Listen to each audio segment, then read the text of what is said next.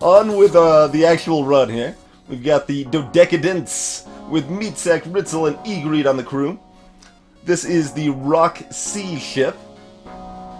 Notable for having a Crystal crew member on it, so it is kind of the best way to unlock the Crystal Cruiser if you don't have it already. It has the Crystal Heavy Laser here, which fires a little slower than the normal Heavy Laser, but it pierces one shield. I believe it also, it has a lower breach chance. It doesn't cause fires like the normal Heavy Laser does either. And it has these swarm missiles. This is one of the better missile weapons, but still not terribly exciting. You can fire 3 missiles for only spending 1 missile, so that's cool. But if you're doing that, you're waiting 21 seconds to fire, and that's not so cool. And it's also somewhat inaccurate. It doesn't always hit exactly where you aim, kind of like Flak does.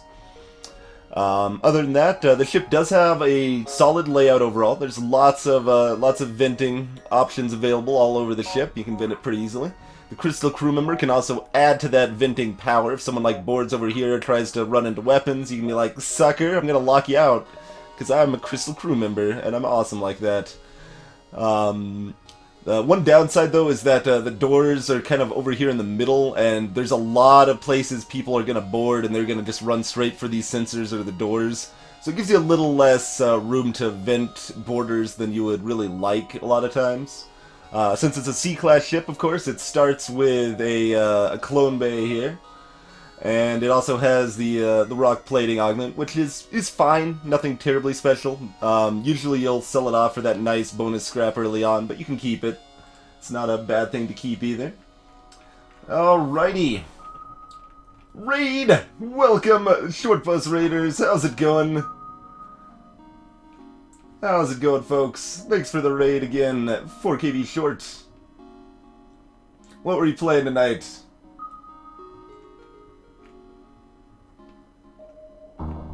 A busload of viewers. I like the description, short. Greetings, Captain Oblivious. Seki Banky, what do I think of the Clone Bay as a system? I think Clone Bay is quite solid. I think it's a little better than Med Bay on average. It's not like way better. I don't think it's enough better that I would ever suggest really switching out your Med Bay for a Clone Bay, but it gives you some more versatility in events, more events you can risk because you have a Clone Bay, and I think it's the better system overall. Tilgaro, welcome. Jam Session, Nightmare, Velvety Club, welcome, folks.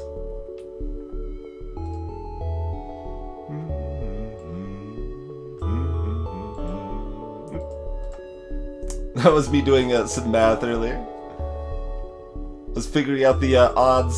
I was watching Lethal Frag a little bit earlier, and he got there's a one event if you're out of fuel that is bugged and results in a fight that doesn't give you fuel. He got that event twice in a row, and it was a 1 in 2,112 chance that he got that twice in a row. Not terribly likely, as it turns out. Okay, I think I do like my crystal in the weapons. It's more likely borders are going to be going in here, and we're more concerned about them coming in here, and that's the main benefit of the crystal lockdown ability right now, to lock that crap down. There's an early store. We don't really have stuff to sell off, and we can't visit it any other time, so we're just not visiting that store. That's fine. We can visit both Nebula Beacons or neither. I think we'll do both.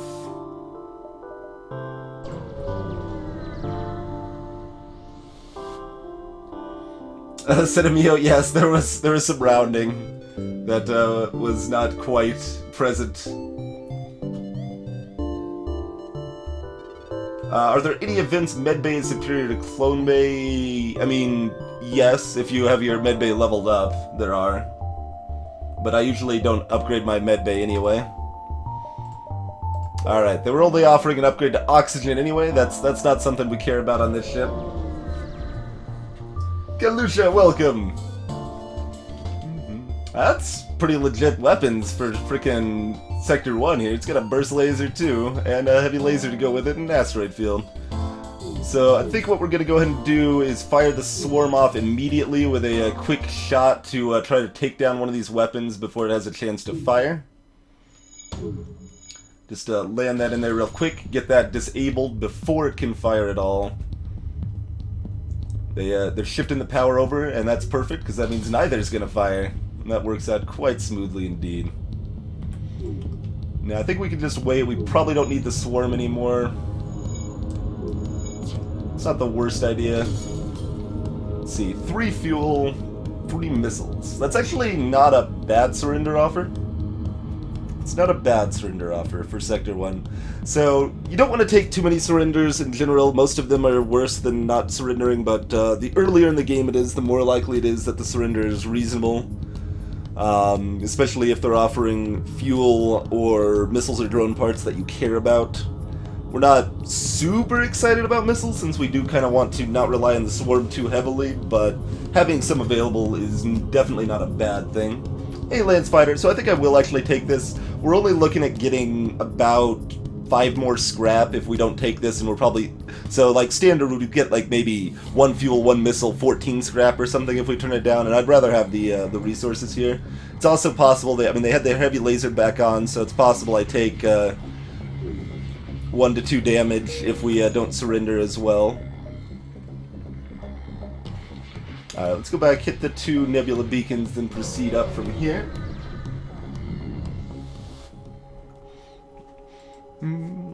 Yes, so we have a clone bay. So here's one example. We can safely risk this. If we lose a crew member, it's fine because they'll just be cloned. You can also upgrade your piloting to level 2 to give yourself a blue option for this event if you're exploring a lot of nebulas. Ooh, lovely, lovely. Burst Laser 3, not a weapon we're terribly excited about using, but it is one that we can sell off for a good chunk of change. Hey, Stigma Boy, yes, that is, I think, the best part of the Swarm, is that it can fire at a 7-second cooldown. That means you can get the first shot, and that is important. Like we just saw, getting that first shot ensured that I didn't really take damage during that fight, and I could have taken a lot if I had slower weapons. So that's the case. And yeah, as Thomas said, I wouldn't really suggest the Ingi metabots in general, even if you have a medbay, but they do not work with Clone Bay. In fact, I should make a note. When I get to that part of our tips and tricks series, I need to remember to mention metabots don't work.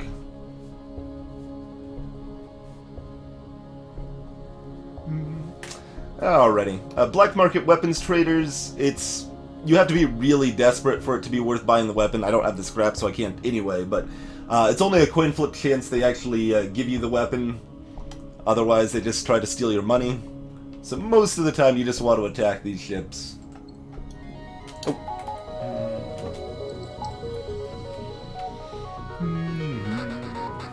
Yeah, we've got enough missiles. We'll try to prevent incoming damage here. Beautiful. And we even breached it too. They did get the shot off, but that's okay. Those would have fired at the same time and would have taken probably 1 more damage. That's already down. We don't need the swarm missiles up, so let's put the crystal on instead here. And yes, as Kaylee said, if the surrender offers anything actually good, like a weapon, augment, things of that nature, then yes, you do generally want to take that surrender offer. So there's 5 missiles. Maybe? I don't know, I don't care about missiles that much, but that is 5 missiles. Hey, Dancel Glovington! The command you're probably looking for is this one here.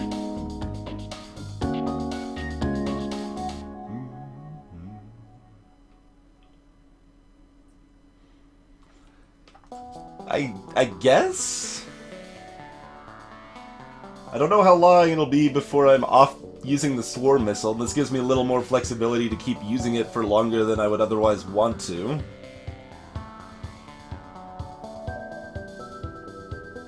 I definitely don't need it, but again, it's not like killing them is going to give a much better reward. Otherwise, it'd be about 5 more scrap. Baskel just subscribed. Thank you very much for the support, good sir. Welcome to the crew. Much appreciated. That's what option 2 is Zergling. If I take it, I'll have enough missiles left over to spin on events later as well. I think I actually will take it. It's not, definitely not feeling like what I'd normally do here, but that's okay. We'll make sure we're covered on the missiles front. Oh, I should probably, oh wait, I've got a clone bay. There's no healing up E-Greed. He's already gonna heal up at the rate he's gonna heal up.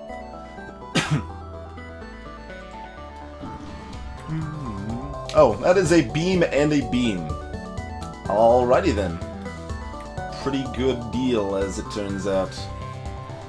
Probably I'm gonna need to fire a swarm at some point here to make sure they don't run away. But they can't actually hurt me, so that's always good. Alright, we're gonna fire a 3 swarm blast. I would love to fire it like in between these 2 rooms. That's what I really want to do. So if you look, the swarm's a bit inaccurate. If I fire it here, like 30% of the shots are gonna miss. Oh, here, no, that's better. That's gonna hit more systems. We want to disable multiple systems is the goal with this, so it gives them more stuff that they're gonna worry about repairing.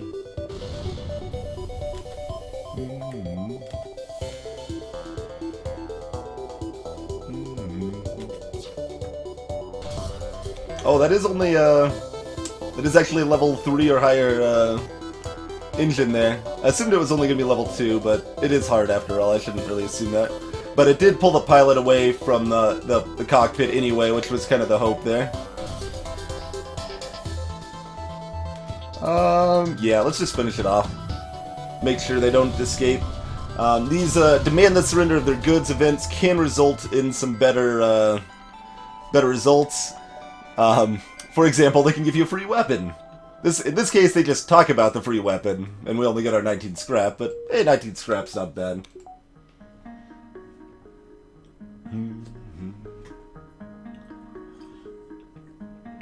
That could be amusing, Thomas. I think I still like the idea of a goldfish or a science emote more than those, though. I still really like the idea of like a fork in an electrical socket for an emote, but I think that's gonna be too hard to make look good at the small size. I don't know. It's something I'll definitely be looking at.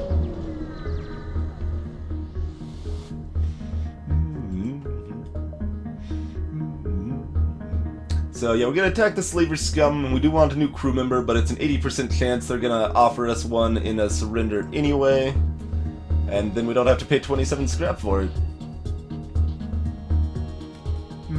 So once again, I could fire this off. We've got plenty of missiles. Let's just use those missiles to turn it into scrap effectively by not taking damage. Oh, they've got a Zoltan on board. Did you see their shields go down?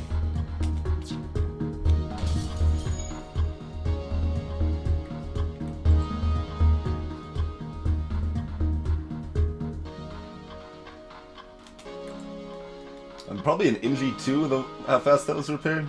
I wasn't paying close enough attention.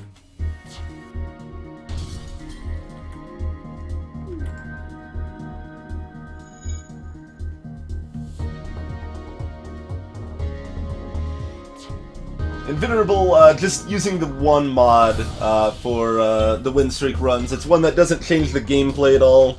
It just makes it a little nicer to see on stream.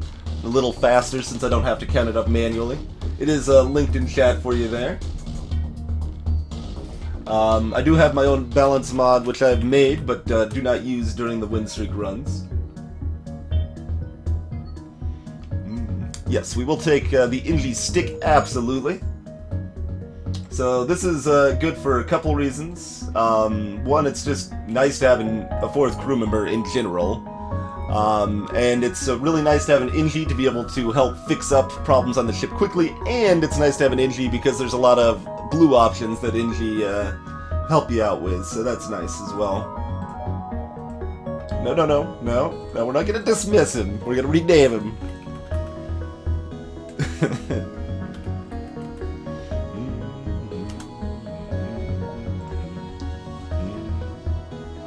So at 50 scrap, we could upgrade our shields. I think I might want to visit one store, although we already saw a store here, so we're not even guaranteed another store at this point. Yeah, Rex, so what I tend to do first is I do man doors over shields. The level 2 doors is going to give me a lot more benefit than the shield recharge speed in most occasions. And then ideally, I'll remember to send them over to shields if I'm in a situation where manning shields is going to be beneficial, mostly against combat drones and asteroid fields. I won't always remember that, mind you, but optimally I can just run them over by the time it's gonna matter and just have them man doors otherwise.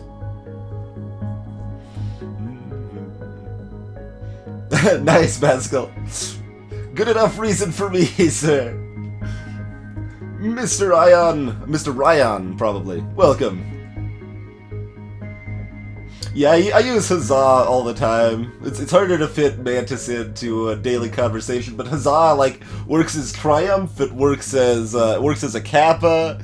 It's just that face it works for so many things. I think. All right, let's go ahead and buy tier 2 shields. We'll grab that with our very first 50 scrap, I think.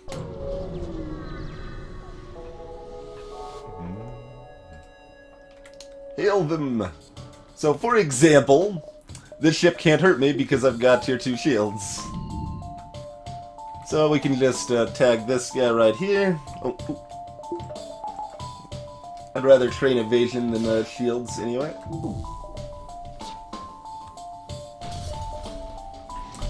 Sit back and let them asphyxiate.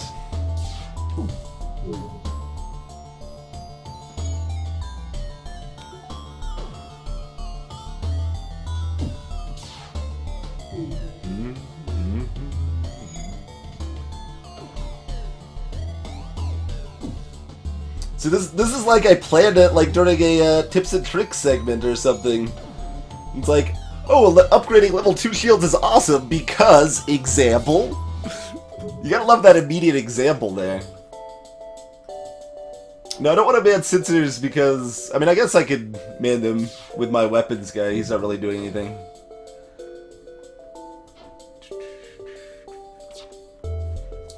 Weapons guy could do something though. Alright, you wanna watch him die? We can watch him die. It's just not that glorious, really. It's very, very slow death, but...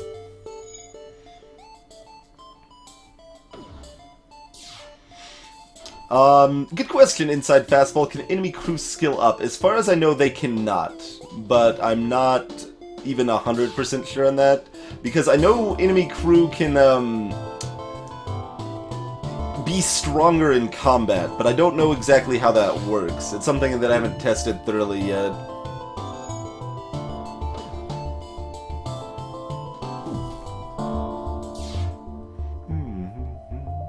Three fuel, 22 scrap. That is quite solid for Sector 1. And 1 fuel, 9 scrap on top of it, with a missile as well. Quite lovely. Quite lovely indeed.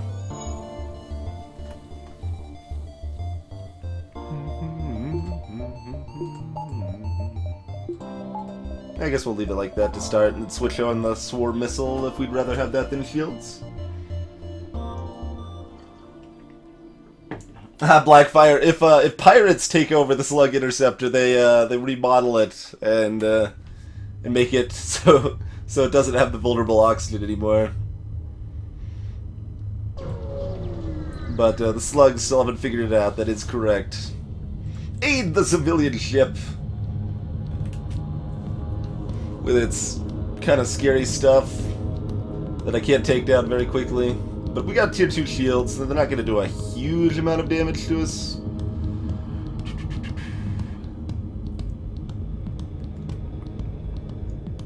Let's see, do we want 15% dodge and swarm missiles, or 20% dodge and no swarm missiles? We probably want the swarm missiles.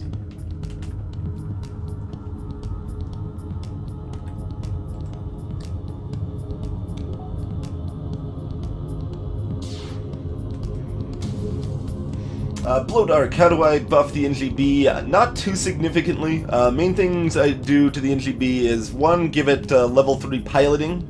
This doesn't actually help it much, especially early on, but it just makes so much thematic sense for that ship to have an autopilot, and it gives you a few more blue options, so that's helpful.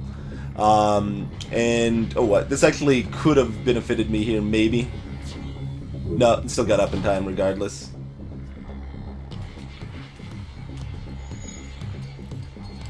I think we'll fire one more crystal shot, then fire the swarm.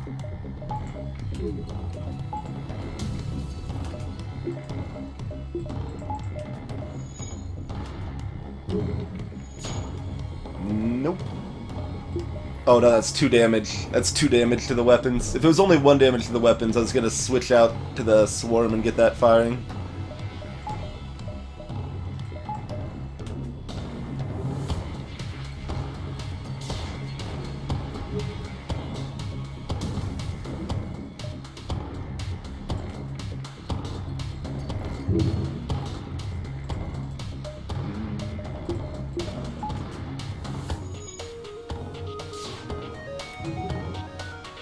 At least my crystal shots are not missing.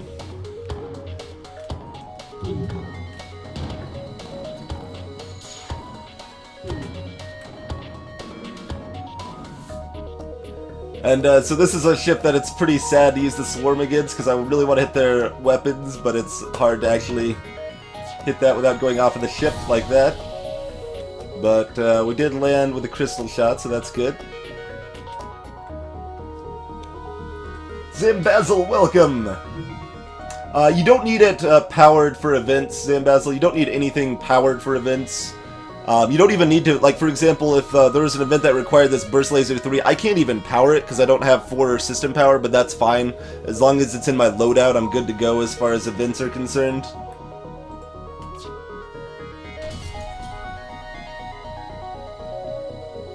We'll have the swarm on standby in case we need it because they are trying to run away or something. We don't need to dodge this, we just want to train evasion if we have the convenient opportunity to do so.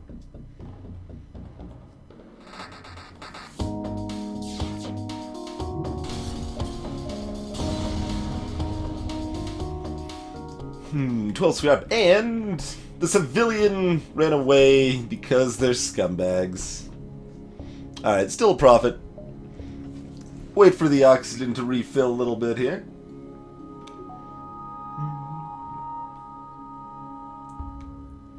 The enemy crew doesn't stop movement after the surrendered meat sack, but often they're damaged and have too many fires to put them out effectively, especially since ships don't... Enemy ships have med bays somewhat rarely.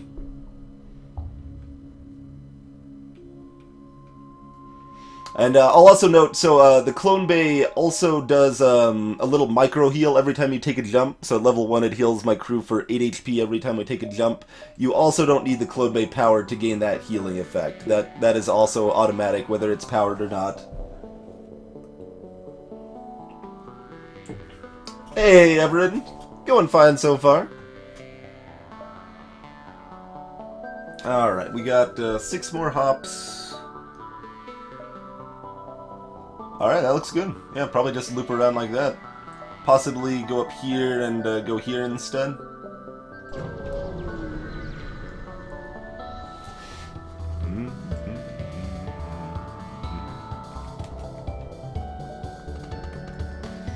Alright, so this ship could hurt me through the asteroid field, but it's unlikely. I think we're just not going to worry about it too much. Just gonna tag their weapons once and then move on to shields and not power the swarm.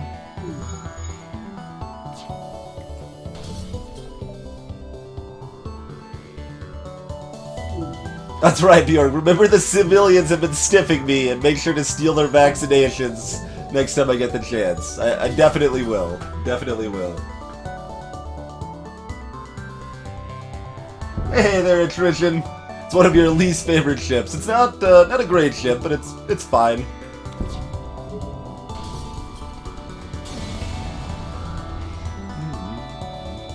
17 scrap, 2 more missiles. Not bad at all. I guess there's really not too much reason not to, like, if this is a distress, I'll be mildly sad. That's the only difference. Oh, no, the position of the store, actually. Okay, we gotta go with that one first. Never mind. Gotta go 1, 2, 3, 4, 5. All rock ships are your least favorite. That's fair. I don't like rock ships either. They are pretty much all my least favorite too. Oh man, look at that. Very rude.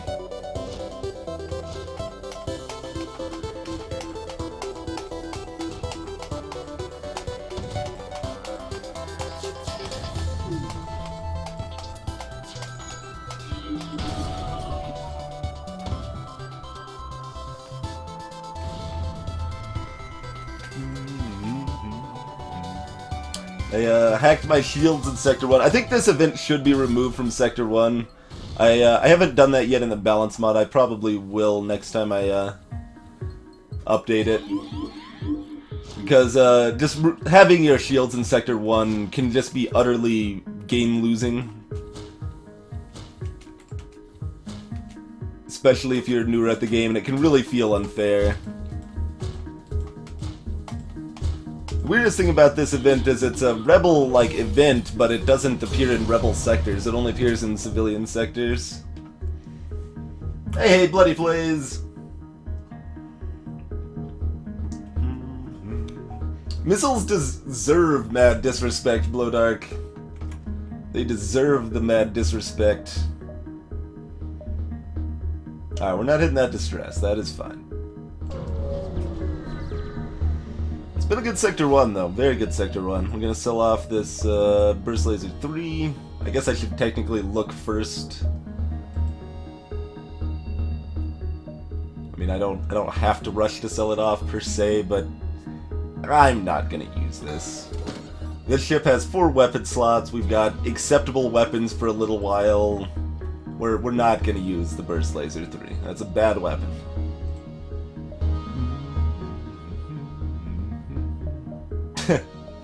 Could do drone bay plus drone recovery arm with a combat drone.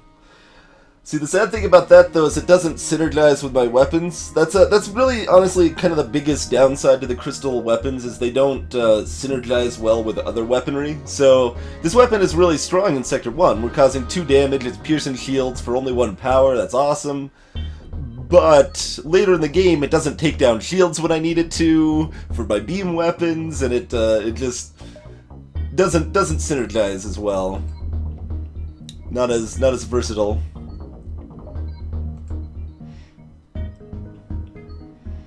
Could consider a crew teleporter on this ship as well. Swarm isn't the best support weapon, but it can do the job.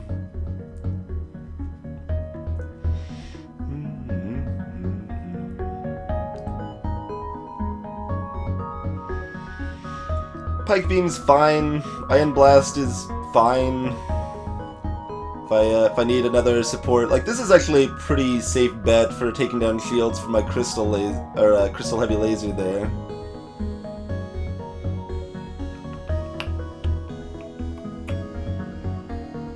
Pike Beam's not gonna really do anything.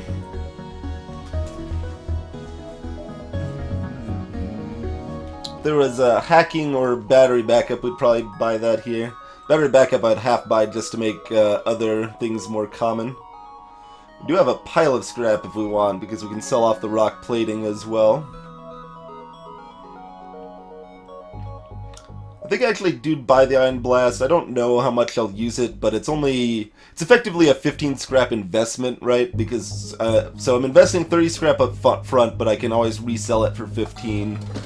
And if I don't find something better, I want to make sure I'm covered into Sector 3 if I don't have anything else to take down shields. So we'll probably just pick up that for now. I think we'll still sell off the rock plating.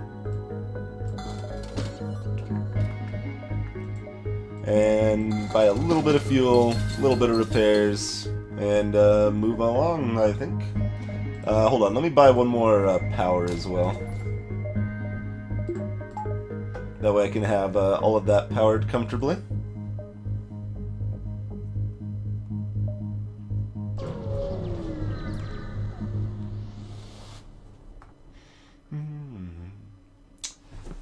Alright. Refueling outpost. It's got a missile, and of course drone, since it's a rigger, basic laser. Okay, so missile's the only actual threat.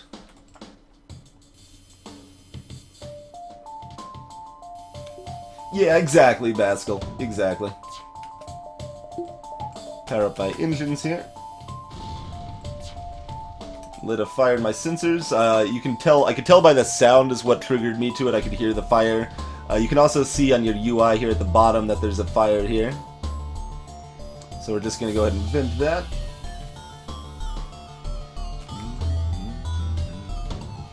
Phoenix Knight, is rock plating not one of the more useful augments? It's... I mean, yes, but that's because most augments are terrible. Like, crystal plating is... or rock plating, rather, is fine. It's not a bad augment to keep. But it just doesn't do a lot, and 40 scrap now does kind of do a lot.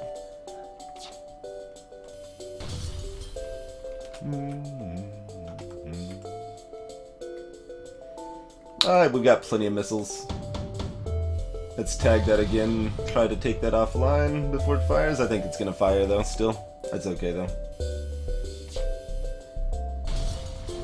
But, like, the main, like, so, rock plating, like, gives you 15 scrap over the course of a run or something like that from saved money that you would have spent on repairs. So that's obviously way, way less than the 40, and 40 now is better than 40 later would be anyway. And, but the other good thing it does for you is it means you have 35 effective hull against the flagship instead of only 30, which is relevant. That fight can definitely be a DPS race, and having the extra effective hull can make a difference, but usually I find just having that more scrap early on makes a bigger difference, so... We got some good rewards there. The fact that I am not spinning it immediately means I maybe shouldn't have gotten rid of it yet, Bjorn. It was a consideration.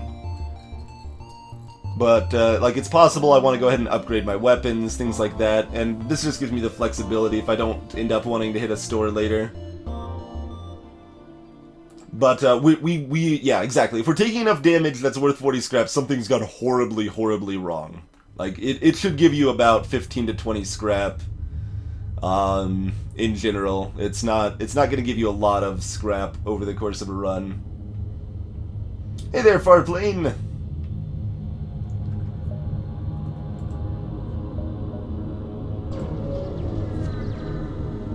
Oh, and there is one event that it does give you a blue option for as well. That's worth noting. I guess there's technically two, but the second one doesn't do much. It does a little bit. Yeah, no, there's two. There's two events it gives you a blue option for.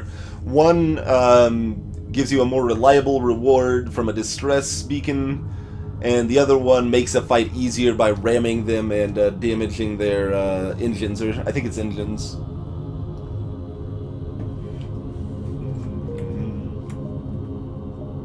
So those are enough reasons for me to have considered keeping it, at least for another sector. But it's not going to be a big difference either way most of the time. Like if it would have been the difference in getting my level 2 shields online, that would have probably been worth it. For example, go looking for the rebel ship. Oh, see, they're going to board me now, and I don't have my guy on doors.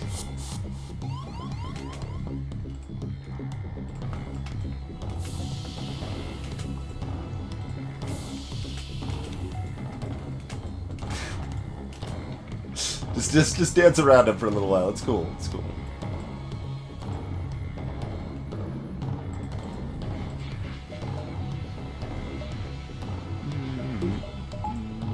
Let's see. Probably too late to fire my swarm if I wanted to hit before they fire this, so we're just gonna not worry about it. It looks like it's only a Lido anyway, so only gonna cause 1 damage if it does hit.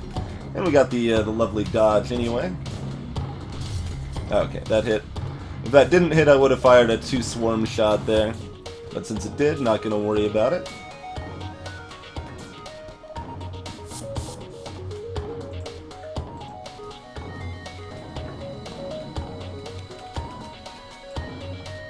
I'm gonna kill that guy. Just on principle. That specific guy that boarded me, looped around to the engines, and then we killed him and caused a breach there. Once he got there, so... yeah, we got enough missiles. Can make sure they don't hurt me again.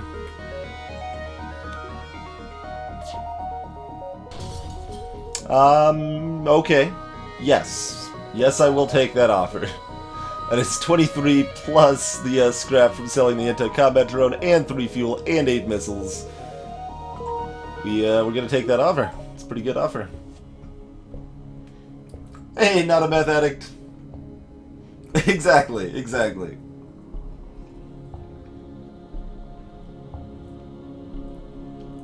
Invulnerable, yes. That is also the case, generally speaking. Ooh, it's paused. Oxygen does not refill while it's paused, as it turns out. But generally, 40 scrap now, like, that's the comparison I make with the scrap recovery arm a lot. Like, 50 scrap now is a lot better than 65 scrap later is.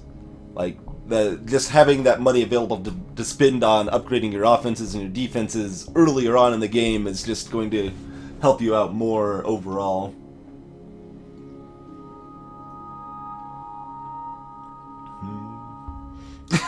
Foolish meat sack.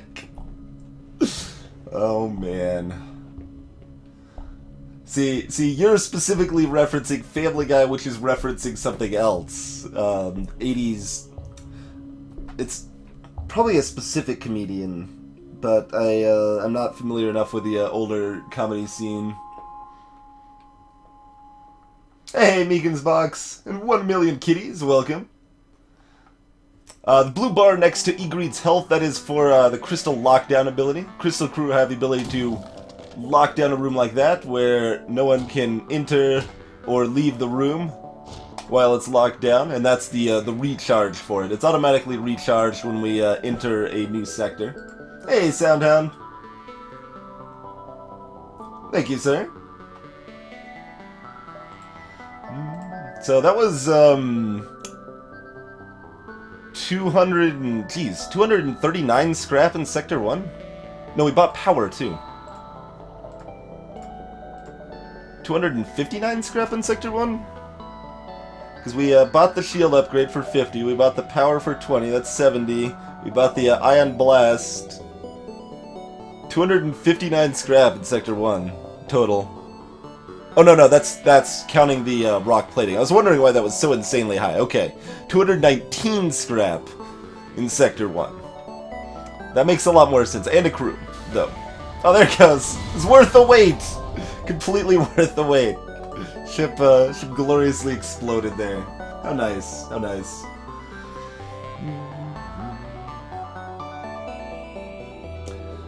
So this gives us more green sectors. This is a better sector now. I think we'll take the more green options up here.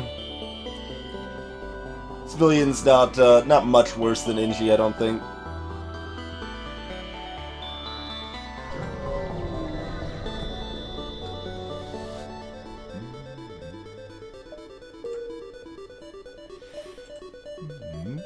Quite the nebula here.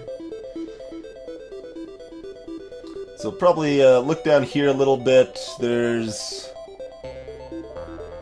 going to be 2 stores in the sector, and they're not going to be in the nebula, so there's only so many places they can be. So I'm thinking we might kind of loop around through this mess,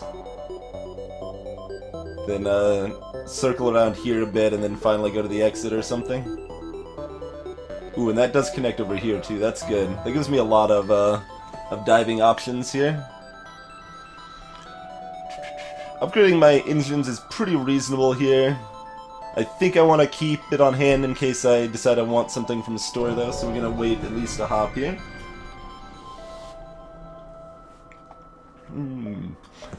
Do not associate with a Federation sympathizer. All who oppose the rebels will be punished.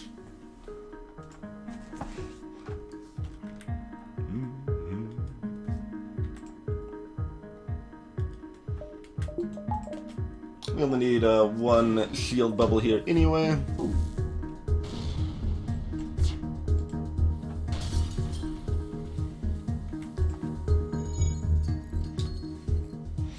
Hey, unknown gamer. This is the Decadence. It is entirely too many puns packed into one ship name.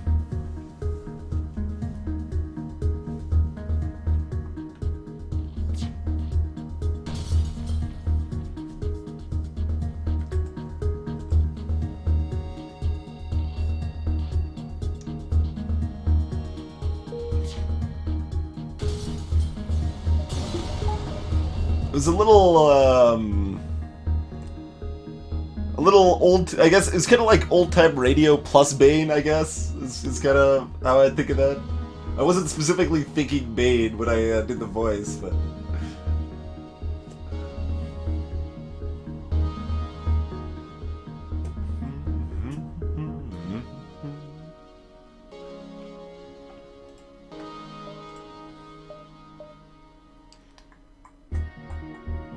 Alright, we'll check if this is a store too, sure. We'll check it.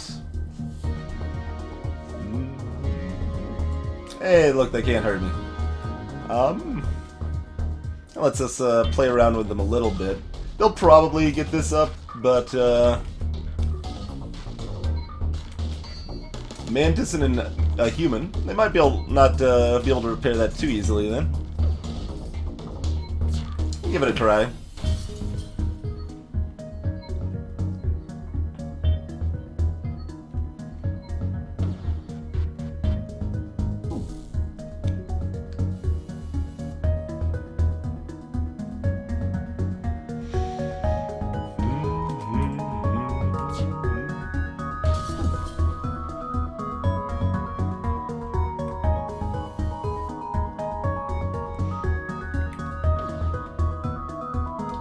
Ships have stuff like ion plus missiles because so there is actually some logic to the way they arm the ships. They start by arming it with a laser type weapon, but ion is basically classed as a laser type weapon. So the first weapon the ship gets might be an ion or it might be a laser, and then it gets the missile after that, which obviously is wonky and it is a little silly, but no. We just breached your oxygen, sir. Kinda want to try to swarm missile that. Let's see. Oh, they're already running out of oxygen there. Okay, no, they might not fix it in time.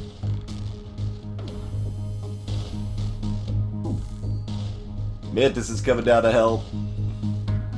Oh, that's too bad. He's gonna benefit off of the healing this guy gave. But that's okay, I can tag it again. Yeah, we're gonna asphyxiate him successfully here, I think.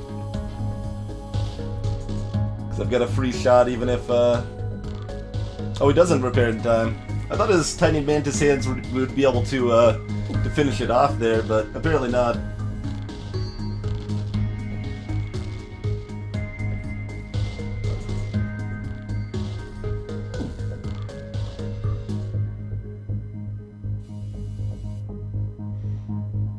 Decadence I wouldn't describe as decline, Thomas, but... Decadence would be like, no, not hubris. It's actually kind of hard to describe. But it's not really a decline, it's more, indulging yourself. Which doesn't make sense with a ship either, so it's pretty standard puns. They don't make any sense, but they're just forced for no good reason. Sunir Vai, welcome!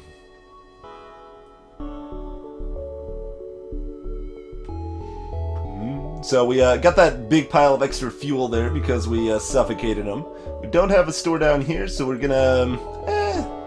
So often I'll upgrade my piloting to level 2 here. That's a little less important since we've got the clone bay, but It's not a bad thing to have anyway. We're well ahead on the scrap game, so I'm fine doing that.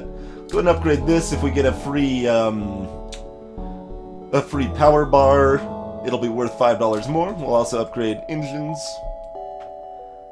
Should probably even spend a little more than that, because we're going to be hitting probably at least 4 nebula beacons before we can hit a store at all. But, I mean, what I want to buy will probably be weapons. I guess I could upgrade this. Yeah, we'll buy that if we want to, just in case. It's incredibly unlikely we really need that Ion Blast, but we'll have the option in case we need it.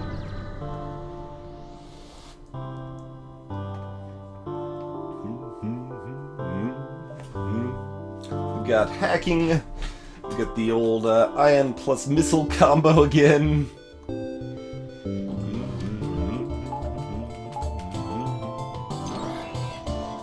Got the sensors in the nebula. We are officially doomed. Here's the pro strats though. My ion weapon can totally help train up my weapons guy.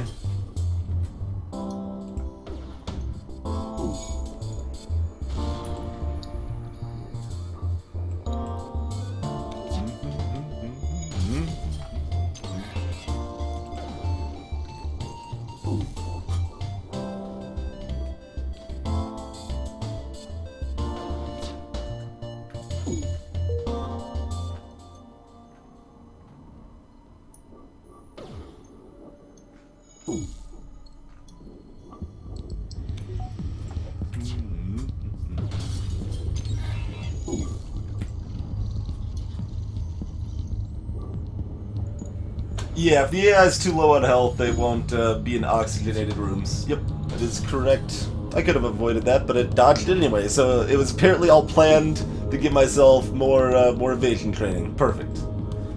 Clearly we have to take out sensors for their impunity and hacking my, or take out their hacking for their impunity and hacking my sensors. There we go. 12 scrap and nothing. Or nothing.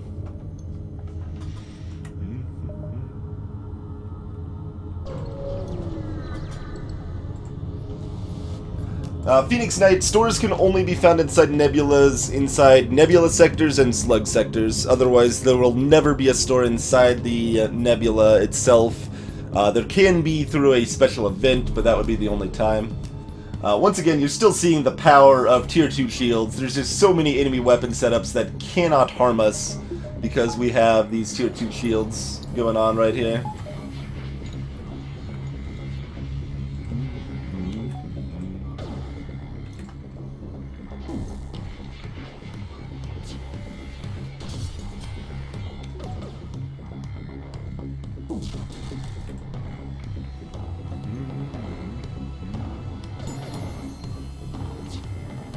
Yep, Cinemio, as they said, hold down control to auto-fire a single weapon like that.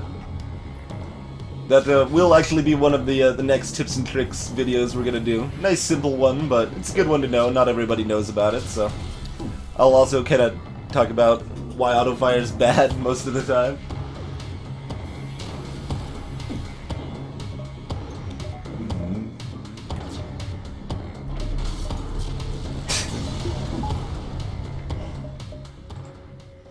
So if we were like desperate or like far behind or afraid for the run, or I guess technically playing optimally, we would have just farmed that ship until we had max weapons, engines, and piloting training. But that's time consuming, and I don't really want to do it, so we're not going to. That said, I made us wait for the oxygen to refill, so maybe I should have just trained while that was refilling anyway, but whatever, I suppose.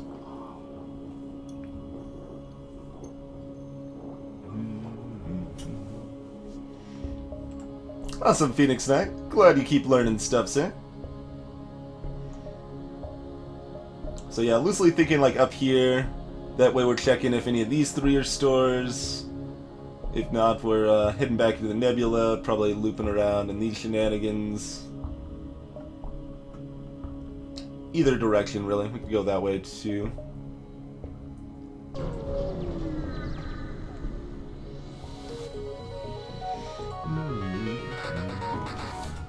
Hey, look, guys, are you familiar with the concept of a ship that can't hurt us?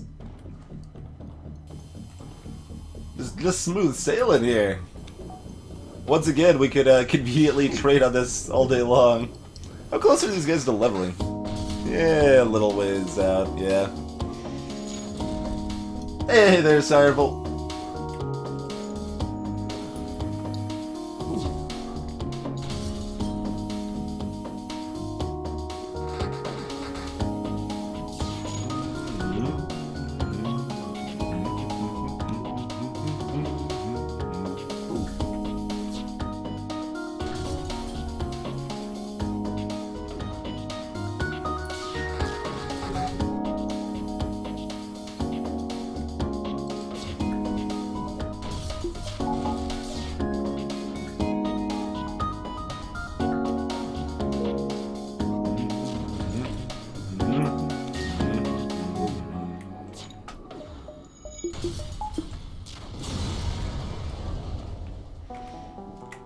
Just nice, smooth sailing here. Lots of little bits of scrap rewards as we go.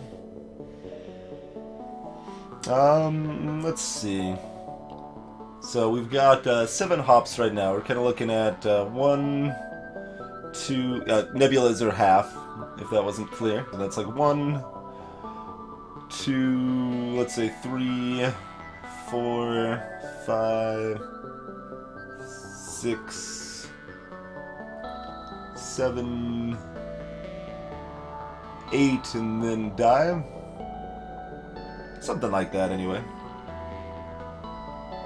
Looks pretty good. Let's see, is it better to... I guess we could also loop back around this way. Oh, that would be better if we could end on this beacon and then go to the exit. So that might be better if we do... So we'll end up hitting all of these, so that'll be 1, 2, say like 3. That's worse if this beacon right here is a store, otherwise it's better. And if that one's a store, we're still going to be seeing everything here except this one, and if we don't get a store, it's not the end of the world.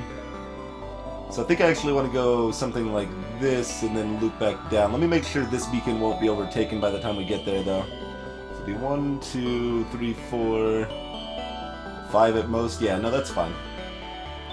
That is fine.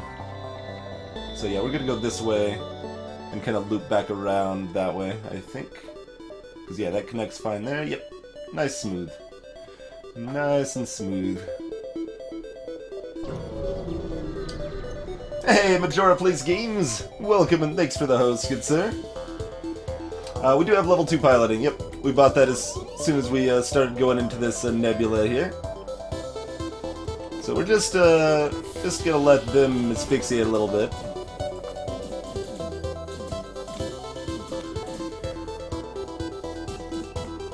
Oh, this is perfect. So they're all trying to break through this door right here to get into here, but instead they're just sitting there asphyxiating for 15 seconds while they can't get in. And now they're all dead. Easy peasy. Wasn't like terribly essential or anything. We could have fought them off, or we could have looped them around the ship quite a bit, but it certainly made things easy. Definitely made things easy for me. Hey there, Justice.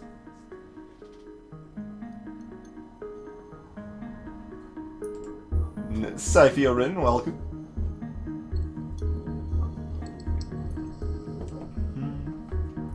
Greetings, Braun. Oh man, that cutie pie. Hey guys. It's a little creepy, not gonna lie.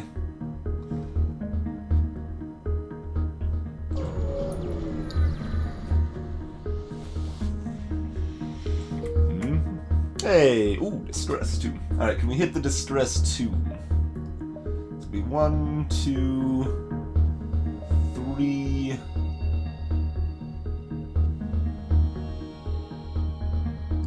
Let's see. So we hit that at 1, we hit that at 2, 2.5, we hit that at 3. So we can actually, yeah, still hit that and then go from there. Okay, sure. Yeah, we can hit the distress too.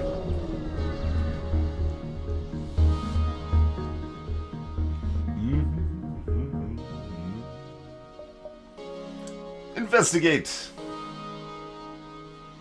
No, this should be worth the risk. Because if he kills a crew, I'm just gonna be revived in the clone bay. Could damage the ship, but that's worth the risk. We're basically risking damage to the ship for a free crew member. We just take the damage to the ship, unfortunately, but that's okay. I guess technically we're also risking a little lost skill for one of my crew members when they get cloned.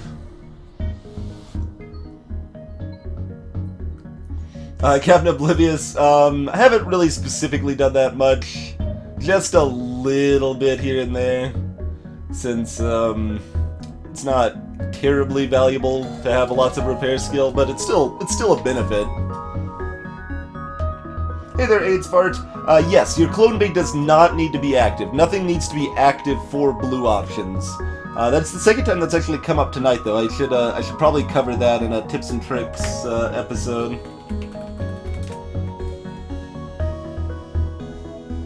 I'll make a note of that. Okay. So we got some bad drones. We got some mediocre crew. We got another combat drone if we wanted it. You could just buy cloaking, I guess. That's something you buy in Sector 2, right? Sector 2? You pick up cloaking? No, you don't. That's not something you ever do. It's okay.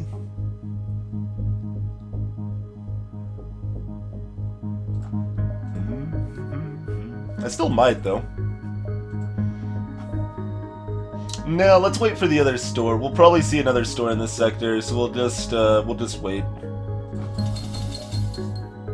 No need to buy stuff that's not gonna help us that much right now. There's... well, let's see, how many are we actually gonna hit?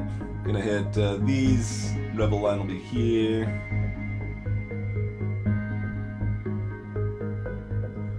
So I think there's about a 4 in 6 chance we'll see a store here. Thereabouts. In case I don't, we'll at least have our repairs covered. And I've also got the Iron Blast, which has me covered against 2 shield enemies for the next sector. Oop, almost didn't go to this one here.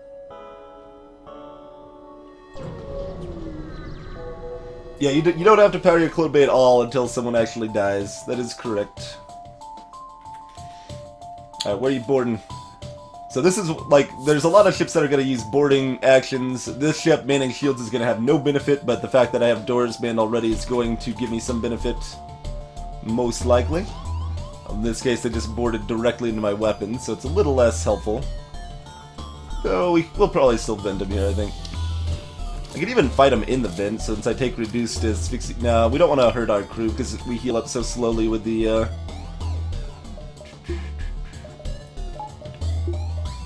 heal up so slowly with just the clone bay there.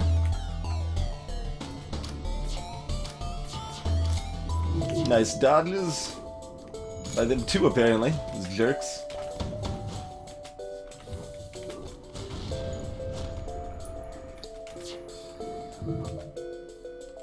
Right, that's still gonna have no oxygen.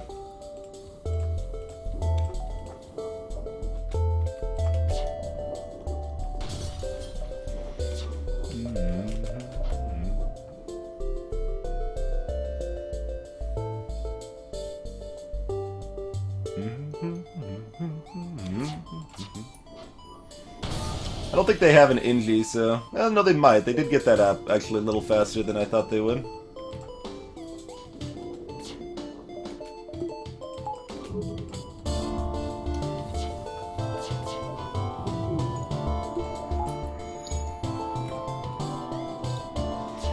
That oxygen's still down, though. Oh, they do have the med bay. That actually won't be able to kill him because of the med bay there. That's okay, though. That's okay.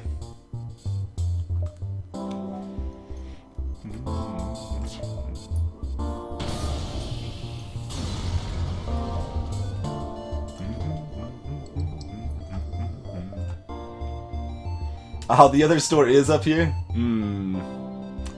Unfortunate, but that just means we're not gonna visit that store. That is alright with me, I think. Yeah, that's alright with me. But we know we aren't gonna visit a store for a while. I'm thinking about actually grabbing level 2 Clone Bay, just as a... That's kind of expensive just to heal up my crew. It doesn't really offer me that much, other than that little bit of extra healing. Yeah, it's just not gonna do much. We might grab tier 3 shields though.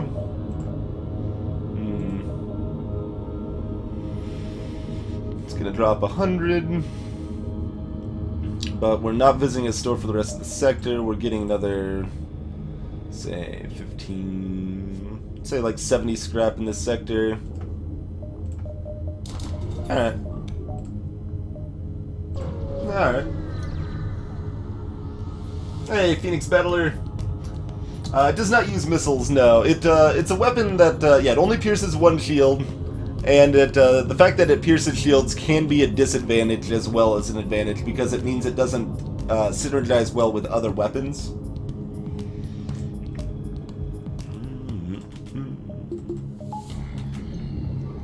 Oh, you're supposed to be back over here.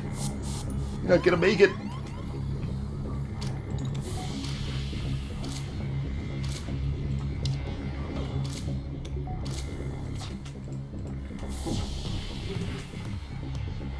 Oh, they always, looks like, yeah, they're actually constantly going to be running back down to shields there.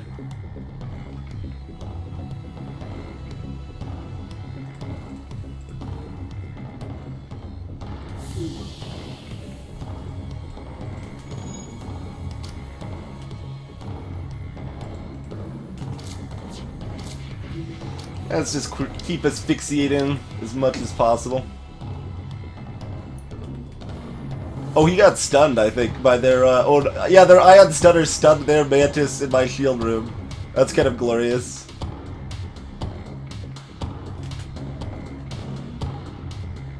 If I had sensors, I'd actually be able to, time when he's gonna... Let's see. Okay, they're gonna teleport him back anyway. I think we just killed him. In the med bay there. That's the goal. Get that repaired awfully fast.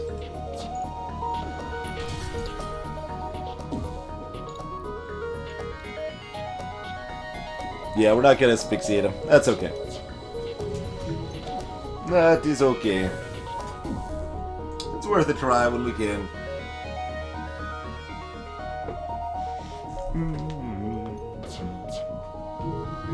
Yes, the crystal weapons can also be shot down by defense drones. That is correct.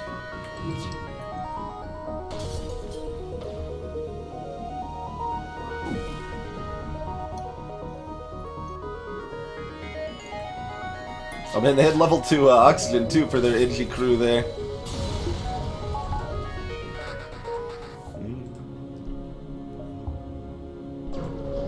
Oh, there could actually still be a third store in this corner. For some reason I was neglecting that fact. Alright, we'll fight it. They've got a burst 2 online, huh? I think we'd rather... yeah, we'd rather have 2 shields and just take 1 guaranteed damage.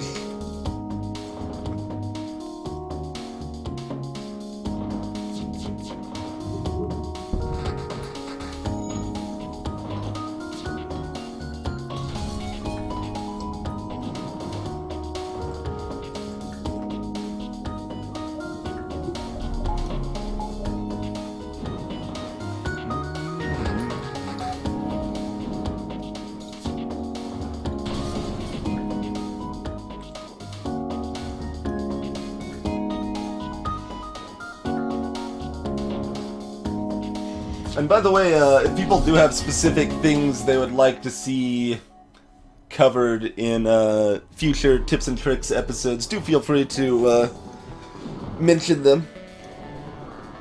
in YouTube comments or message me on Twitch or Twitter or however is convenient.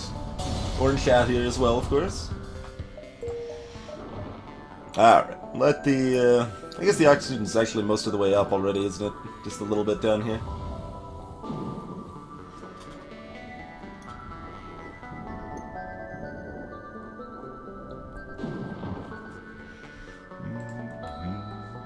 Alright, we in fact are definitely hitting this other store. Fair enough. Fair enough. Kind of forgot about the fact there were 3 stores when I spent my money on tier 3 shields, but that's alright. Because there's not a lot here we want. Well, we've got 35 missiles? Alright, Breach 2 it is. Huh? Breach 2. Breach 2 plus Crystal 1's pretty legit.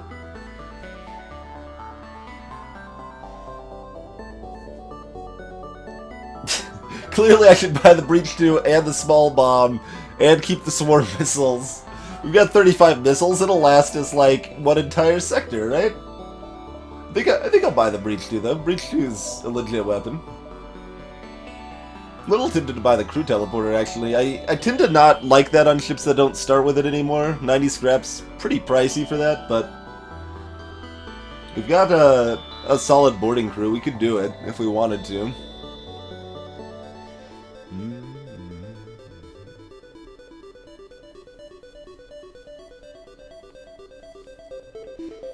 Hey there, Flow Free! Welcome, sir. Going pretty well.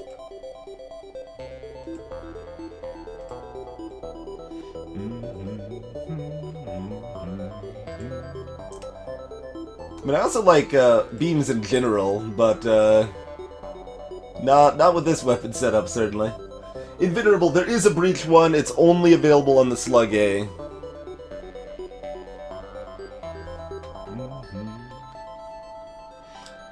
Well, you're half in luck, Ritzel.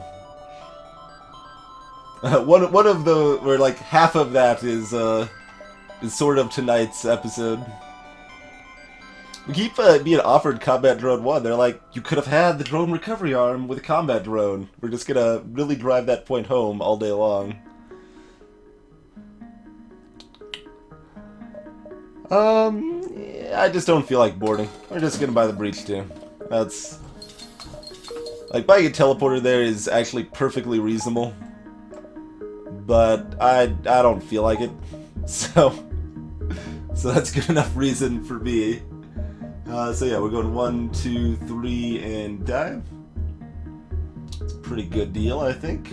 Pretty good deal.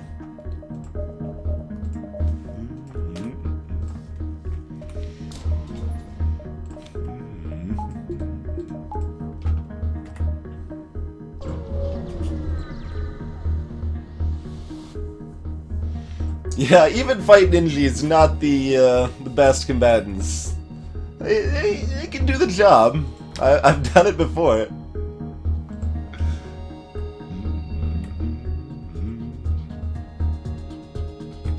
Okay, that actually was risking losing crew there. So I probably shouldn't have risked that.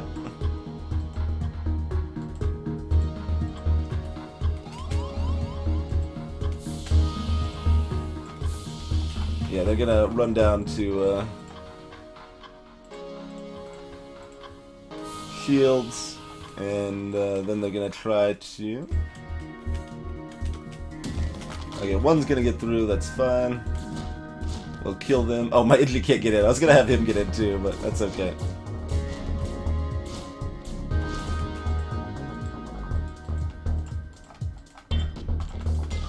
We'd rather the Rockman take damage, so we're gonna switch those guys up real quick. And right as that guy's about to die, we're gonna be like, oh no, hold on. We're actually gonna run away over here, because we don't want to take any more damage. They can beat up the engines a little bit, we don't need to vent that quite yet.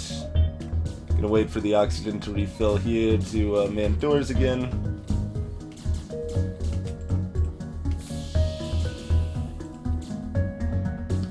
And watch them cease to exist.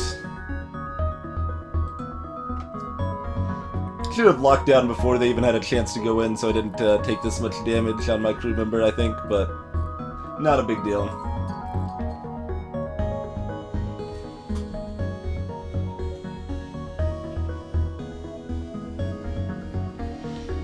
Yeah, Breach Bomb 1 is a very strong weapon for 1 power because it fires extremely fast. So it's an extremely fast way to just breach the enemy ship. It doesn't do a lot of system damage, but I think it's got a 9-second cooldown.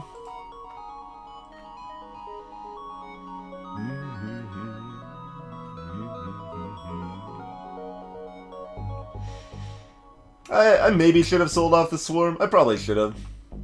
But there's no rush. We could upgrade our weapons one more time, use both. We've got a ton of missiles if we happen to hit a situation that calls for it. It also gives us a little bit of blue option potential just having a missile weapon around. Not very much, but just a little bit. So that's handy to have around.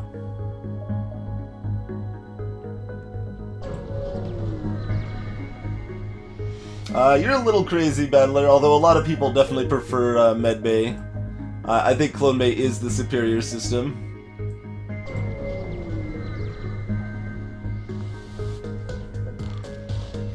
Hey, look, they can't hurt me.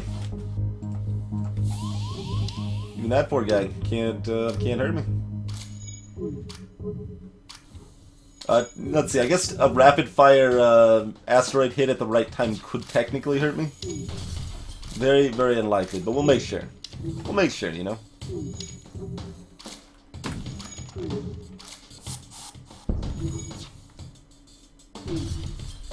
For fuel is a lot of fuel, but we got plenty of fuel. Give me some scrap.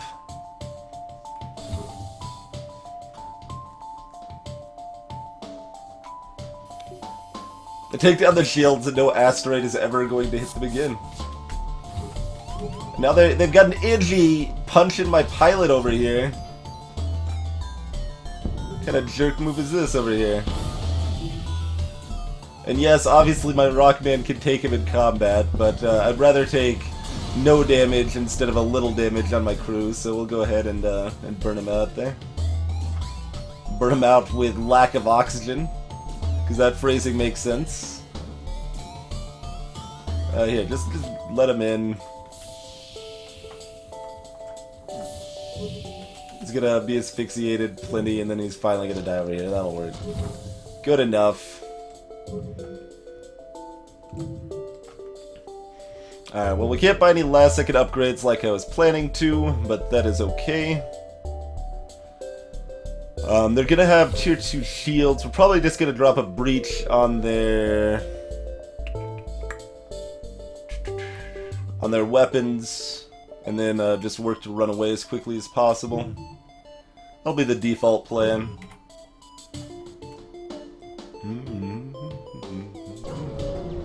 Since this isn't a nebula, they're not gonna have an ASB to fire on me with. I do have a flak too, though. That's a little scary. And of course, they're gonna board. Although my Breach 2 fires before their Flak 2 does, so the hope is that that hits. We want to charge up our FTL, put more levels into engines to charge up the FTL faster. Okay, boarders are down there. Just waiting for the door to flash here. Suppose we could actually vent it a little faster by opening that up too.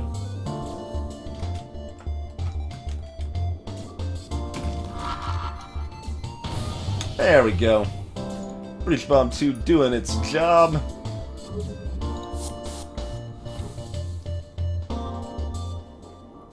Crystal Lockdown serving its use defensively.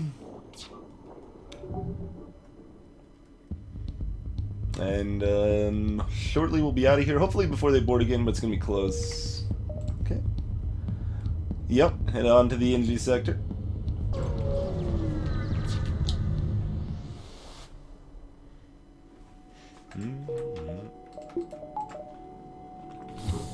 Let that oxygen refill.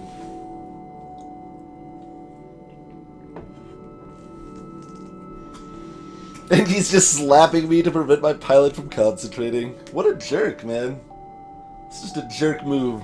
It's not even really fighting me. It's just hey, you gonna pilot the ship, huh? I probably shouldn't slap the microphone to emphasize the effect because it might sound horrible. So let's avoid that. I thought about it though. I thought about it.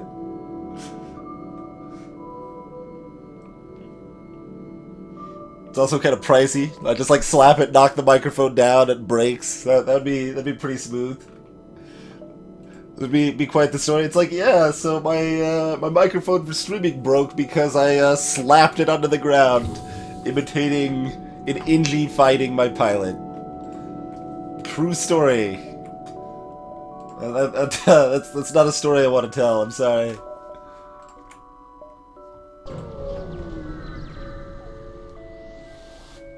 I got lucky with my microphone slapping this time. Energy blue option.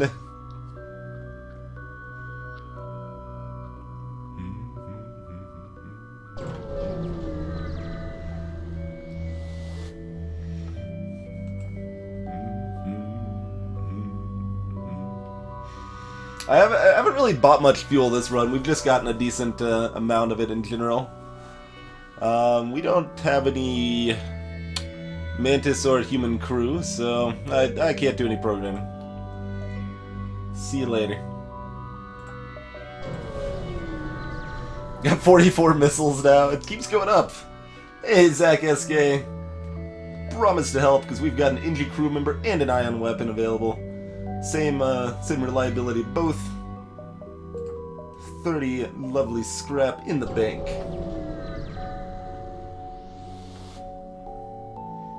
Anti-ship beam run that sells for 25. Lots of free stuff at NG sectors. Lots of lovely free stuff. Probably so, Meatsec. Our shields are down and won't last for long. That's a good deal. I will take 1 damage to my hull for 3 fuel and 29 scrap. Basically any day of the week. If my hull's already at 1 or 2, maybe I wouldn't take that deal, but there is indeed, Phoenix Battler, 1 human blue option. Still no store. So of these beacons that I kind of just circled, not that exit, of those beacons there are at least 2 stores amongst them. Probably only want to hit 1 of them, but maybe, actually, we might want to hit both. So, that in consideration. Let's see, well, no, we do have the stuff to sell off. We could buy 1 power if we wanted. Yeah, because we don't really want to buy cloaking that much right now, and this will leave us enough money for basically everything that's not cloaking.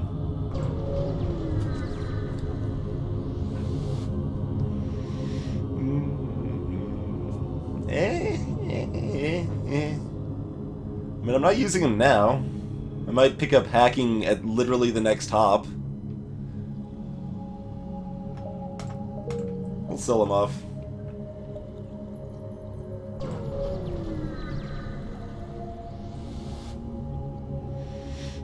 Sure. I will take your 1 fuel. I can't promise we'll take you where you want to go, but yeah, we probably can. Got 4 hops left. So like 1, 2, 3, 4 probably. That's pretty good.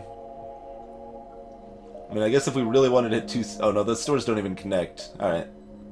Oh, this doesn't connect. What is this garbage?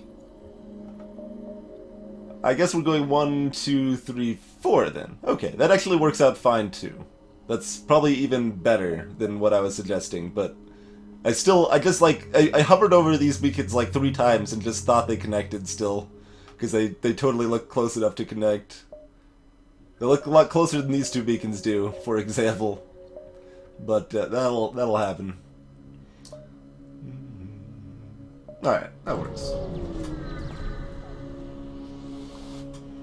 Bjorg, that sounds like a advanced edition event or something like that. Oh, you're saying, oh, for that event. No, that is a normal event that you're talking about. I don't think there's any blue options for that, though. Except maybe Zoltan? I don't think there's a human one. Definitely secure the cache. Not the best free drone we could have gotten, but that's still 36 scrap. That's still a good deal there.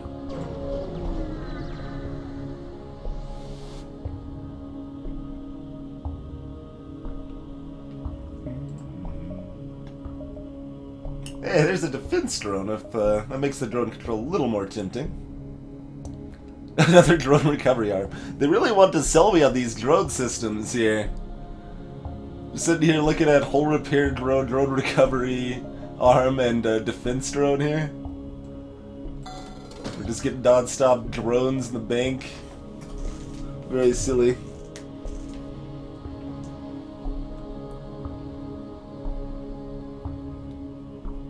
That's true. That's true, Ritzel. Yep, I could have risked it because I have the clone bay. You are absolutely correct. I just kind of instinctively avoid those events without fully taking into account that I have a clone bay sometimes.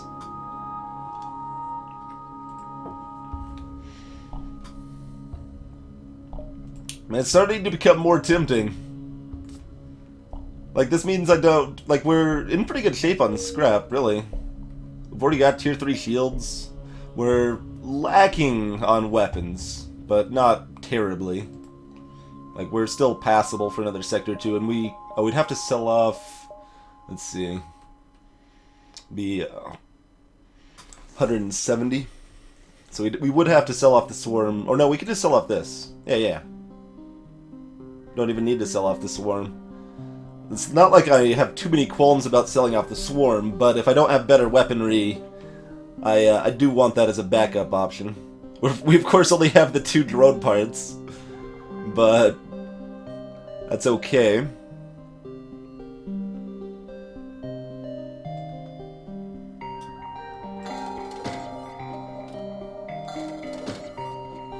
Yeah, I think we're just gonna do that. That gives me so much survivability. Against the flagship, especially. Just a ludicrous amount of extra survivability there. It'd obviously be nice to buy this at this point, too, but that's not gonna happen, I don't think. Just sit here being like, hi, we could hull repair all day long, we just can't hurt any of my opponents? Not the best strategy. Not entirely the worst either, I suppose, but...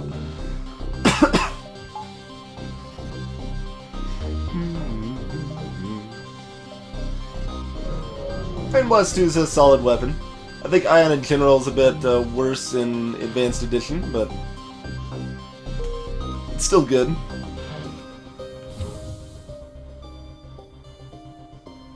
Alright, attrition. Sleep well, sir. Greetings, Lazulf. And death to Java. Yes! Yes, always death to Java. I mean, I guess there's been cool stuff made in Java. Plenty of cool stuff made in Java, but... it's not a fun language to program in. And it's really clunky. And resource intensive. Not a fan of Java. Maybe should have bought another power bar. Oh snap, look at those 2 shields! Ooh, that's hacking and burst 2. Actually, the burst 2 is not that impressive. What you got? Shields? Okay, now the burst 2 might be a little more impressive.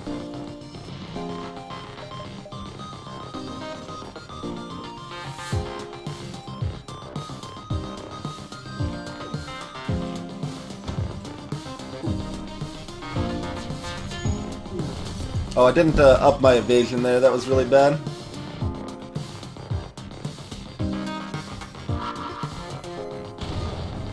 Hey, and now they can't hurt me for the rest of the fight.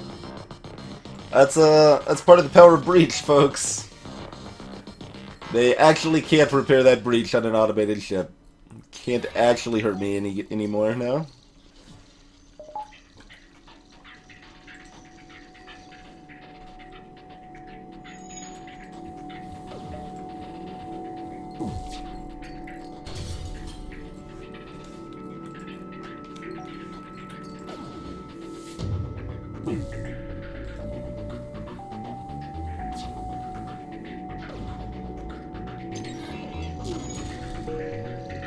Oh yeah, Ritzel, I did not know that.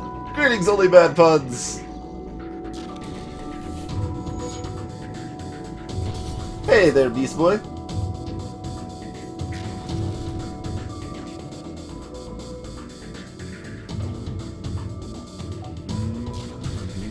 Getting pretty good on our skills here. How did Ritzel get a skill when our pilot didn't? That's a little weird. Kryuji, you can have over 100 of any of these resources, actually. That is correct, Ritzel. They cannot repair breaches. I think we'll actually just wait for this level up since we're so close.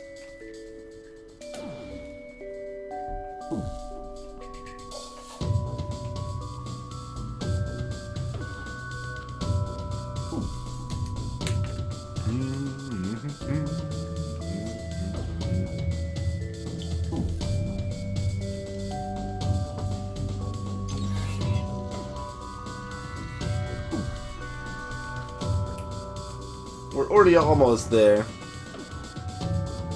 I don't think it can on the flagship either, Sedemio. As far as I know, the flagship AI works exactly the same as an automated ship AI here.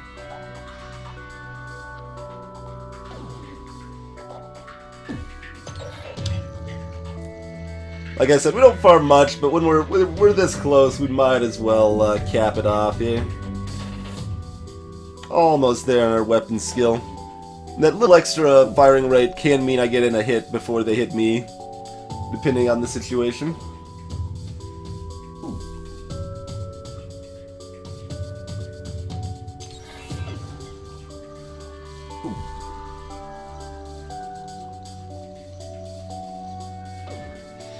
Yeah, there's no way for it to like detect the fact that you have like a breaching weapon or something, and then I can't make an event. It's like they happen to have a repair gel to fix the breaches, because that would be so silly to have an event that's that way for an auto ship when it's relevant like 1 in 20 times or something. 26 and 14 and a free pike beam. Pike beam hard to get much value out of. Still tempted to put it on my loadout because it could give me a blue option for having a beam weapon.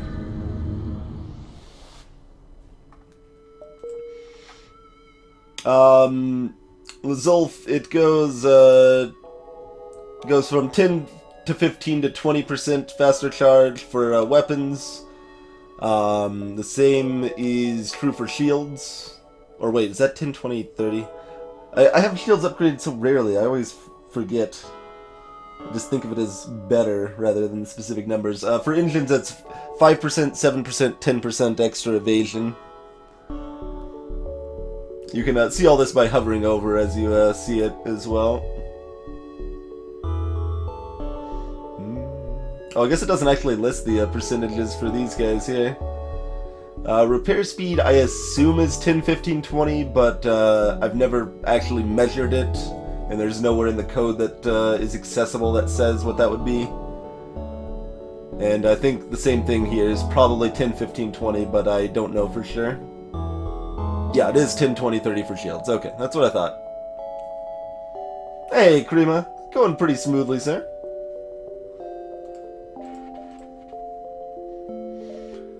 So we got other weapons we can sell off.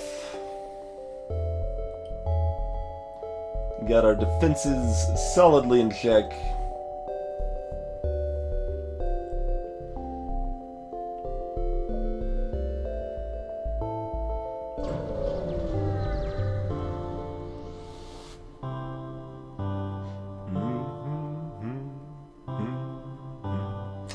They have a very hard time hurting me. They can. We've got Iron Blast 1, a Heavy Laser 2, and a Fire Beam. So basically the Fire Beam can hit if everything times up perfectly so that it manages to do so.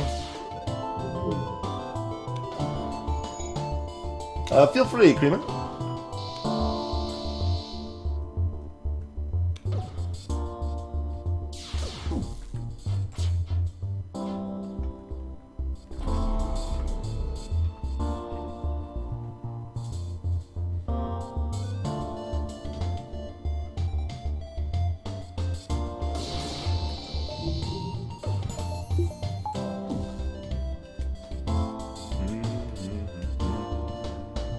I mean, I guess we hit weapons just to make sure they don't hurt us here.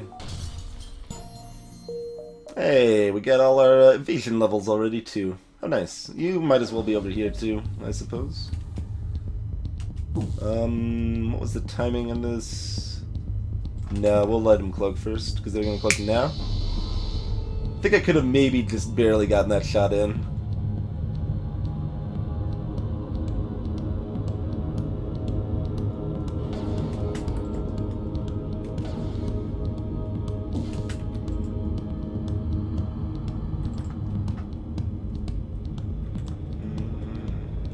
Doesn't matter too much what I hit, I guess. That's a shield too. This time.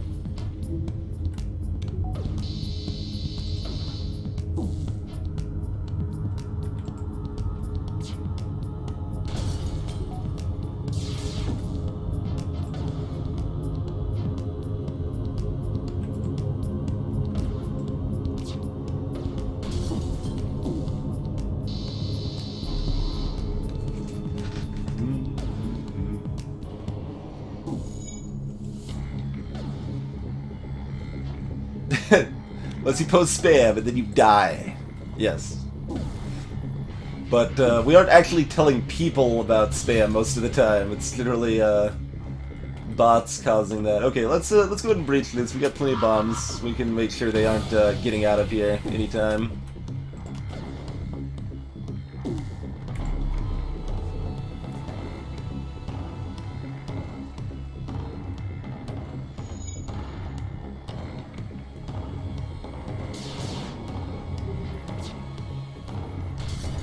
No, I don't. I mean, I kind of want to take it because there's 4 more missiles, but no, we're not taking 4 more missiles. Oh man, are they still gonna get out of here in time? That's kind of horrifying. My weapon system fires so slow. Oh, it missed. No. That's so sad. Apparently, I should have taken the surrender. I would not have expected that at all. Pirate jumped away. Much sadness. At least we didn't take any damage in the time.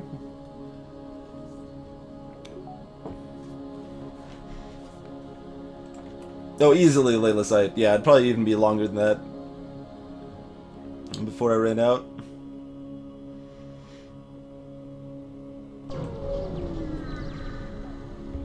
Ooh, pulsar. You should have already been here. Got him. That's 3 shields on this ship here. Although they're about to go down further as soon as that pulsar hits. Huh? I guess we do want our shields up for now. They'll be down soon enough.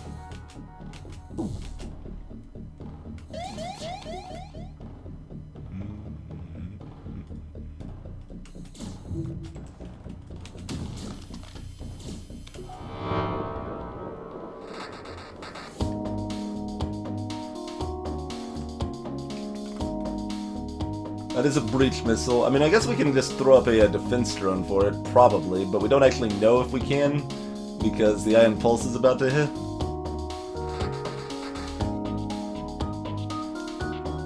But at this point, it's going to take down my weapons if it takes them down anyway. The breach, well, it'll take down the bomb. It won't necessarily take down the crystal here. So I'm going to fire this now.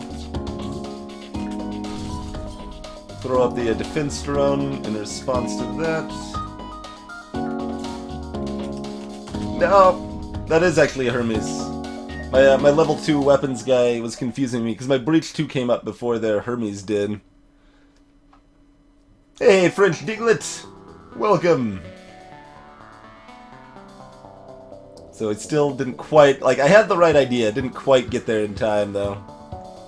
Make it as smooth as I wanted it to be. That's okay, though. He's okay.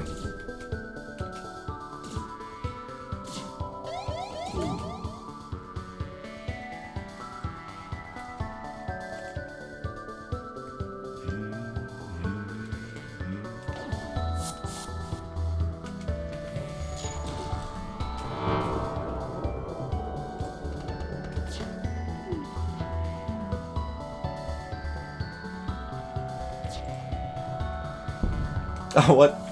I don't have any shields anymore. They still have a single laser up. Oh, come now. That's no good.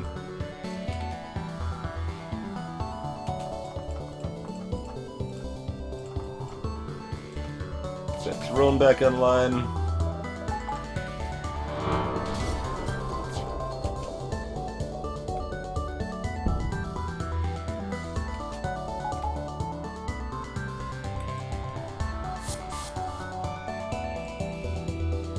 They're not gonna let me get the drone back online, huh? That's actually legitimately annoying. Probably just gonna let them screw with that for now, aren't we? That shot's not gonna make it in time. Our shields will be back up to block this damage, though, and they don't have anything else to worry about.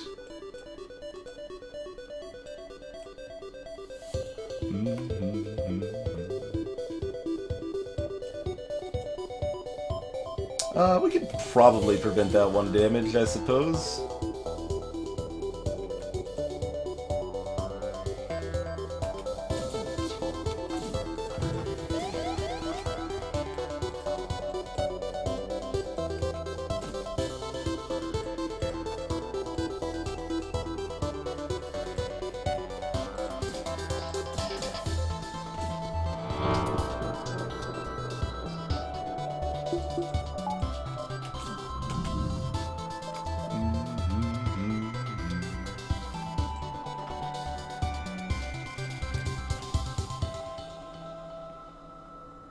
We don't necessarily need to fire that yet. Let's fire that there.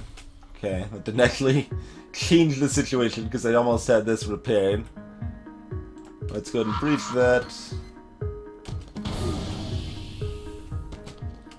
Now they're not repairing that anytime soon.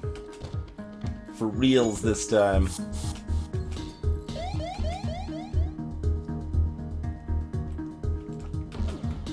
Should actually just be auto-firing on their shields because they're already partially ionized from the pulsar.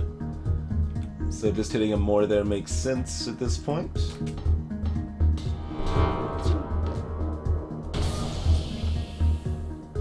I got a breach there too, huh?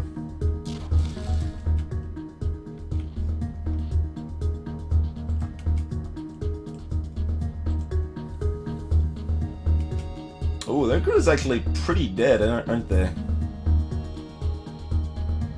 They get this fixed up, we'll, actually, let's wait a little bit on this, huh?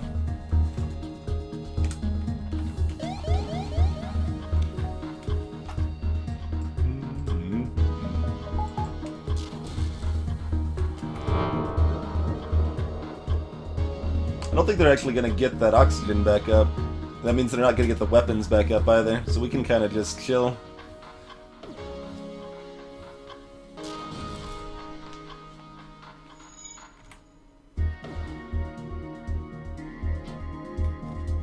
Then once things start going down, we can bombard their clone bay there. So slow fight, but we'll kill the crew. That's always nice, nice benefit. Well, on average, it's a nice benefit, I should say. It's not always, but.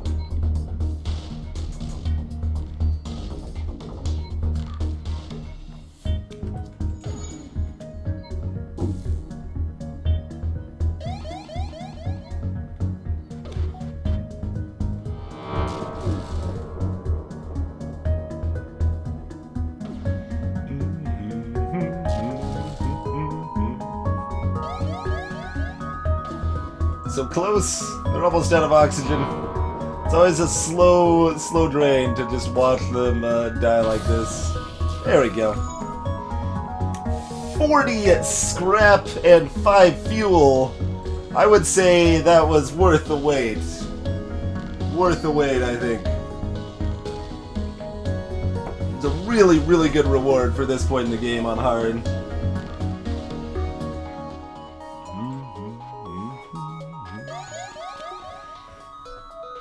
Alright, yeah, actually we're fine to jump away. Our shield's already in good shape, everything's deionized.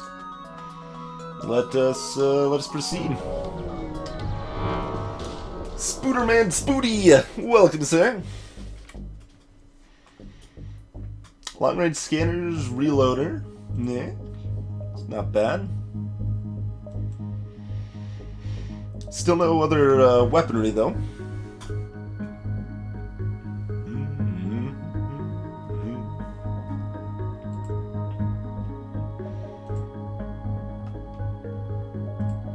That includes hacking. Still no more hacking. I think we will go ahead and pick up both of these, though. To get augments.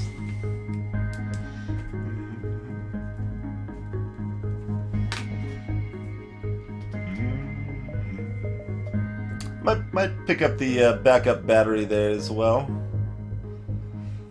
Man, I like the pike beam as a weapon so much more than swarm missiles. It's kind of just ridiculous how much more I like that weapon. I mean, I guess I could do something like Breach 2 Ion Blast Pike Beam. Crystal Heavy. 1, 2, 3, 4, 5, 6. That's a thing I could do. So let's compare just that swap. I mean, I guess, yeah, that does work.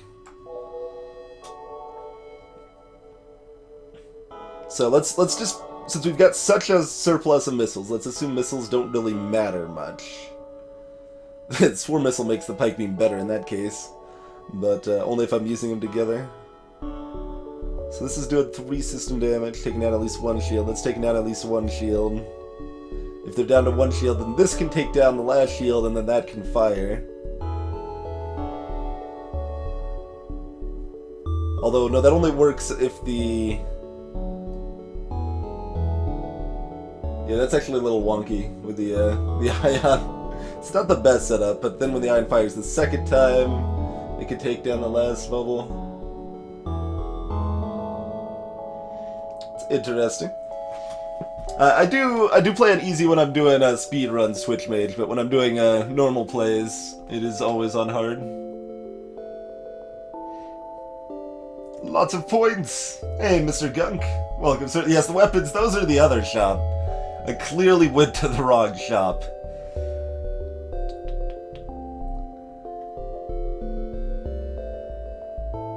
Yeah, I mean, that works. Swarm Missile does more direct damage.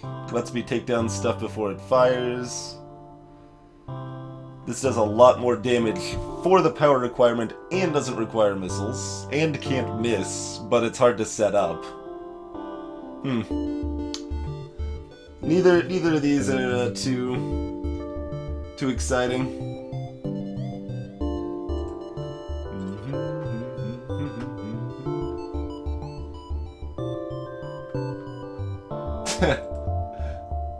I don't think I've actually seen that image before, Lilasite, to be honest. Swarm or Pike, both are bad with this build, because Swarm is always bad and Pike is just bad with his build. I'm gonna buy the backup battery. I guess I'm gonna buy a drone part for my whole repair drone. Because that's cheaper than actually buying repairs, and we want to buy some repairs, so... requires missiles is not much of a concern in Venerable, no.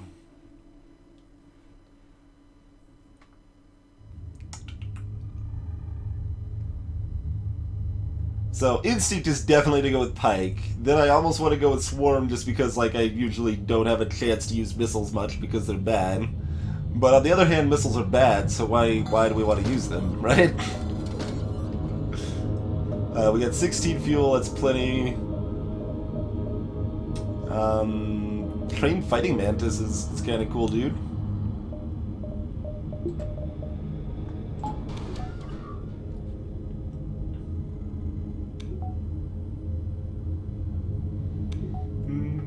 I'm not planning on going to the other store, Phoenix. There's not enough scrap left.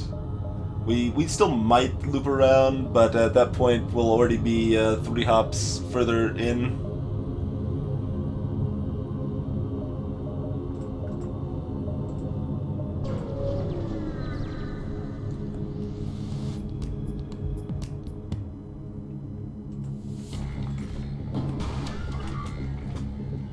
Alright, so that is a boarding drone. Do we want to shoot it down? Not really. We're not that concerned about it. going to be annoying, but like whatever. It's just not worth the cost of the drone part to burn that down. Just disable it like that. Oh man, they gotta repair and fast. See, we've got so many.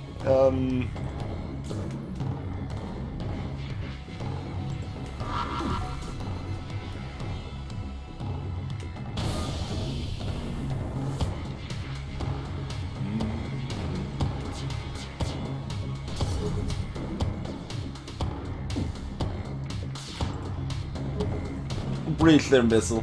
They almost took down my sensors. They still might get there. But with their repair drone down, it's going to be a lot harder, especially when this was breached.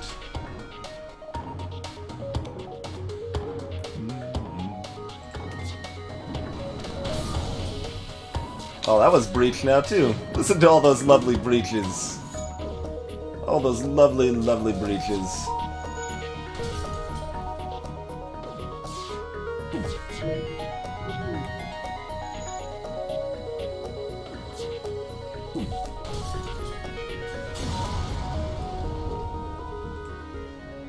Three scrap and a drone part. Nothing too shabby there. Here, you help repair. You take less damage from asphyxiation. You repair quickly. Not super concerned about it, but I think we want it out.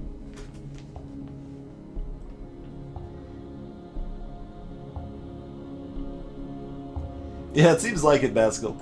You can't fight against it too much, but, I mean, we can still get hacking pretty reliably in the next sector or two. Still got options. 2, 3. Looks like we want to hit one of these nebula beacons, but not both, probably. So what if I did, 1, 2, 3, free... 4, 5, 6. That would work pretty well. Oh, and then we could even, let's see, 6, 7, 8, and then back. Yeah, we could even dive for 2. That'd probably be worth it.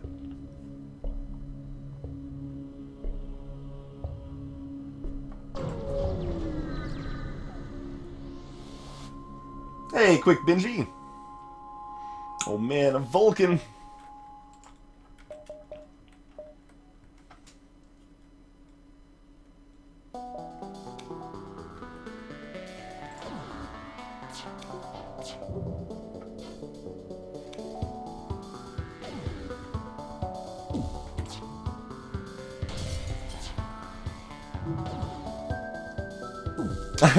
I like Arita a lot better in Hearthstone for a lot of reasons.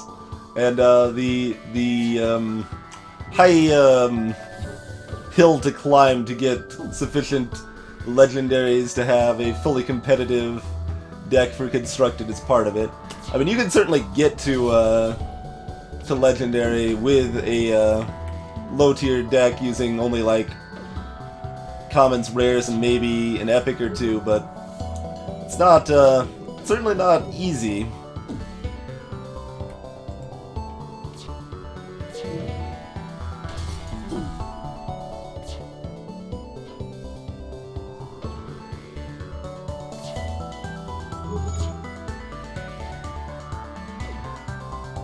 Shouldn't actually be auto-firing this Iron Blast because the timing is screwing up sometimes. Like, this might miss because of it. Oh, it's gonna barely get in there. Okay. But yeah, it won't be down all of the time, only most of the time. It's pretty close all the time because we've got an automated reloader. So we get pretty close, I suppose, but...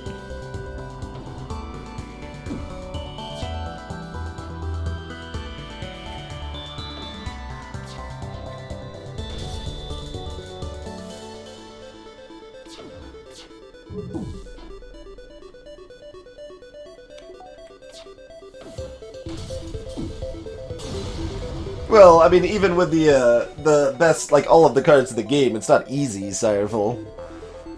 But at least then you're on, if everyone would be on even grounds if they all had the same cards.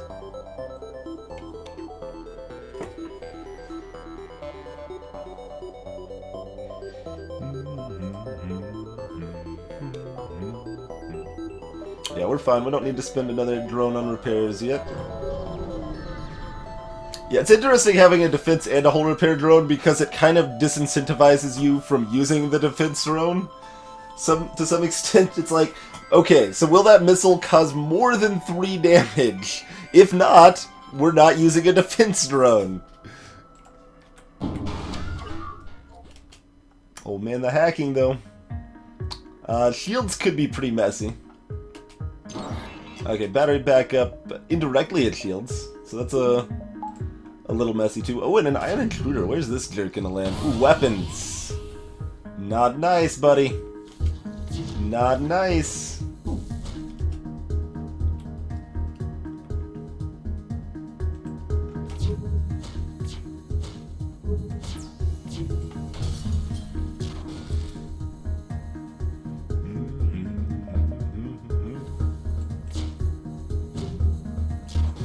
Oh, whoops.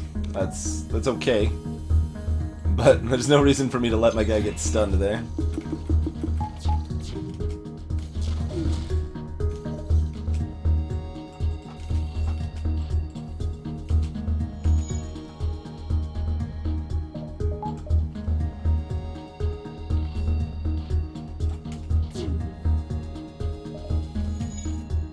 Ionizing my shield's not so friendly.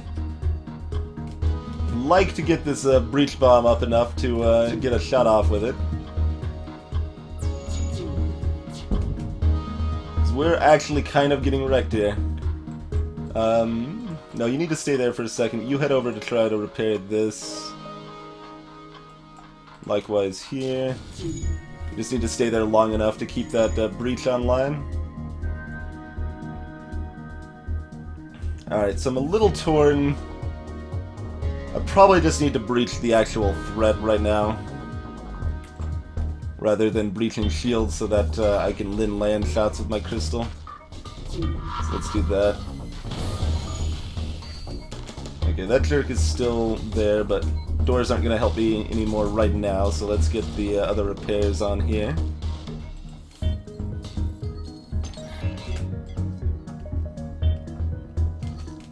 This guy just cycling in the back of the ship is brutal, though. We got our shields back up, at least.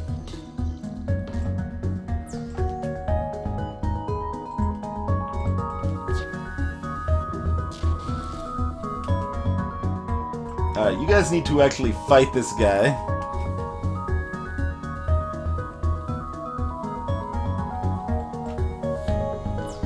Well, a little bit.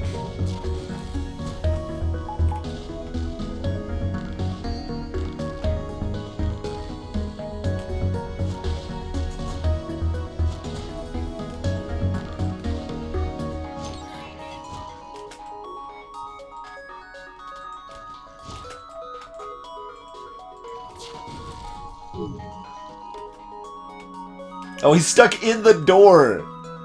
He actually counts as in both rooms, so he's dying to asphyxiation and he's stuck in the door. Like, so he was close enough to be stunned. That's really sad, but at least my weapons are still up here. Hey, obvious failure. Welcome, sir. Let's see, we're gonna go ahead and use one of these. Just make sure we're okay while things are going to hell here.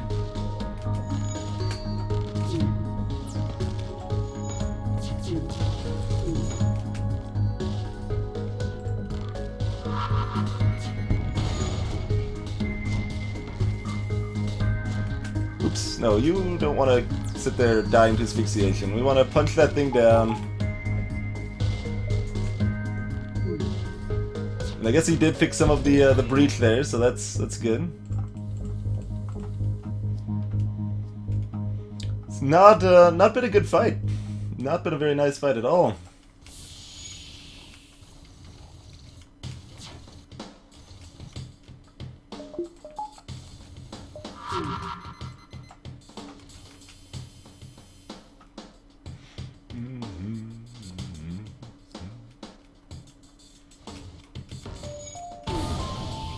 Alright, that gets dunked.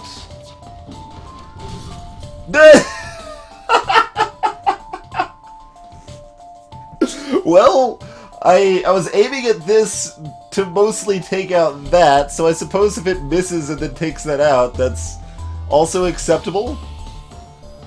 I suppose we can live with that.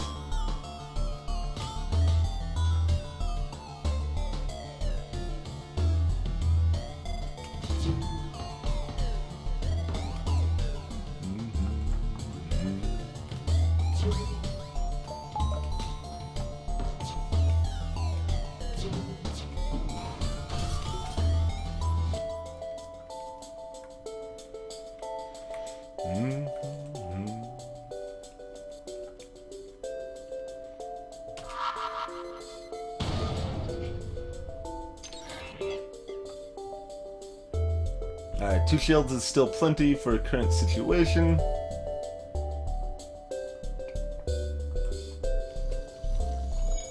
Let's see. I don't know that we have enough oxygen here, but we'll try. Okay, we do. Just enough to vent that back up a little bit. Good.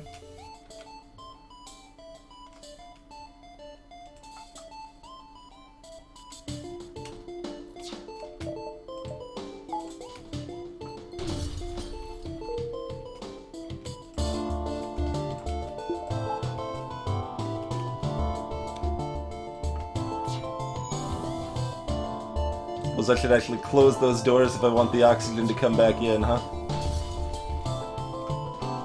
Oh no, no, no. You're not getting away that easy. Not now, buddy. We've been through too much.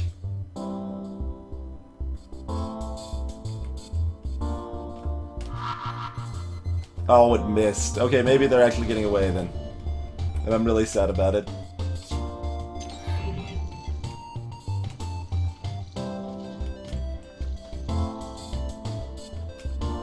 Oh no, that's gonna be close. Get that shot in.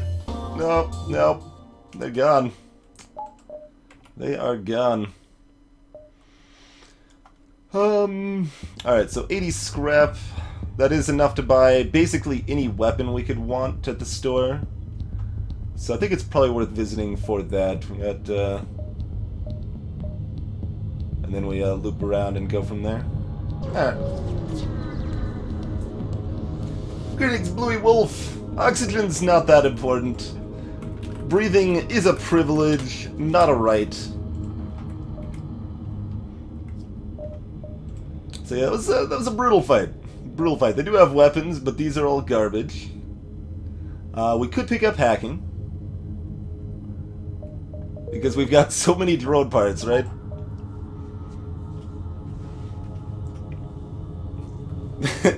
We already sold a Burst Laser 3 at Layla.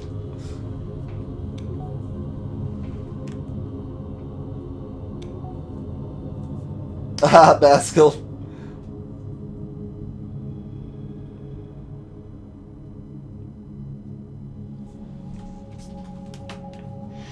So I'm still tempted to go ahead and pick up hacking just because it's that good. Let's see. Now, we still don't want to send him to the medical airlock, but we'll,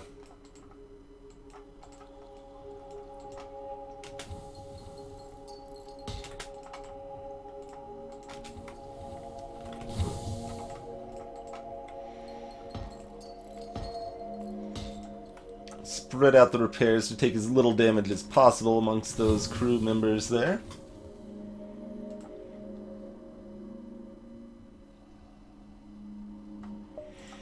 Let's see, we've got nothing else to sell.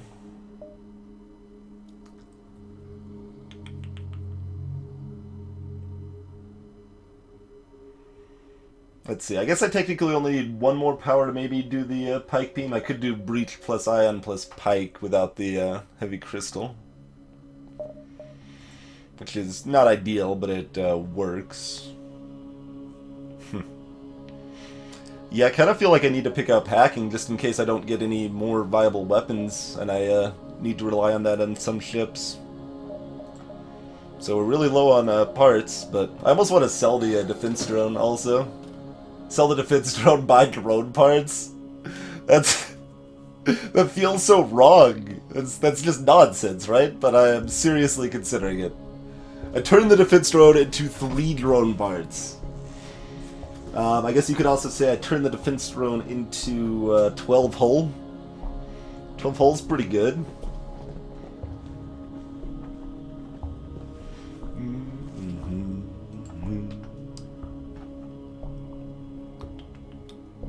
That's... it's probably too silly, right? We only have 4 drone parts, though.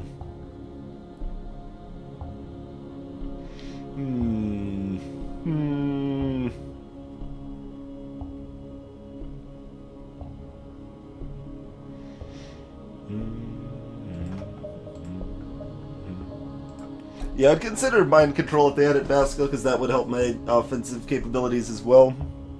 Not as much as hacking.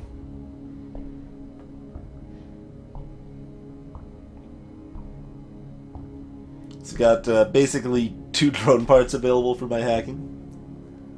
It's not too ideal. That hacking plus ion intruder was rough. Even though they only hacked backup battery, that dropped me 2 power for the duration of the hack, which made my shields down, and then my shields were ionized, so my shields were down further.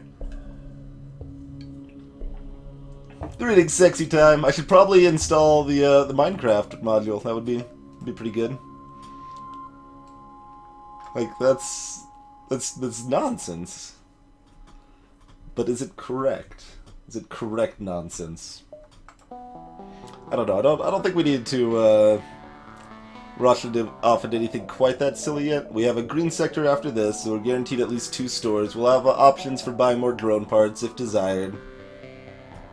So I think we're fine. We'll fix up a little bit, just make sure we're in good shape. Probably shouldn't actually be repairing. I just don't like to be too low in case things go terribly wrong. Got a good repair out of it though.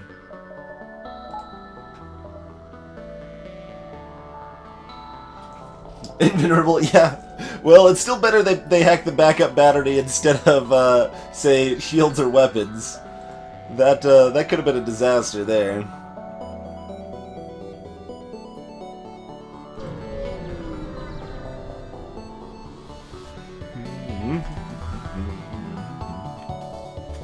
Alright, what do you got for me?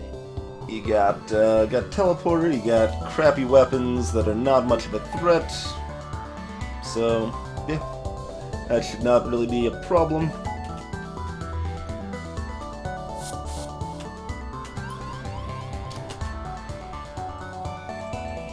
Oh, they're probably on this side, actually. We don't need to vent that until they actually get inside.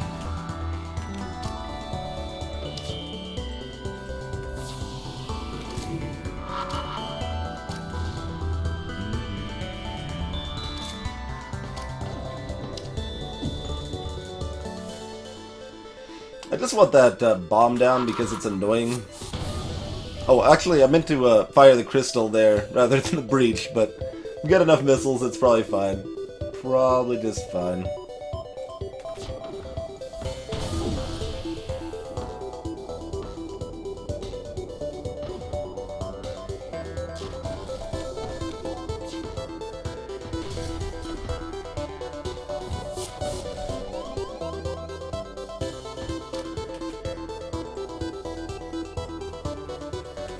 Oh, I didn't actually mean to open that one.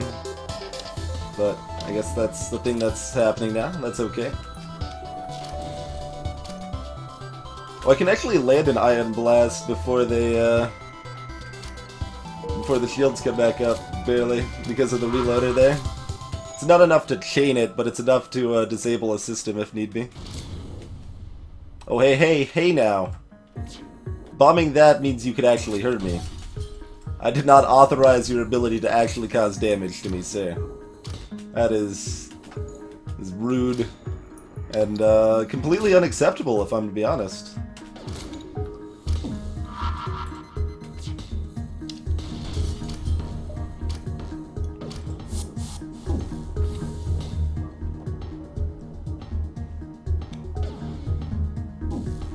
crew is pretty wrecked.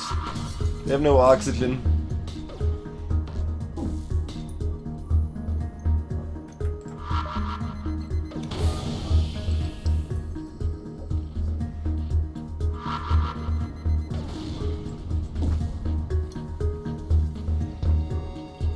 If they get this out, I'm breaching it again.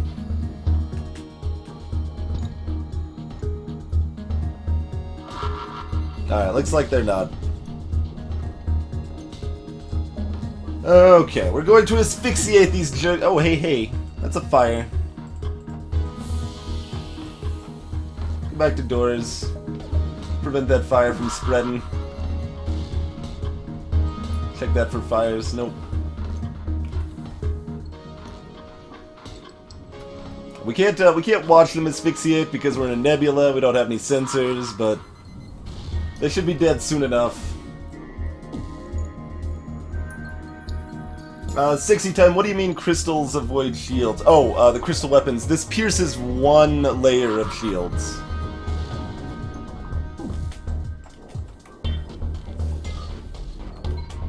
Oh, what the devil? They got the oxygen repaired. When did they get the oxygen repaired?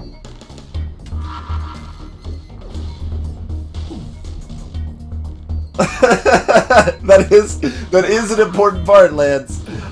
I don't know how long I'm waiting if nobody points it out. I'm just like, oh yeah. I mean, their medbay was still down. I don't.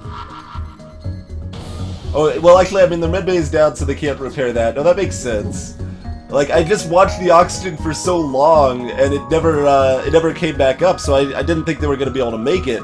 But I'm guessing they had a Mantis repairing it. They got an Indian to help, and like they switched out at the last second or something, and the Mantis ran away, and yeah, something like that. So they got it repaired, and I didn't think that was gonna happen.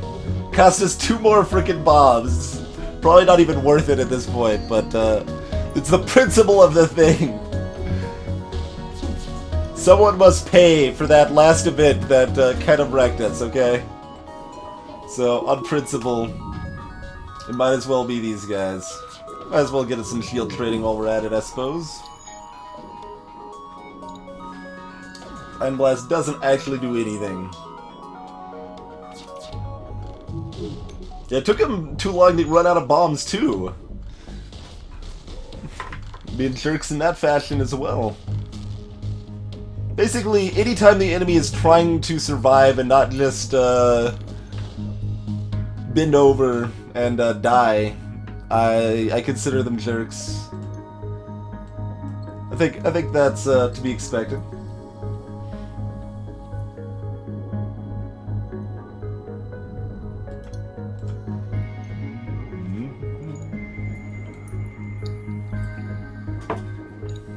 Greetings, the first deity. Welcome to the chat, sir.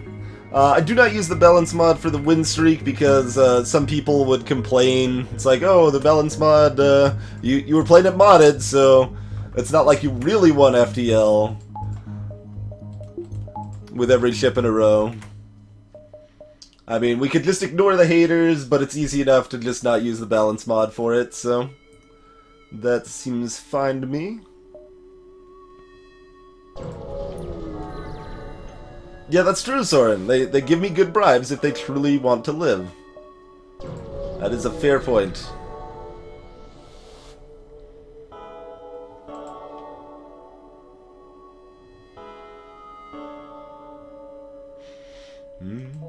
Hail the refugees! It's an ambush by probably incompetence? Yes, okay, they can't hurt me. Good. Good.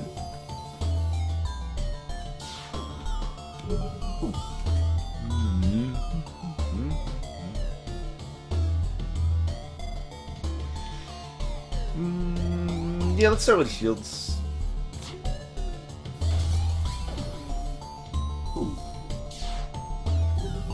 Then go for oxygen next. Oh, that shouldn't be targeting that. That should be targeting anything but weapons. Weapons are the things we don't care about.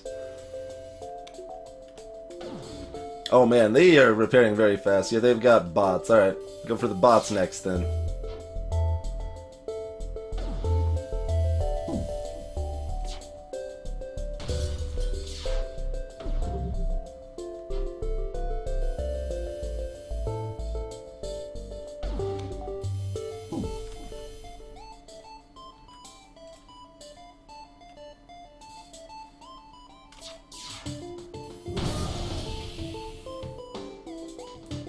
Tempted to, but I did just hear this breach. So, yeah, they've got an Inji and a system repair bot. That makes sense. Like, they are repairing super fast. Alright, stun him. Small chance for that, but it could happen. There. No. No, you're not allowed to repair that, sir.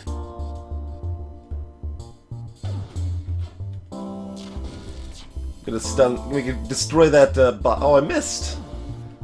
You know what I should probably do is sub the pike beam on. That's what I should do here.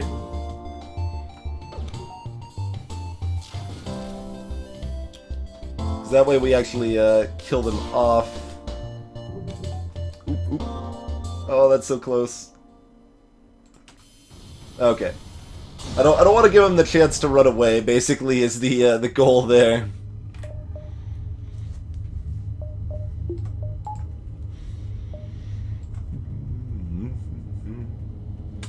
So those are two good beacons. That is definitely tempting.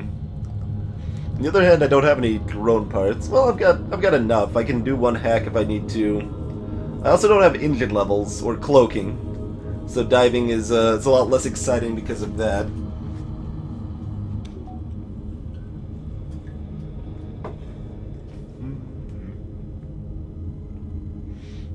That is not something I've added, Sexy Time. Sorry to disappoint.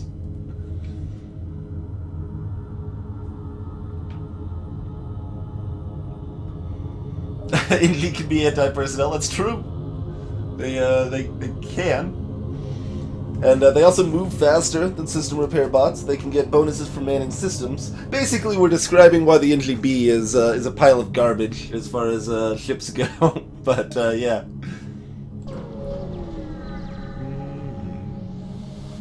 Well, we're definitely going here first. We'll figure this out from here.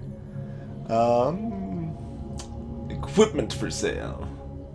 So that could be bombs or missiles or otherwise stuff I don't really care that much about. Oh no, it could be drones. Drone parts. Could be drone parts, actually.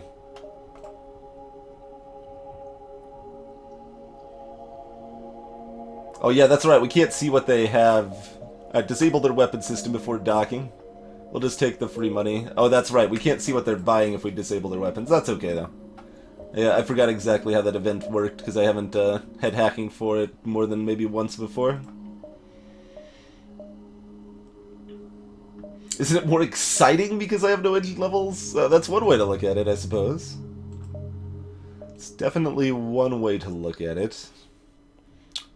Alright, so diving isn't terribly risky. We get 2 beacons in exchange for 5 damage, basically.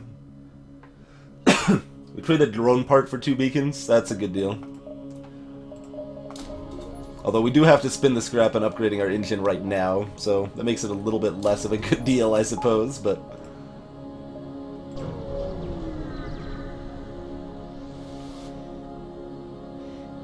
Carefully cut the ship out. 34 scrap, 1 drone part. And the 2 missiles are actually maybe useful too. Alright, we want another weapons level. Kinda, sorta.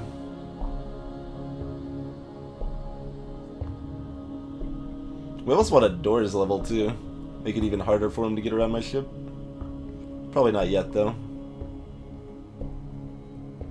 We don't need a weapons level now. We might want one early on in next sector, but...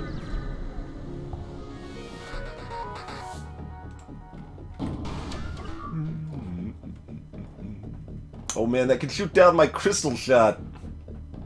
That's actually kind of rough. Well, it's kind of rough except for the fact they can't hurt me. The fact they can't hurt me makes it not terribly rough, but...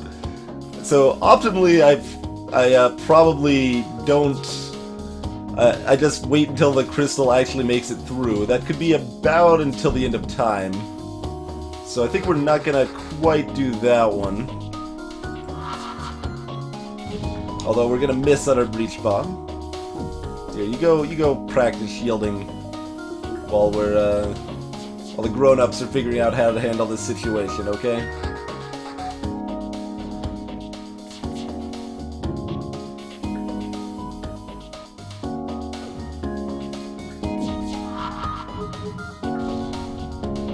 Breach bomb, please. Breach bomb's trying to encourage me just to sit here firing the heavy crystal until it eventually gets there. We're not gonna do it. Is that still up? That's still up? How is that possibly still up? It's 3 damage. Oh, well, because they've got 3 power right here, of course.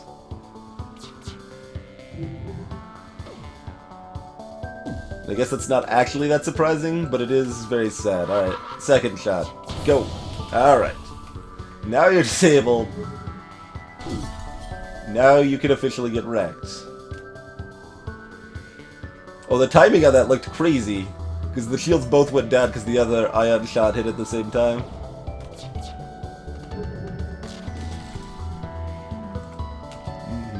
Gonna use all 35 bombs in the ship. Maybe?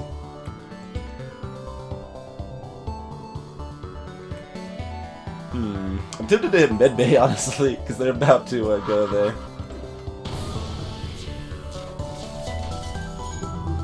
I might have sniped that guy as he's going by. I can always ban sensors, I suppose. My pilot is not actually doing anything right now.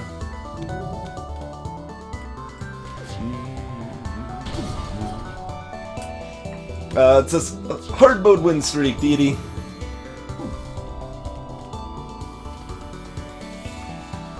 No. What did I tell you about the drones? No drones. No. Bad. It's illicit.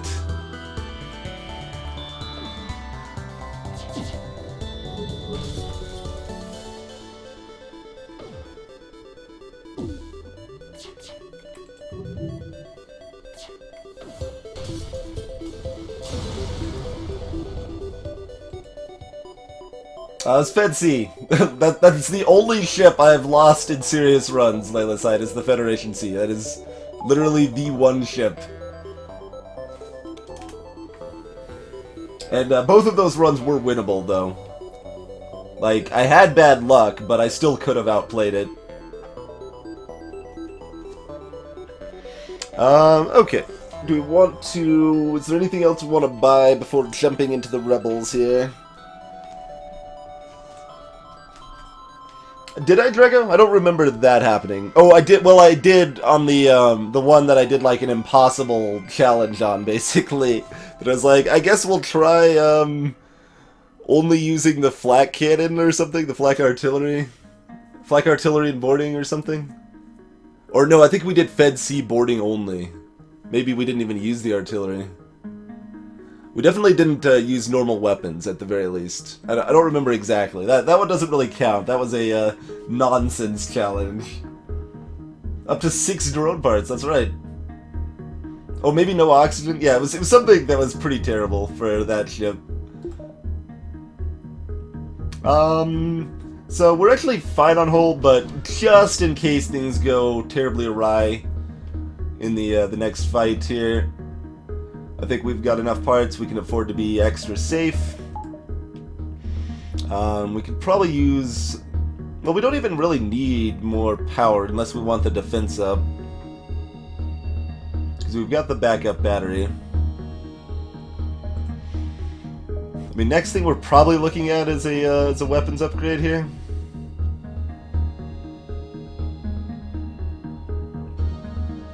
Man, my setup sucks. But yeah, we need to be able to get that bike beam online. And getting it online right now is not going to help anything, so we should probably just wait to buy anything. Difference between level 4 and level 5 engines don't make a lot of difference here. Level 6 would, but we're not going to be able to afford that. Yeah, just roll with it.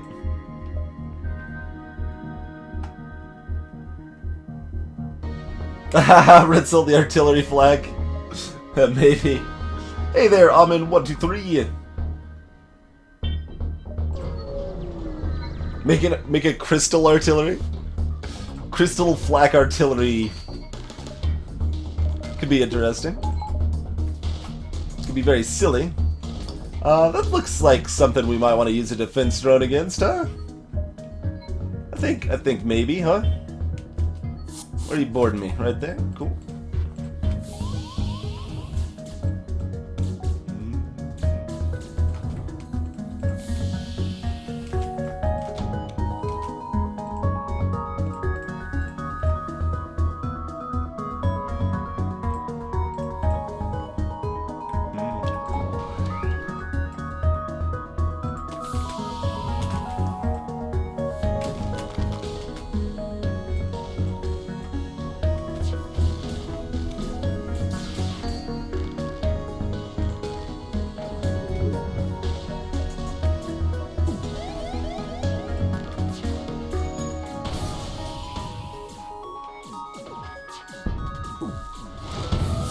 Ooh, tags the shields.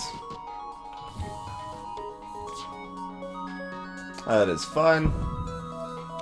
Let's just not even worry about that until we hop away. So, like I said, take about one ASB shot most of the time. Indie homeworlds too, very nice. Yeah, buy more drone parts. That is a horrifying prospect, but maybe we'll do it. Maybe we'll be buying lots of drone parts. It's a thing that happens. Mostly hull repair drone. Hull repair drone is the main reason that buying drone parts ends up becoming a justifiable thing.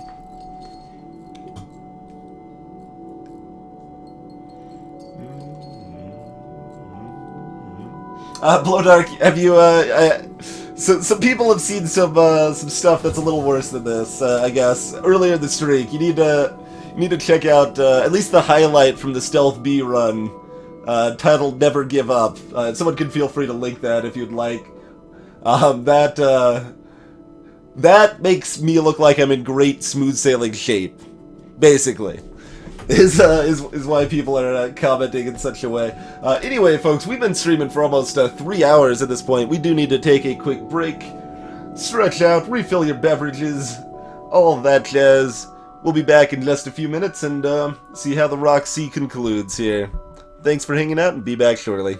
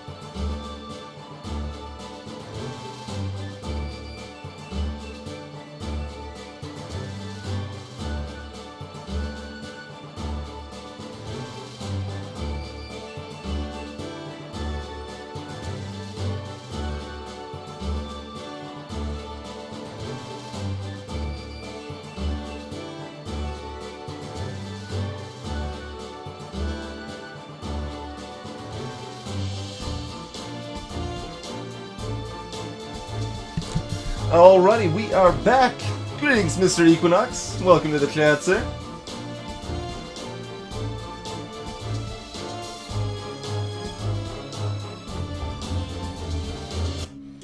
Oh man, what's the today's episode about Blackfire? Should I keep it a secret? Keep it a mystery? I don't know. Probably not necessary. It's gonna be a boarding basics episode.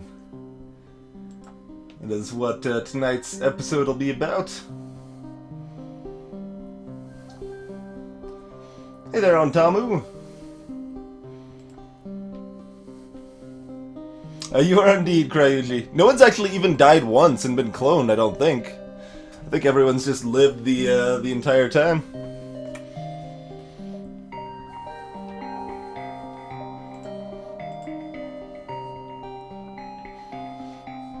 The script I wrote up for this one is kind of long. It's the longest one I've done so far by far, so hopefully I can get it done in one take or so.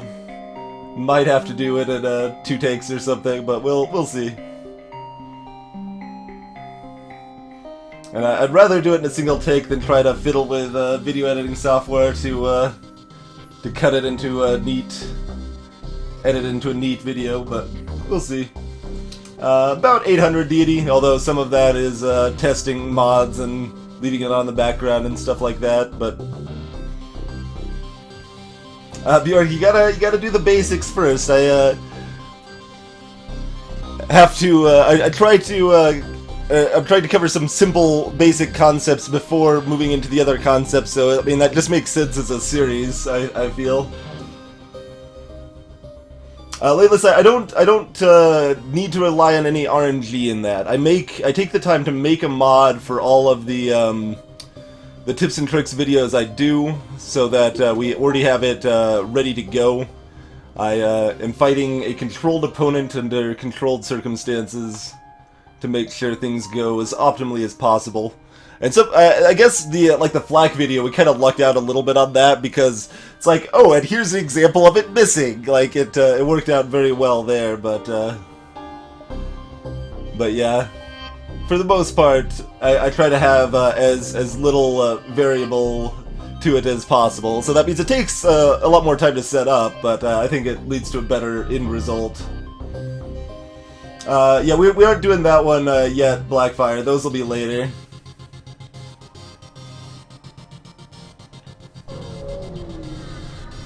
Oh, I said boring basics? Ha! I'm the Dread Pirate Tuco! The Dread Pirate Taco wants me to die, guys.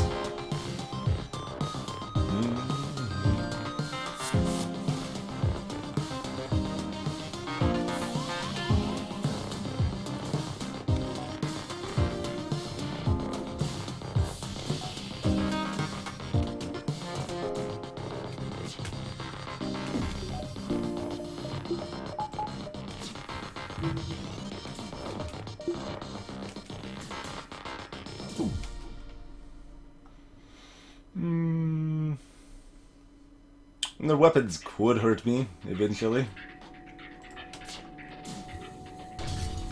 Let's just make sure that's not a concern.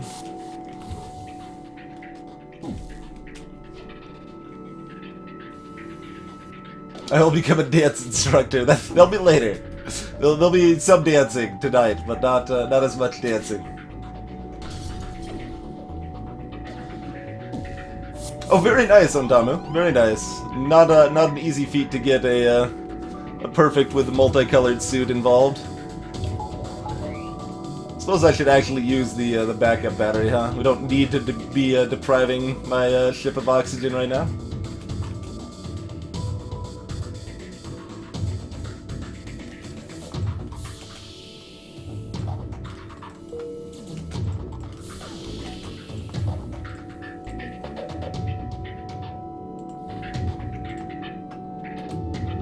Suppose I should actually fire the heavy laser now that it's ready to fire, huh?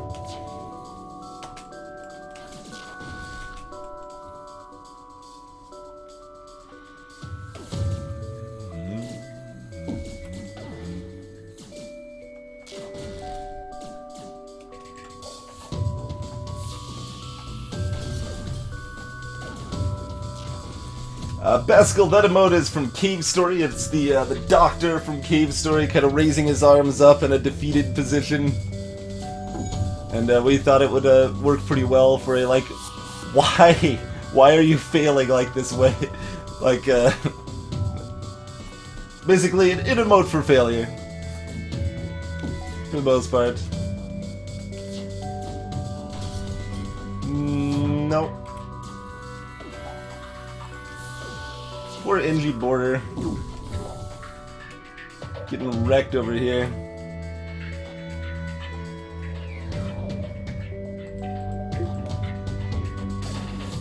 Make sure my shields stay powered. That is important.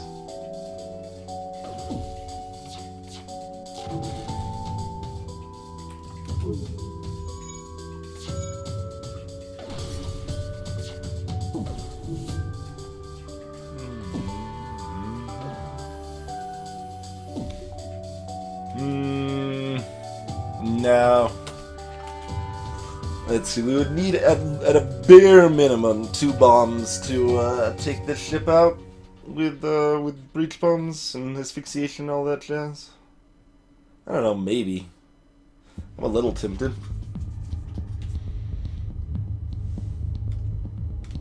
We'll try it. We got 34 missiles. I do like asphyxiating people. Like, we can just let him repair that at first. We care about the oxygen right now. We just wait for him to get that fixed and then dunk him immediately.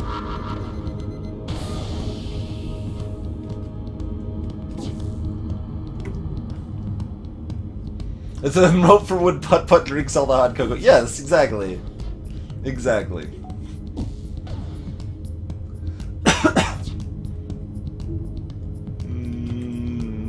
I think this is probably... Oh wait, well I'm gonna have to use another one on the... Oh no, we got him because of that bomb. Okay, that works. 43 scrap. We did get a better reward for that, so that's pretty good. It was worth it.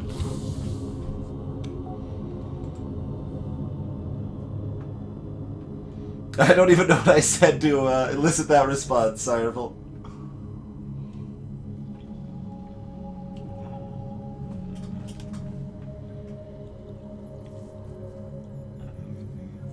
letting the oxygen... Oh, the oxygen's already refilled. I don't have that excuse. I'm actually just catching up on chat then. That's the real reason. We would like another crew member at some point. Crew's pretty cool dudes.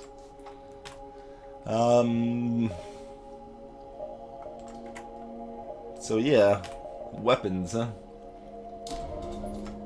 I guess we'll grab that. We can put the pike beam online as is appropriate now.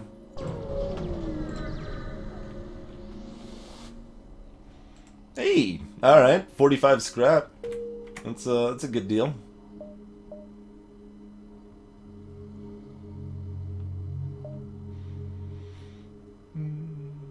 Although this kind of forces me to go up this way, but that's okay. Yeah, that's okay. There's actually a highlight for that one too, Mitze, explaining the origins of the name. Oh wow, that's kind of a scary ship they got there. Kind of a lot scary, in fact.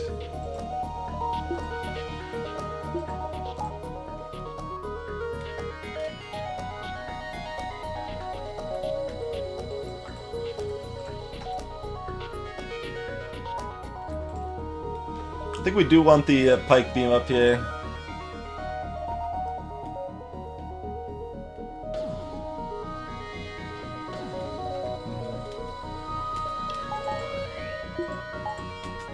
Power up my engines all the way to make those as likely to dodge as possible, because they've got the double ion action, so if they start chaining that, we're kind of in trouble.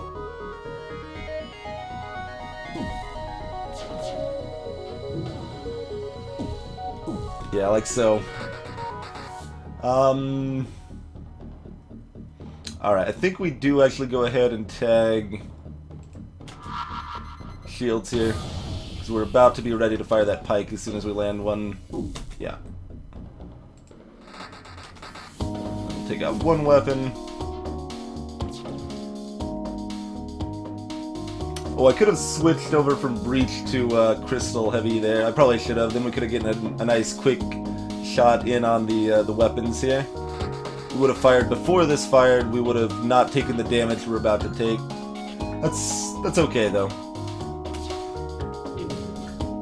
We did dodge it actually. Nice. And the odds are actually pretty good that we dodged it, but I might as well assume the worst.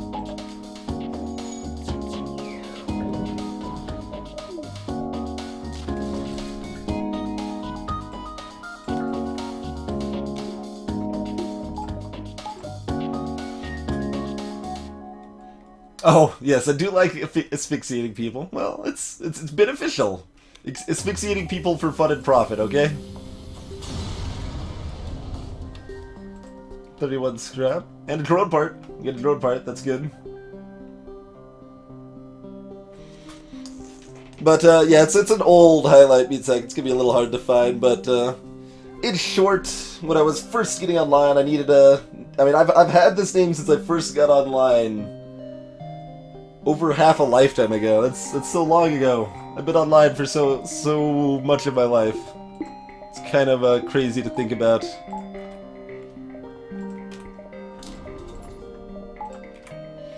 But yeah, when I was what age am I at this point? 13, I think, something like that. So I'm like 13. I don't know what to use as an online handle. So I started looking through a thesaurus, so I ended up looking up synonyms for the word smart, and found this weird looking word I'd never seen before that says twinge. And at the time I didn't know that smart could also mean a sharp sudden pain, but whatever the definition, I liked the word twinge, and so I was like, okay, that's a cool name. But then I was like, okay, that's too simple. You gotta have like an adjective in front of that, right? What's a cool adjective to put in front of that? I ended up thinking lopsided would be a really cool adjective to put in front of that. And it's like, oh, yeah, it kind of describes me a little bit, and that's a cool word. I always like the word lopsided. But lopsided twinge was too long.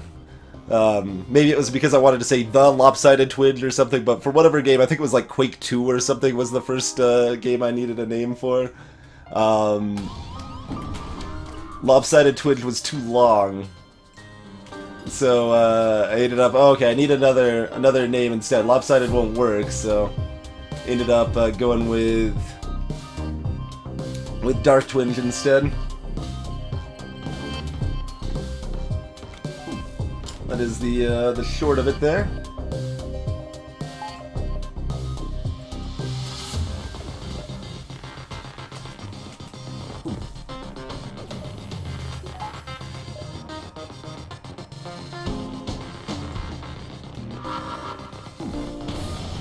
That's unfortunate.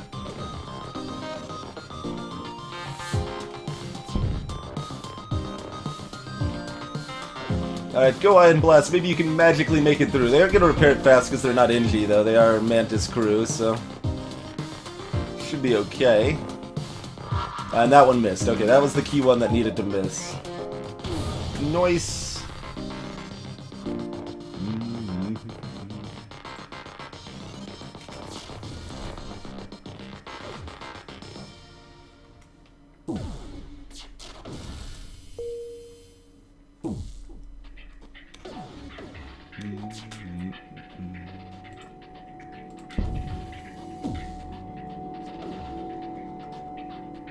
Once again, should have switched this over. Not going to make any difference, but it's something I should be cognizant of. Almost made a difference. Yeah, they broke through the shields. Did break through the shields. I was hoping to get a Mantis out of that event. Oh, I know, I'm an old man, Yava.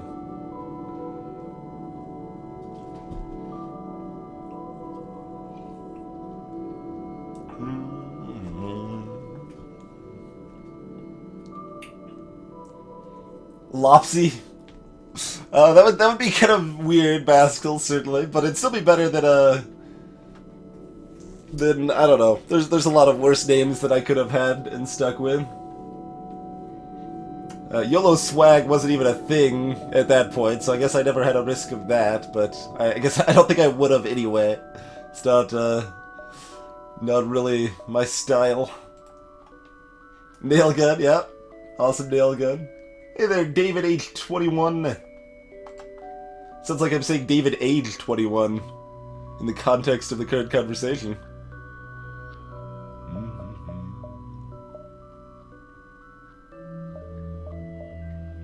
Let's see, and that connects back down to the exit, so even if that's a store, we can loop around and hit it. Cool. I think that's better to hit that first.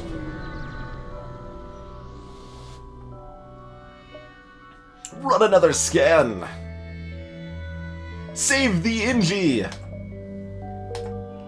Alright, Sora, do you want to be an Ingi? Is that good enough? Or would someone else like to be the Ingi? Oh man, this is a fighting Ingi, too.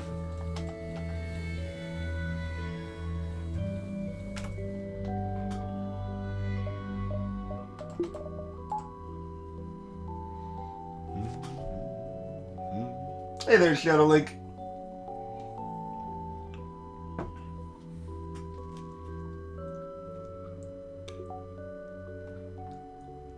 All right.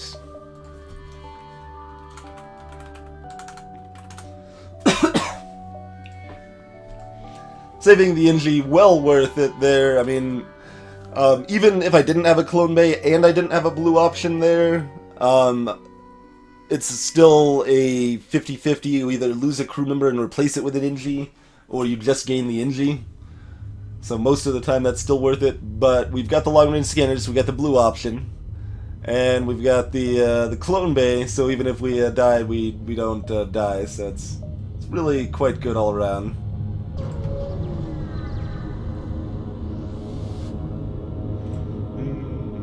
Scan for the lost ship.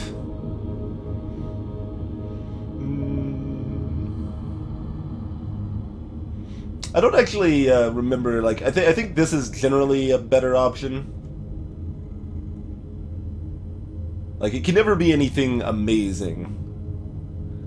Sometimes this is the same as this. The one awkward thing about this event is that it looks like this is the cargo you're taking, but you've already gotten this. You've actually already gotten this. The cargo is separate. I clarify that in the balance mod.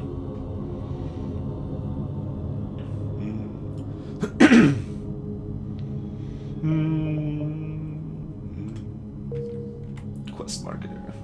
Okay, it's right there. There's our stores. 2, 3, 4, 5. Do we want to hit both stores? We either go here, here, or here, here.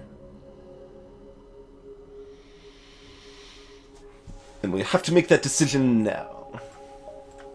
So, I mean, we've already got hacking, we've got $200 to spend. We can easily buy what we want from possibly both stores. We want to give us the best chance to find better weaponry, so I think we hit both stores.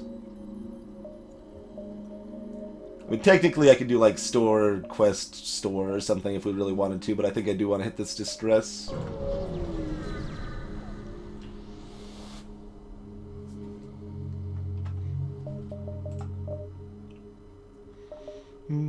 Heavy laser. Maybe. It's kind of the same as the crystal heavy, but different. It's kind of better. This only sells for $10 though. So paying $40 to switch out a crystal heavy with a regular heavy just so it can take down the shields for the pike beam. That is disheartening. I don't think we do that. Maybe. There's cloaking. It's also pretty good, but not exactly what we need right now. So I think we buy a couple drone parts and move on. Upgrade to medbay. We're not doing that. We're definitely not doing that. Yeah, Cryuji, the text is pretty good. It's like, I just saved that Idi's life. I am awesome. That one's a mod, Mr. Equinox. Just makes it a little easier to see.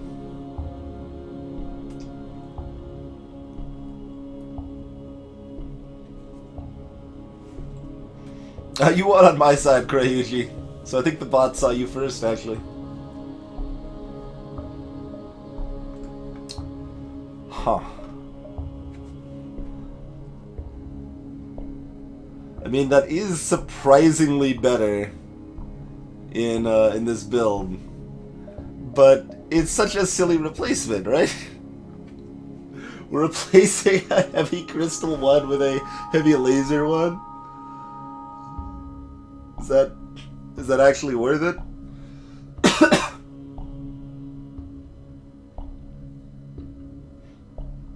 Oh, yeah, no, you're right, Cryuji.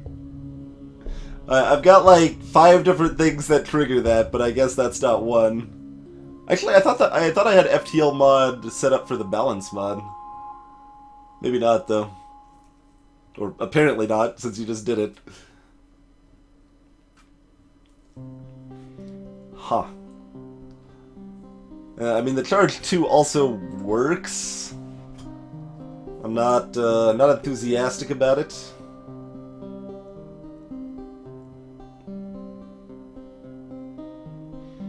I mean, mostly I would actually like beams and just transition over to a hacking build, most likely. Because hacking's ridiculous.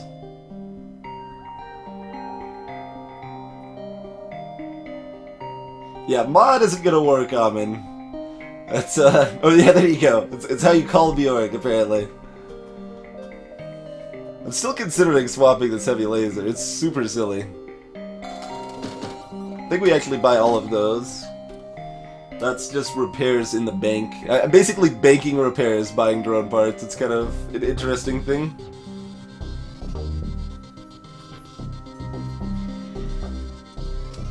Charge 2 is not a great weapon, Equinox. It's fine. Most of the time you're looking at 3 power for 3 shots. You can save it up for 4 power for 4 shots for 3 power, but it's really slow if you do that. It's It's fine. It's not a bad weapon, but it's not a good weapon. It certainly does the job. Depends a little bit on how greedy I want to be. It's like, do I buy one of these and then maybe immediately sell them at the next store when we find something better? It's all a pile of silliness.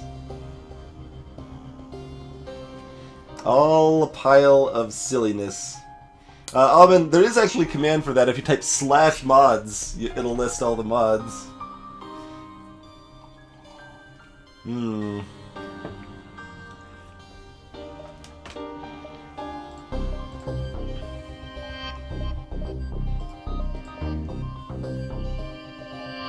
It's... I don't know, it's not a coin flip we find better weapons in the next store. It's not exactly good odds.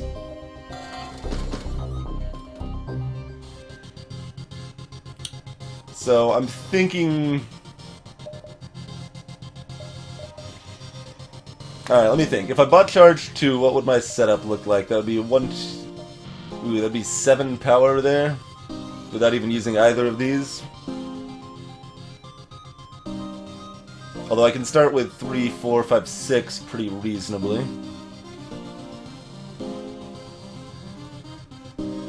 Buying the heavy lasers, like... I don't know. It's silly. I might replace it really quickly. I might replace this really quickly too, and it's more expensive. I hate when I have to buy mediocre weapons, but sometimes you gotta. You can't just always wait and hope you get the good stuff, because then you might just die before you actually get the good stuff. So, charge 2 is probably my best option here. They'll make sure I'm safe. I literally might sell it at the very next jump, but that's a 35 scrap investment to make sure we don't get ruined, and I think that's a good choice. Because I mean, we could just find like burst 2, flak 2, or flak 1, something like that here. We could also find nothing. Nothing is quite possible. Nothing is very possible. We get some more drone parts though. 3 more hops, then we're into Sector 6.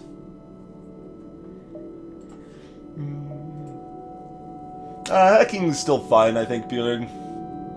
At the time we run out of drone parts, we hit a repair beacon in Sector 8 and we're fine on drone parts for the flagship. Alright, we'll probably buy a couple more drone parts there. Let's see, so that looks like...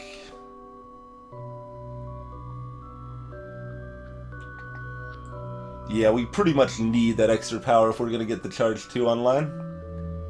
Cloaking is something, Phoenix, but I don't have enough money for cloaking. Like, we want cloaking, we just can't justify it over getting our better weapons online yet.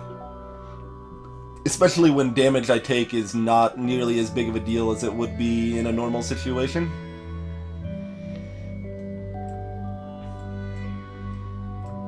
So I think we're looking at that for a power.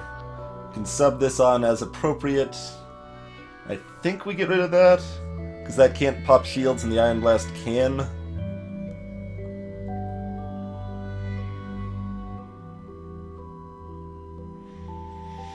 Certainly does more with the beam. This is still do damage for 1 power possible. Only sells for 10, so maybe I just hold on to it for now. So, I mean, technically I could have an 8-power weapon system with that, and that. And that would be better than having the Iron Blast. But before I get the Breach on, the Iron Blast is better than this. It's a bit messy. It's a bit messy. Not an ideal weapon setup.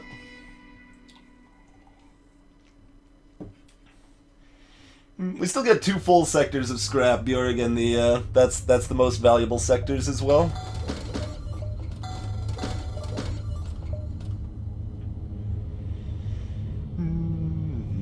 Alright, figuring out if I want to sell either of these. Probably not yet. It's only 10 scrap. just buy a little more fuel.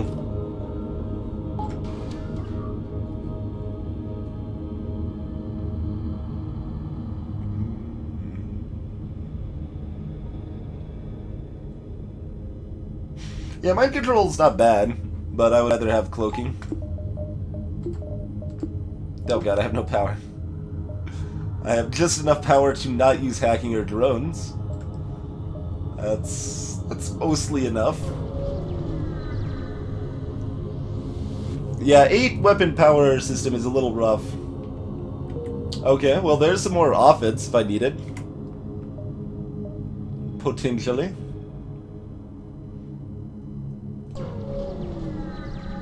I guess I should actually sub that in for the hull repair. Giant alien spiders are no joke! Sit in the crew! Soren is gone. Soren's back! Get back to your post. You failed us. You're a fighting injured. You weren't able to take out the giant alien spiders, man. You failed us, Soren. You let everybody down. That's how we want our weapons set up.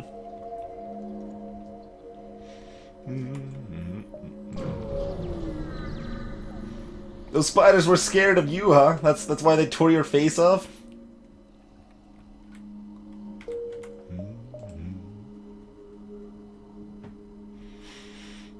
We're fine against Zoltan shields.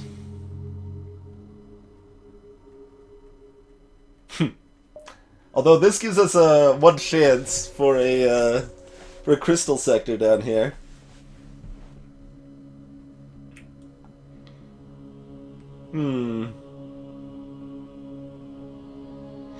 Yes, Yama, you do indeed.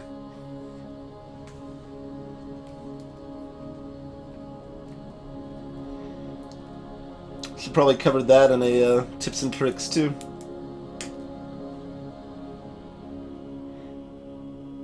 Slug, I badmouthed Apples to Apples. Apples to Apples is fine. It's a little dull, but it's fine. It's enjoyable enough. That's because Majora's Mask is a bad game, Ritzel. It should be a better game if it doesn't want me to badmouth it. I think Cards Against Humanity is better than Apples to Apples, even though I'm not the biggest fan of the risque stuff. It still tends to elicit funnier situations. Rock does have better music, and it has the chance for some silly bonusness. Some silly bonusness, that's right, I said it. I said silly bonusness. It does not, Egreed. A giant alien spiders is a coin flip you lose crew, or a coin flip you get a mediocre reward. That is it. I mean, keep in mind, Slug, my average board game rating is like 5.8 or so. So, I give Apples to Apples like a 6 or something. It's about average of games I've played. Also, Dixit. Dixit is another good game that has a lot of similarities with Apples to Apples that I think is much better.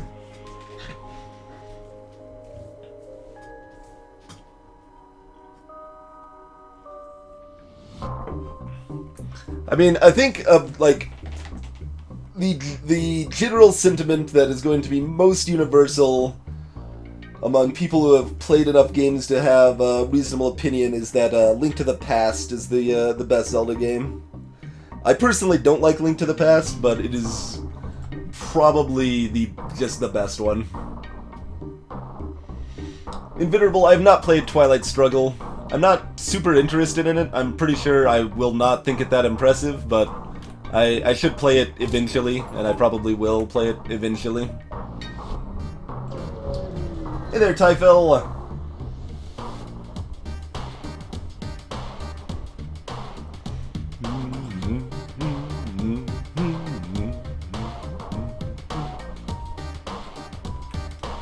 We got Flak, we got Ion, Mini Beam, Missile. Nothing too exciting here. Oh, border. Lone border.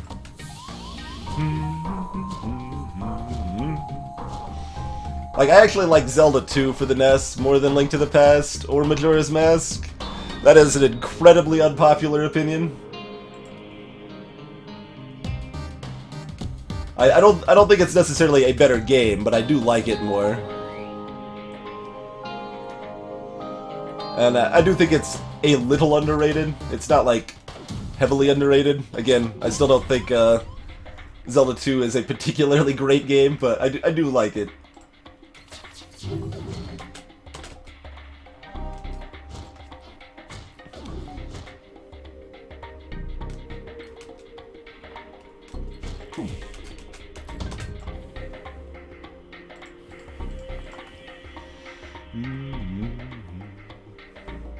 I think we should wait until this has 3 charges again.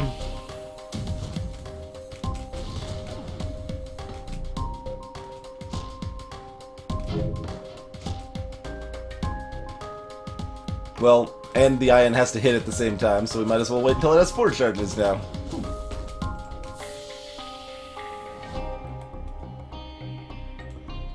Alright, let's make sure the iron hits first, too. Okay.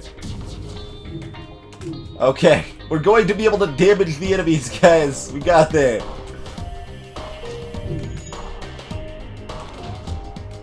Still didn't really damage them as much as we might have liked. Our backup battery's almost down. A lot of their weapons are almost down too, though, so that's good. Hey there, Cool Destroyer. Welcome to the chat, sir.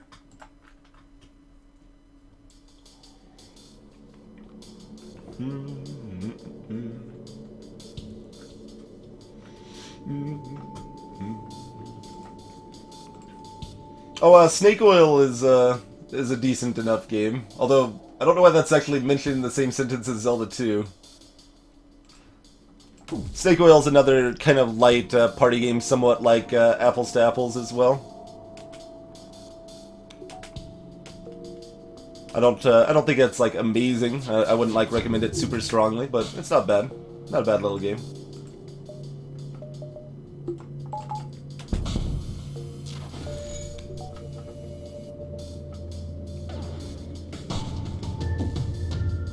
Stop having all of your shields up. It's just rude at this point.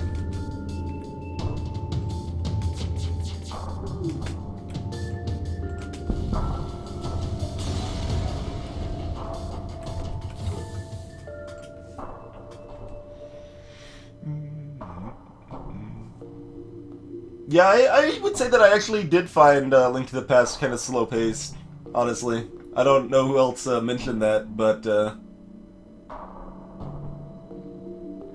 I did find it pretty slow as well. I mean, I would say that I also found Majora's Mask pretty slow, but actually, all Zelda games except the original... let's see. Does the second one count as slow also? I don't know. Pretty much every Zelda game I've played is actually pretty slow. I couldn't even play Twilight Princess because it was so slow. Like, the first 2 hours of that game, 2 hours is an extended tutorial. It's just garbage. It's unacceptable as far as I'm concerned. Greetings, Minimum Panda. That's a pretty good one, man.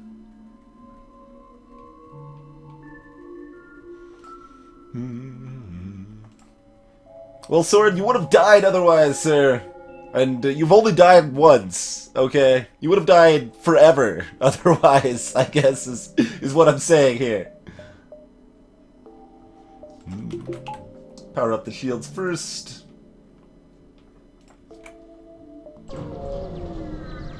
Battle of Olympus. I do not recognize that, Draco.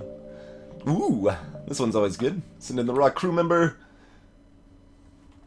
Hooray! We got a repair arm, guys! But we got 60 scrap. That's what we're actually happy about. 60 scrap in the bank, and a repair arm we can sell off at the next store.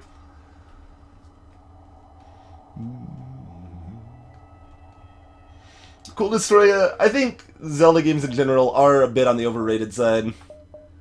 But you should probably at least try, like, Link to the Past sometime if you've never played one. Link to the Past, or maybe Ocarina of Time if you can get over the heavily outdated 3D art style.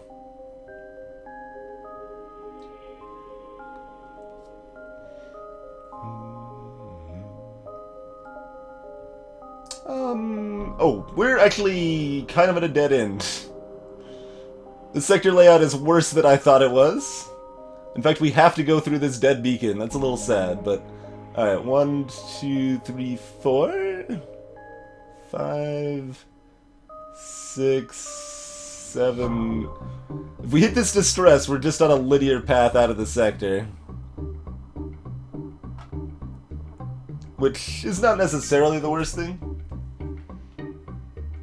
I'm patient as long as there's decisions being made and things worthwhile, Bjorg. If it's just being condescending to me for an hour and a half more than necessary, I'm not going to enjoy the experience. Good tutorials are built directly into the game while you're playing the game and having fun, like Shovel Knight, not 2 hours where you just do nonsense and and just get bored.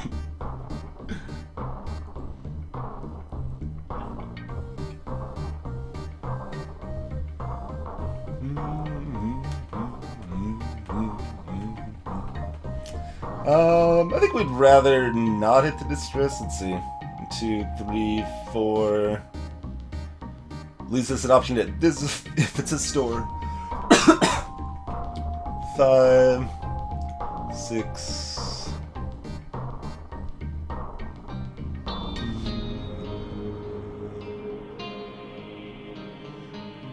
Looks like we probably end up diving for 2 beacons, and we got plenty of room to do that. So let's not worry too much about that distress.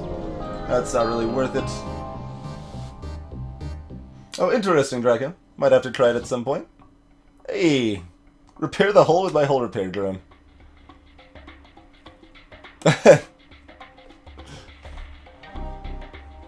Right. I think that's actually the usual result, or it's either always or a coin flip. I guess, realistically. That happens this way, but that's okay. The ship's not too terribly scary here. Mr. Equinox, other roguelike style games that are as good as FTL. Look at Spelunky. Spelunky is a procedurally generated platformer with permadeath. You got The Binding of Isaac, kind of like a twin-stick shooter game with Zelda dungeons, like old school Zelda dungeons, with permanent death and a bunch of different item combinations you can get. Those are probably the easiest 2 to recommend there.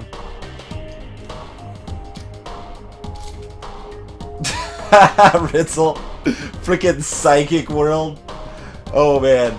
I do definitely rate Psychic World much lower than Majora's Mask. And I really don't like Majora's Mask, so that's definitely saying something, but... quick Benji, like, I haven't played Majora's Mask or Ocarina of Time recently enough to have a strong enough opinion that I would out and just call them bad games or anything.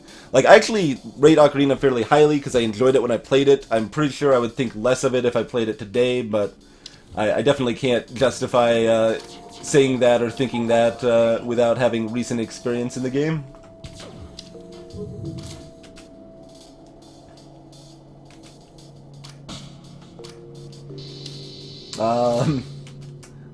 Rogue Legacy I don't actually put in the roguelike camp because it's a very different feel to the game when you are expected to fail and proceed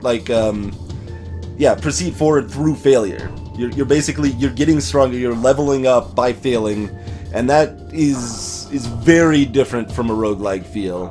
I would say it's a platformer like even though I consider something like FTL a roguelike, even though that's definitely not a pure roguelike per se, I don't really consider Rogue Legacy a roguelike because it lacks that that investment in your character and that ability to win every single run. No, you're expected to fail. You're going to die and proceed through leveling up in that fashion. It's still a fun game. I do like Rogue Legacy, and I think it is a pretty good game, but I don't think it has nearly the depth of something that actually has those roguelike mechanics in them. Yeah, sure.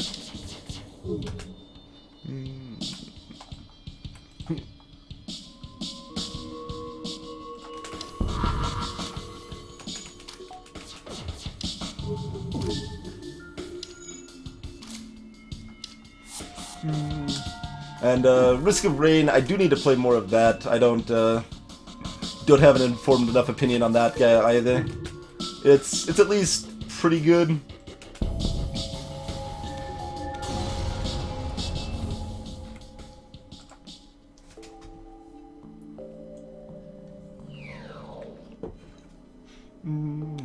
I never played Phantom Hourglass, Amin.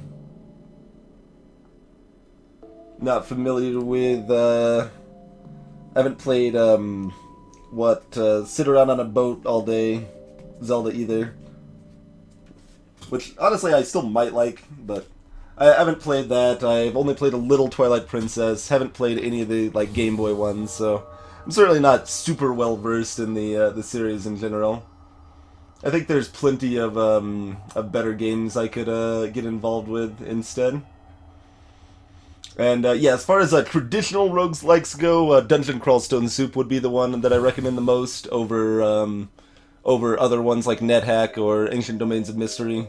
I think Dungeon Crawl Stone Soup is easily the best of the traditional roguelikes, where it's a dungeon crawl, it's pretty long, and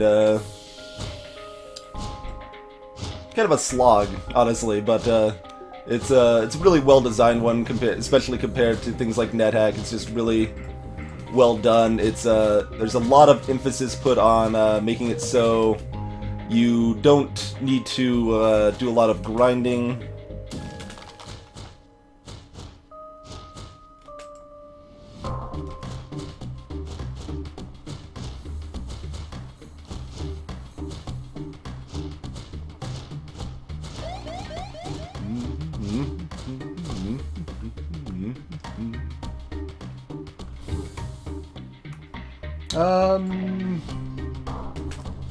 Care about a little fire damage? Probably not.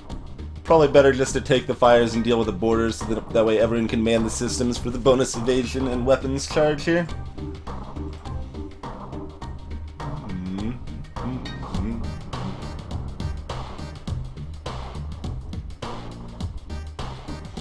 It might have Layla Sight. Yeah, I need to check out that event again.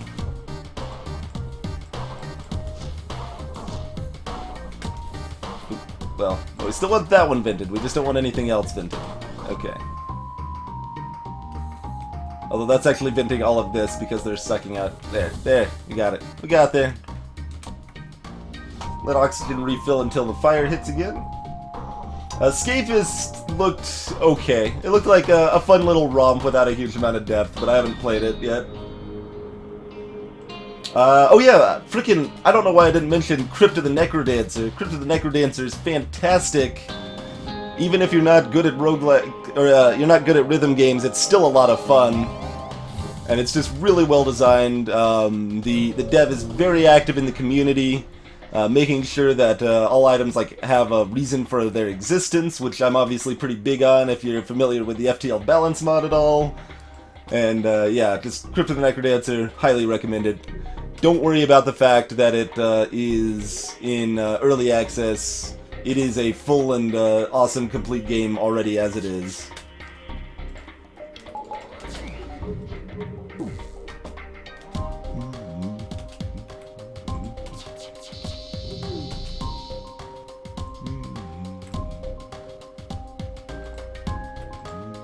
Guess we don't care that much about the weapons. Can we hit enough other stuff we care about?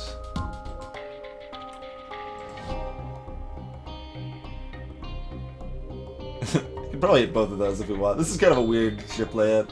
I guess I could always just do something like, oh, can I hit oxygen there too?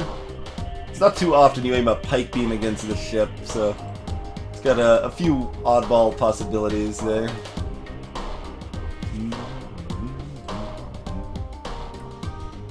Doesn't look like I can also hit the oxygen though. Oxygen and shields both. Yeah, no other angle is going to be better than that, so... Oh, sorry, oxygen shields and weapons all at the same time. That's what I was trying for there.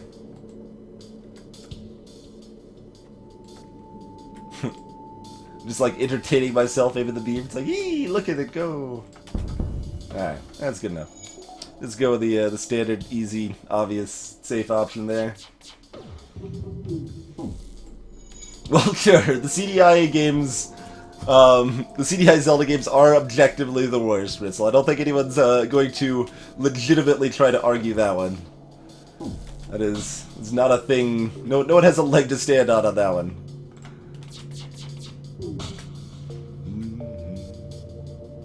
Kind of want to damage. Yeah, whatever.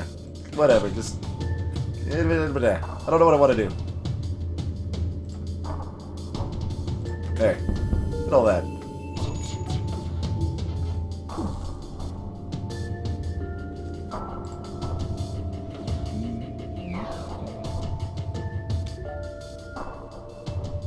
Yeah, we'll wait for the Iron Blast, sure. Wait for the Iron Blast again? Fine.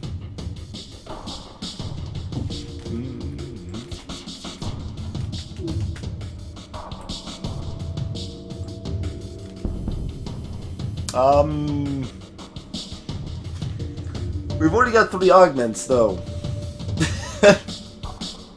That sells for more than the repair arm does. Let's see, that sells for 30, the repair arm sells for 25, so it's actually, the augment is basically like 5 scrap. That's what that augment is, 5 extra scrap than what you see listed there. So normally this would be an automatic accept, because I could sell that replicator off for 30 lovely scrap, but in this case we haven't had a chance to go back to a store yet, since we were gifted that that repair arm. No, I guess not. That's a good offer. Like I feel like I should give them their lives because they gave me such a good offer, but no. I'm gonna need something better than that. Greetings, Hammer. Yeah, 46 scrap is way better. Even though it's only 40 or 39 scrap after reduction from the recovery arm. That's okay. That means I'm not spending my drone parts on it, I guess. That's sort of a thing.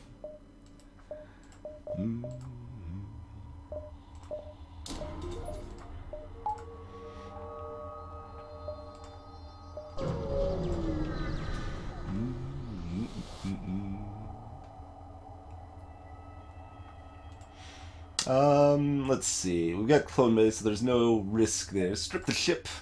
We get 41 scrap and a fight on top of it. That's a lovely double reward is what that is right there. They're gonna board me though. And they've got a big laser though. Alright, that's a fine place to board me. Do kind of the standard thing we just did on that. Probably shouldn't have used my battery backup here yet. Wait, how did they break in so? Oh, because they started trying to break in here, obviously. Pretty straightforward, really. It's not some great mystery how they broke in here.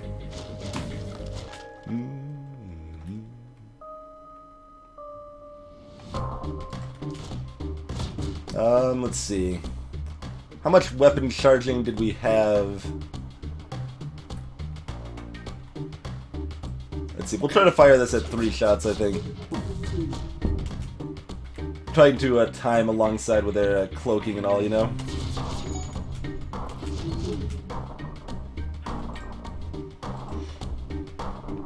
Yeah, these are strictly the 4 most important, well, 3 of the 4 most important systems to hit, so we'll hit those instead of doing a little more damage, I think. Look at the edge, you get the doors back online before they break through here, though. Doing good work with that repair skill.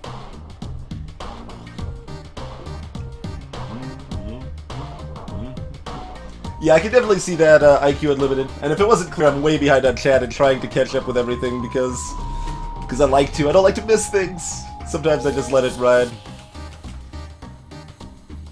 But yeah, like I definitely got a lot of enjoyment out of ADOM and played quite a bit of it and learned it very in depth, really.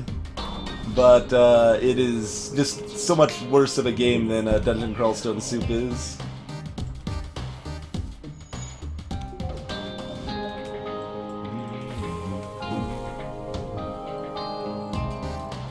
As far as as far as game design goes, it's a worse game. So, turns out if something is designed worse, I consider it a worse game. Fancy that.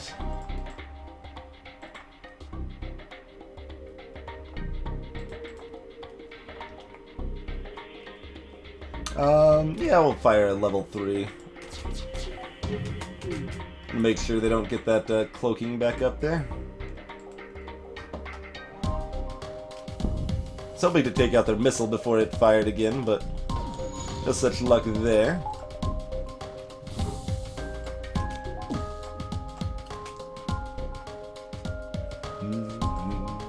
Greetings, Drop the Moon! Welcome to the chat, sir. Yeah, I could definitely see that. I haven't tried Risk of Rain since the most recent like updates and stuff. I haven't even really played much with artifacts, so I think there's definitely still enough for me to go back to and get some more enjoyment out of, but it definitely seems not as strong as some of the other roguelite titles.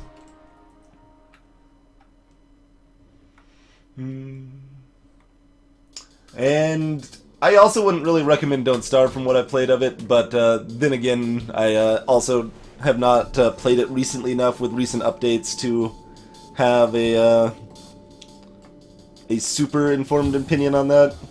But from what I've played and seen, it's just pretty drawn out. It's strictly either look stuff up or try it out and then die. I don't, and that is not something I consider good design.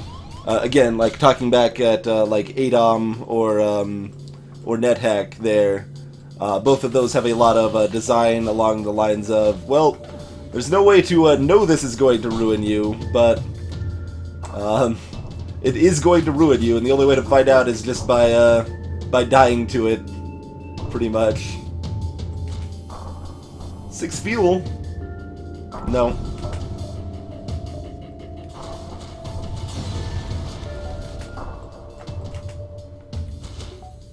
No thank you on 6 fuel. Whoa, no, hold on. You get down here too. Oh, that's... I just stopped manning the doors.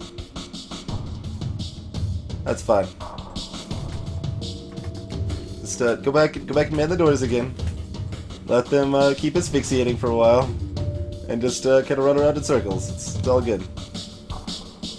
No reason to take extra damage to my crew than necessary when we've got a clone bay.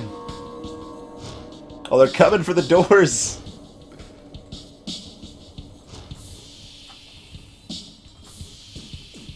Alright, there we go. My Indie combatants took them down.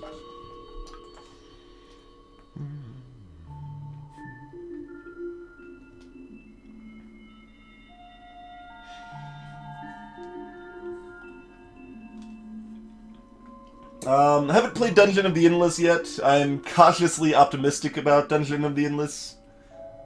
I kind of feel like I would have heard more good things if it was really good by now, but maybe just not many people have played it yet. But yeah, I'm looking forward to trying it. It should be fun at least.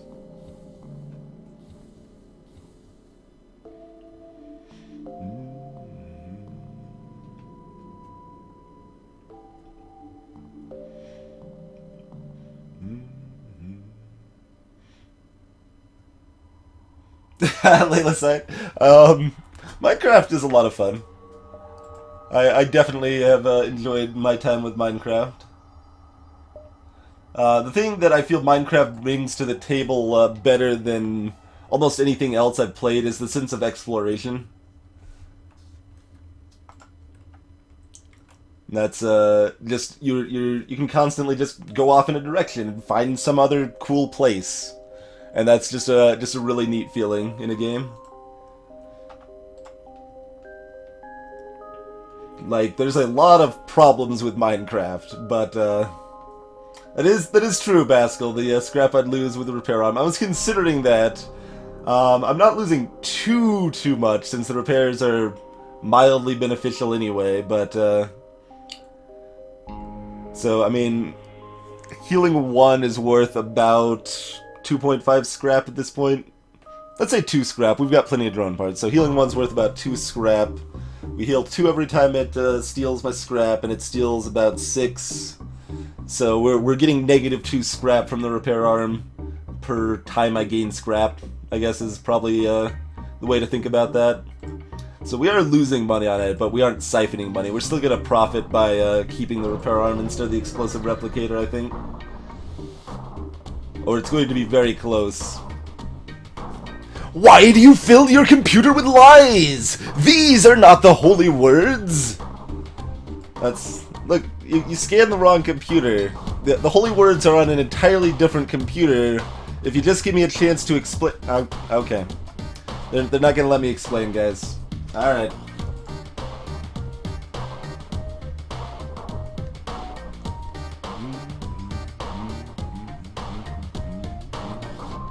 Greetings, Dr. KillMD. I'm just gonna sell it off. Like, the repair arm's terrible and we don't want it.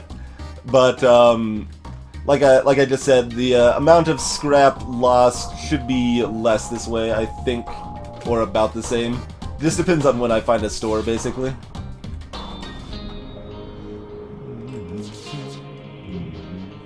All 3 of those miss. Alright. Be a while then on the pike beam.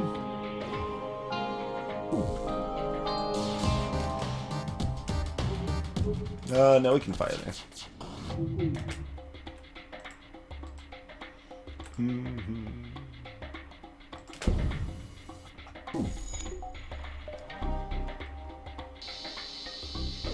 Catch you later, Twitch Mage.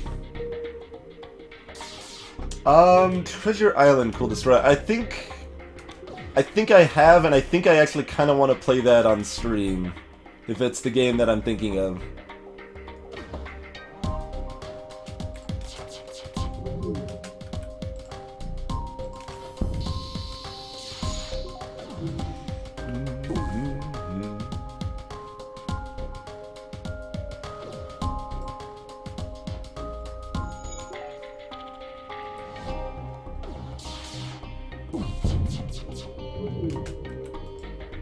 They're doing a pretty good job keeping their ship repaired.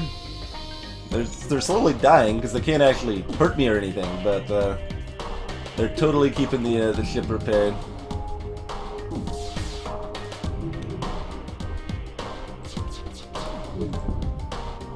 No, I like the beam just like flying off into the middle of nowhere. It's like pointing to over here or something. No, not taking the surrender offer. 44 scrap. The Zelda animated cartoon was enough for you, Slug Mercenary? Well, excuse me!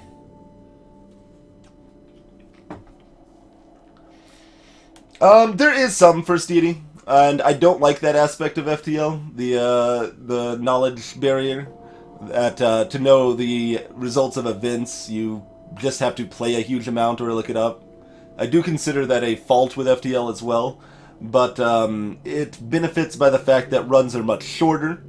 So if you're just playing it blind, you can far more easily end up beating the game on your own accord, especially if you're playing on easy, than you can in anything like Don't Starve or NetHack or ADOM, where like in ADOM you basically have to look something up if you're going to ever beat the game, because the in-game is nonsense and you have to piece things together in the right way, and you just straight lose your character after putting 20 hours into it, and that's not good design. Like I said, I don't think it's very good design in FTL either, but I think it's not nearly as necessary in FTL, and you can get a good enough sense just from playing to still do well enough to be good at the game, even without ever looking anything up. Gakovsky, I haven't played Darkest Dungeon yet. I'm sure I will eventually. I've talked about this a little bit, that I'm not terribly excited about it. Just nothing in it really grabs me as actually looking that interesting to play to me. Yeah, I mean, there's probably at the very least some enjoyment there, and people certainly do kind of want me to play it, but I don't know. I'm skeptical how good I'll think that game is.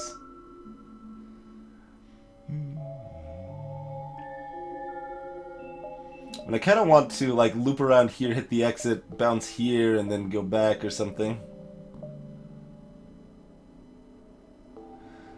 So yeah, we got 3 until the exit. So we can either just do like 1, 2, 3. Pretty straightforward. Or we could do something like...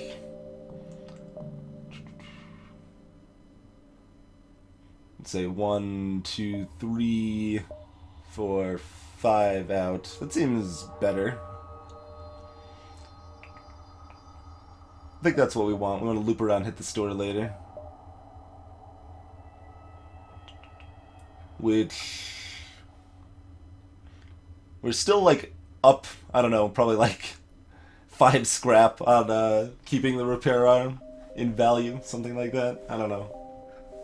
It's silly. It's about the same either way, though.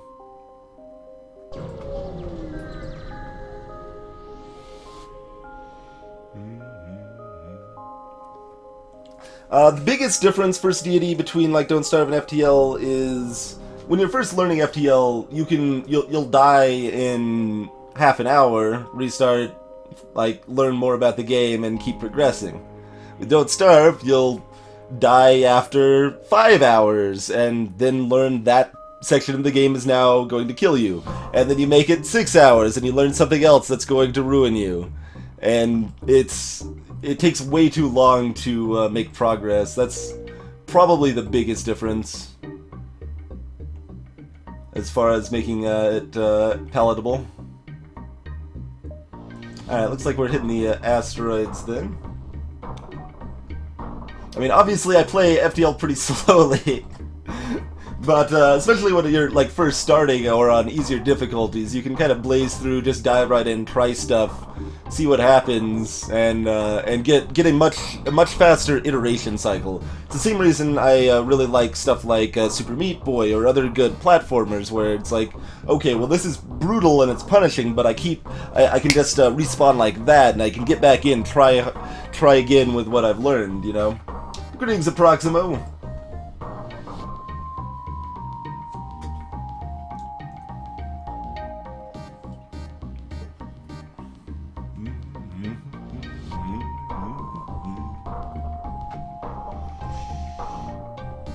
Just figuring out if I want any other upgrades. We don't really need to worry about it too much. Let's just proceed forward, check out the shop.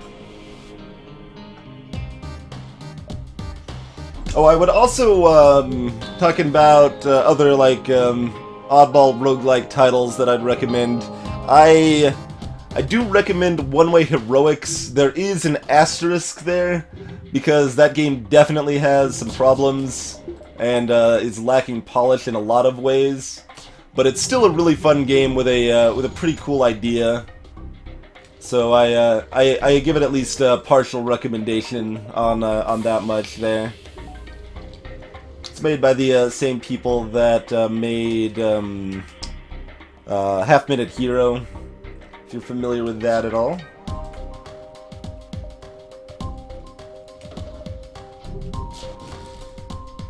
Block their laser shot, that's kind of good.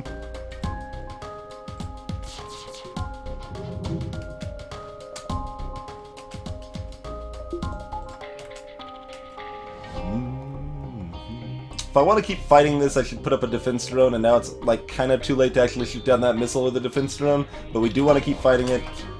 Okay, we do shoot it down in time, that's good. Because we are going to eat another missile, more than like, oh, come now. Defense drone! That wasn't your job!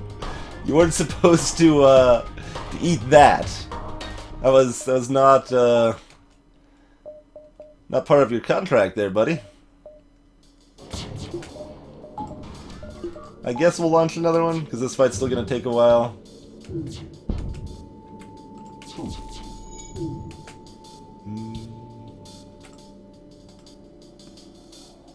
Could certainly hit more rooms up top. We can't hit as important of rooms.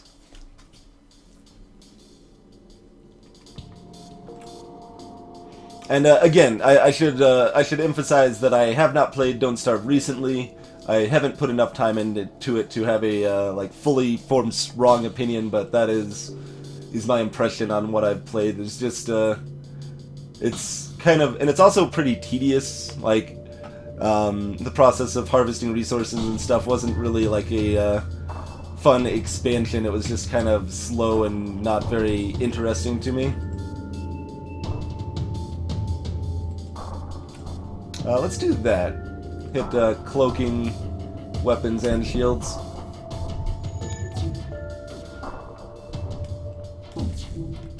Gives a more chance. We do want to hit shields because that gives more chance for asteroids and stuff to do their job against it.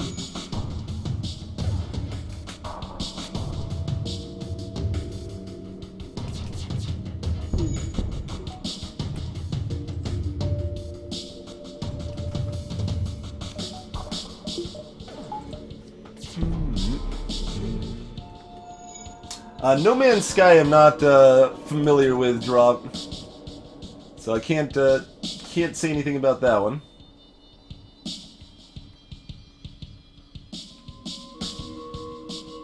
Ninja Soap, welcome to the chat, sir. How far behind am I still on chat? I'm like 5 minutes behind still. That's okay. It's all good. You can be 5 minutes behind.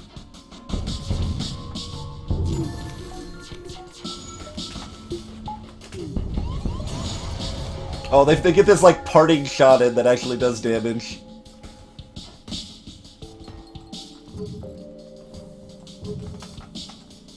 Is that breached? No. Just still out of oxygen. Oh, because my oxygen's off. Right. Like, why is the oxygen not coming back?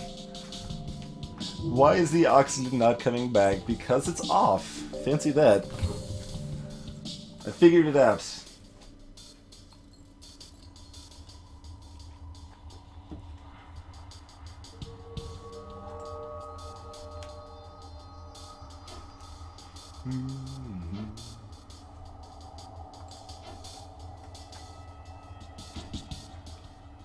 Yeah, and as Yama said, that's a good point that he made like 6 minutes ago.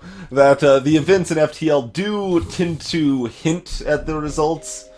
Like they largely like suggest like, okay, if you're choosing this option, like it's dangerous for your crew.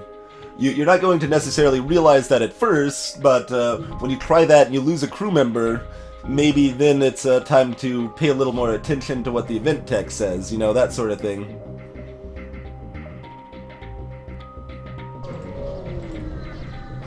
Mr. Equinox mentioned one-way heroics probably about the same time I did. Nice. Very nice. Reactor for 5 missiles, 2 drone parts. So reactor for 2 drone parts. That's 30 scrap for 2 drone parts? Yes.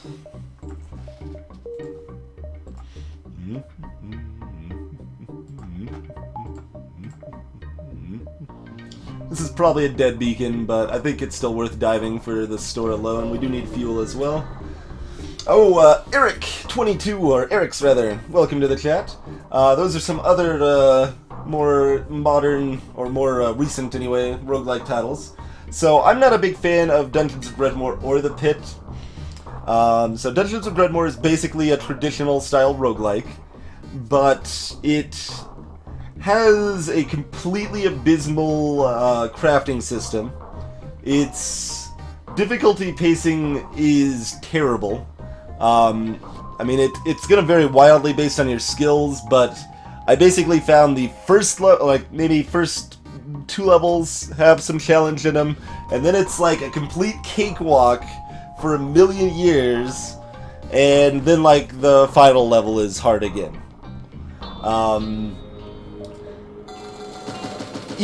It's also horribly, horribly long and drawn out for pretty repetitive content.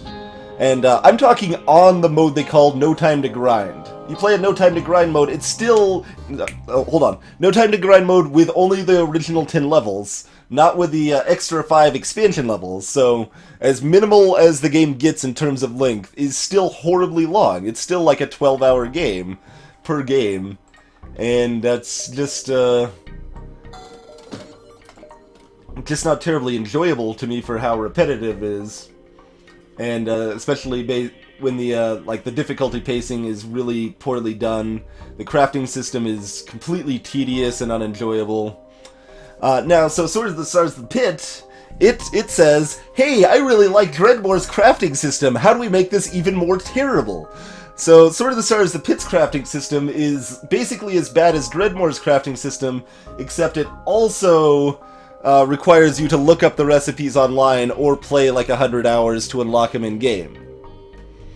Because that's a good idea for some reason. I have no idea why. So, I would say Sword of the Stars, the Pit literally has the single worst crafting system I've ever seen in any video game ever. Like, I'm not meaning that as an exaggeration, I mean that as straight up fact, worst crafting system I have seen.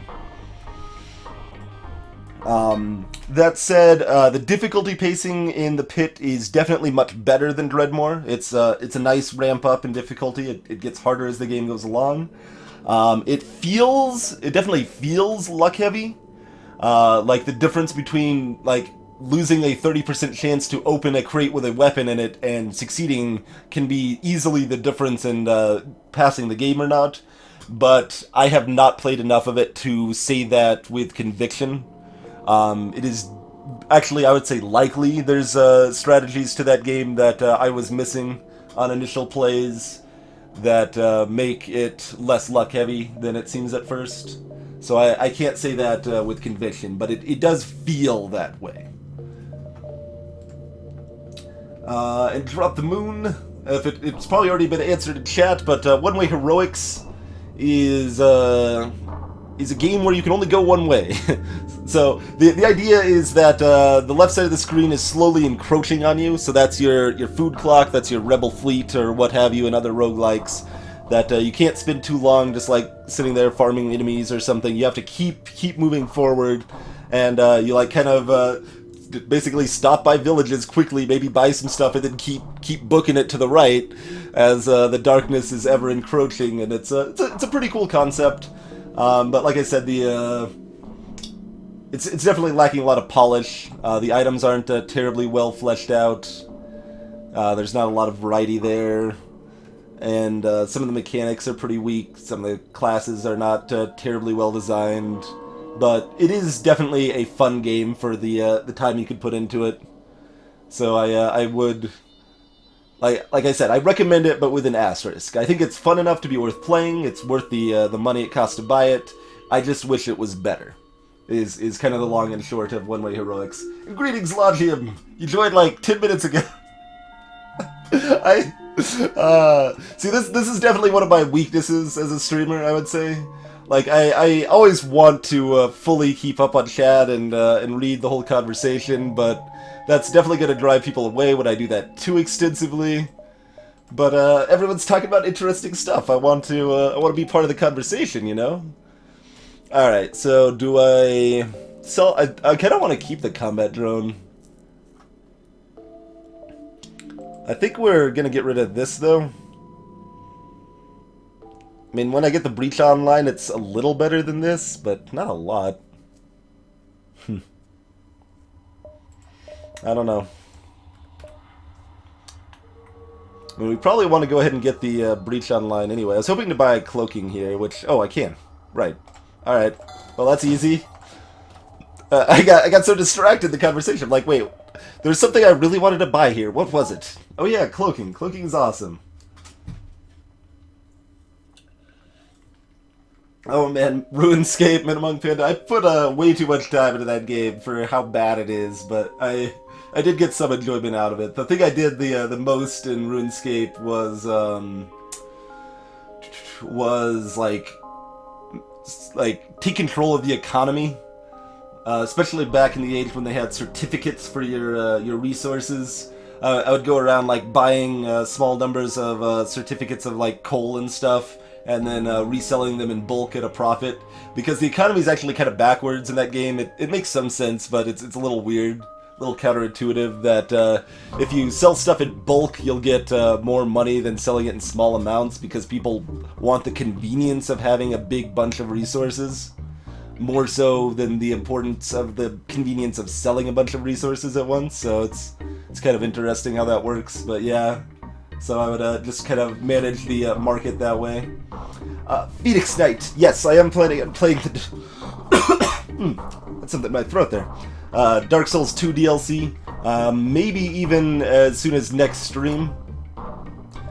I guess we won't worry about selling that. Again, it's only worth 10 scrap. We might use it, and we don't need the scrap, so let's proceed forward. No! No, we already made that mistake before. We're not selling any more drone parts. I could get away with selling 3 drone parts, but there's no need. I wanna keep it.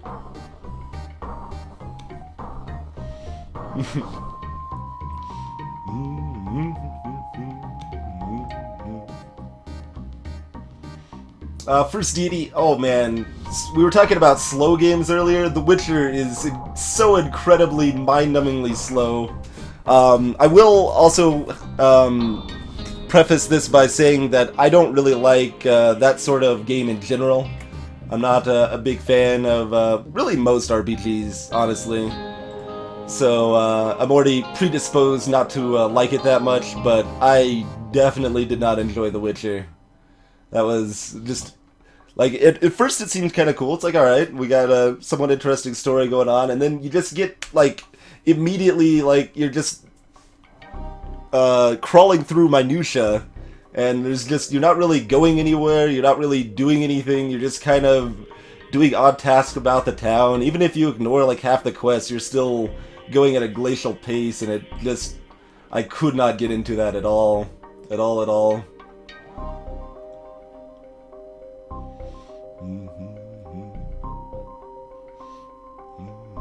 And yeah, Lilithite, again, I think it's a bad thing that Minecraft has the fact that you need to look up the recipes, because trial and error is utter nonsense.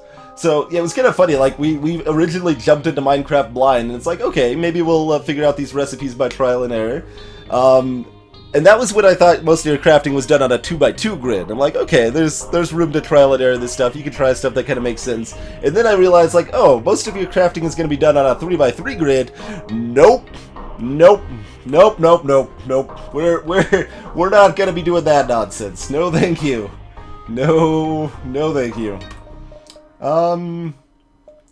I probably want the breach bomb online. Let's go ahead and wait till the next sector.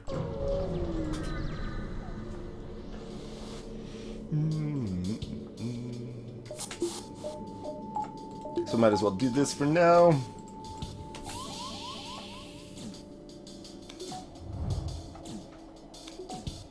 What I will say as far as that category of game goes, I do recommend Vampire the Masquerade Bloodlines.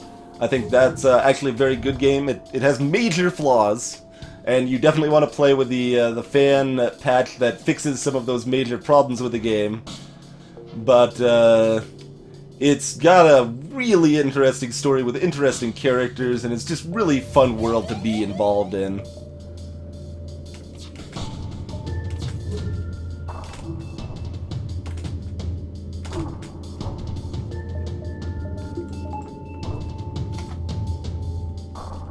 I think this is close enough to dodge the ASB. We're gonna be a little greedy, try to dodge those 2 laser shots and the ASB.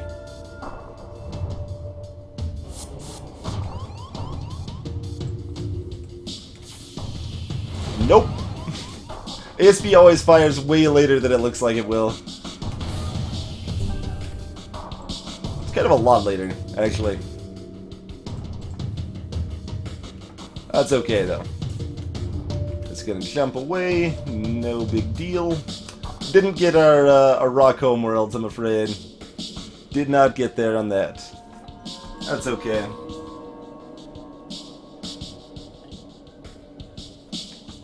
Greetings, password. Kaylee trying to distract the chat there. How much do we care about stores? We still want better weapons, I think. I think we still want better weapons.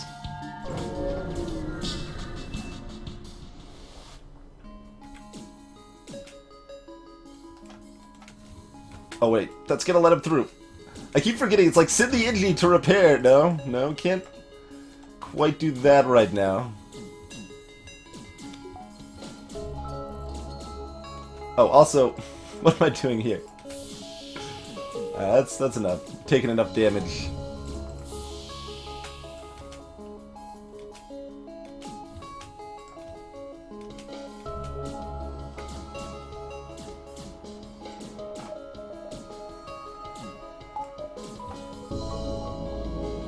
Alright. Do we want to fix this breach too? Maybe?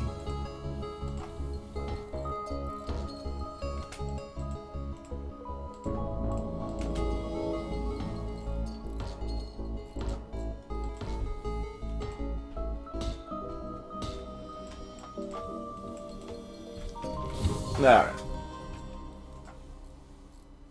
It can sometimes lay on the side.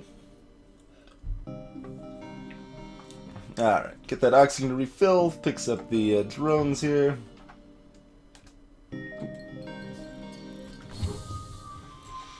Ageless Assassin, welcome. Amen. Opinions on Terraria. I enjoyed Terraria a lot. It definitely is a different enough game than Minecraft to be worth looking at. It's going to be better for some people, worse for others. I enjoyed the exploration aspect of Minecraft so much that that kind of overtook all of its other flaws for the most part, and I did find Minecraft more enjoyable than Terraria, but I still had a lot of fun with Terraria, and I might even still revisit it at some point. Terraria definitely does progression in the game far better. You're actually kind of going through, doing stuff, and advancing. This is a terrible sector. I can maybe hit like one of these beacons, but these 4 beacons are just out of bounds. Those 4 beacons might as well not exist. Boo to that, man. Boo to that.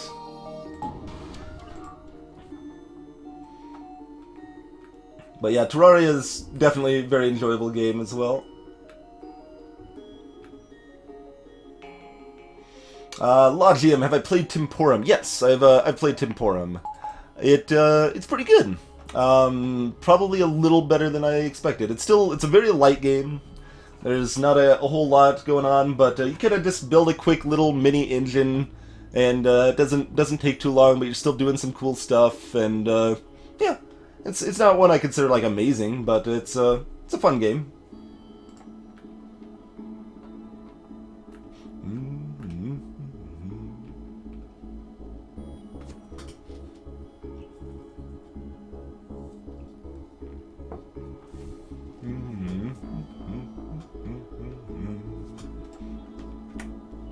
Alright, proceeding forward. This is a dumb sector, we're definitely going to dive. So we're probably gonna try to... oh man. This is such a dumb sector. I guess my inclination is kind of to loop back here and then hit this beacon twice because we don't really have a choice. Oh, we'd have to hit this beacon twice too? Come on, sector! Get your head in the game. Alright, do we hit the exit beacon and that... yeah, this doesn't connect down here either. I hate this sector. This sector is dumb. Definitely one of the worst sectors I've seen. Alright, that's fine. Doesn't matter which of these 2 beacons I hit. They are effectively the same.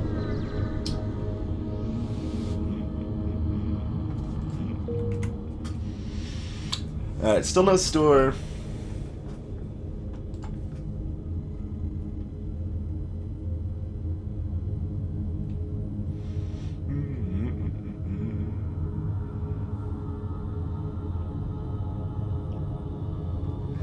Hey guys, I'm caught up in chat now. This is a monumentous occasion. Alright, so we got 6 hops to get here, so we do like 1. I guess the 2 nebula we don't have enough fuel though. Not unless there's a store right here. I hate this sector so much. 1, 2, 3, 4. There should be a stored one of these 3 if there's not here. Let's see what we get from here. Hey, Sandlander.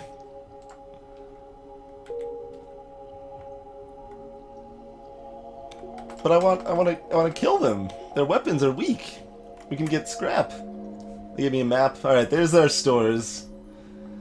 We got our map. We got our stores. Okay. So if that's the case, we do want to hit both of these. We'll probably hit both of these twice because that's just the way the map's laid out, I think. So 1, 2, 3,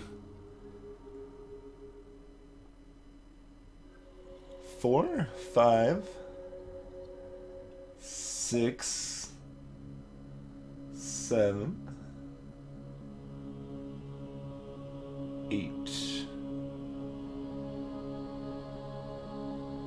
9, 10. Yeah, I think that's about right. That looks about right.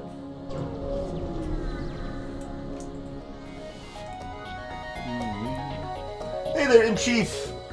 Yeah, Nabi is an intermittent thing. Often something I do to end the stream.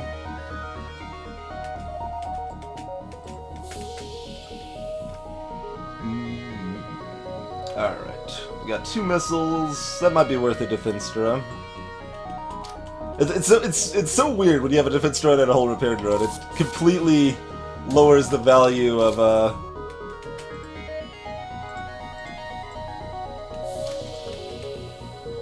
Oh, yeah, I probably didn't want to quite tag that down yet. That's okay, though. They aren't getting anywhere quite that fast. But yeah, it totally lowers the value of the defense drone by having the hull repair drone. Because you're spinning the same drone parts.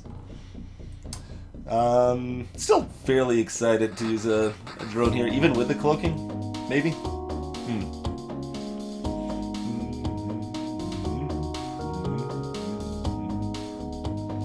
But yeah, you can always play Nabi otherwise if you'd like, in chief. Just feel free to ask people in chat, or I think some people were playing it before the stream as well. I will be doing a long, like full mini marathon board game stream at some point, but I can't say when that'll be. There's still definitely more preparation needed for that one.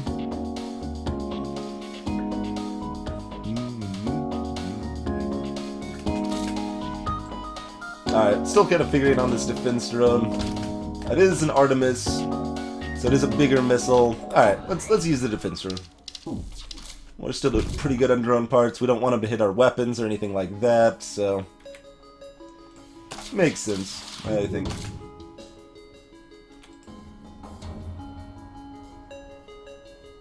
Ooh, can I hit both of those? Pike beam aiming doesn't happen nearly as often as other aiming. Okay, I can hit all of those. It's 1, 2, 3, 4, 5, 6, 7 there. Pretty good.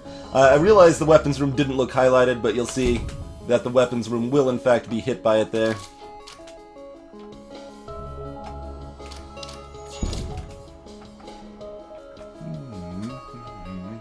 A greeting spirit to you! The hot tea is hot and it hurts. It'll cool down and then it'll be delicious. Hey there, Kelvaxes. I should make a command for that, not a math addict. I should. Mantis ships, I would say, don't have decent shields, Layla. They have lower shields than most other types of ships in the game. Generally speaking.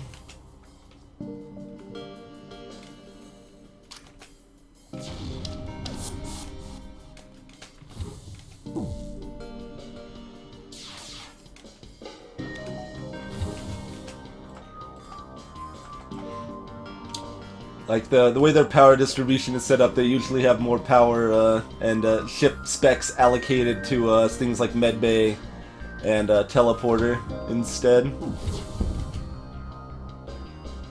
Like, even their weapons tend to be a little lacking. It varies a little bit. Either their shields or their weapons are going to be a little lacking most of the time, I would say. This is just from playing the game. It's not something I have, like, hard data on, but that is what I have observed anyway.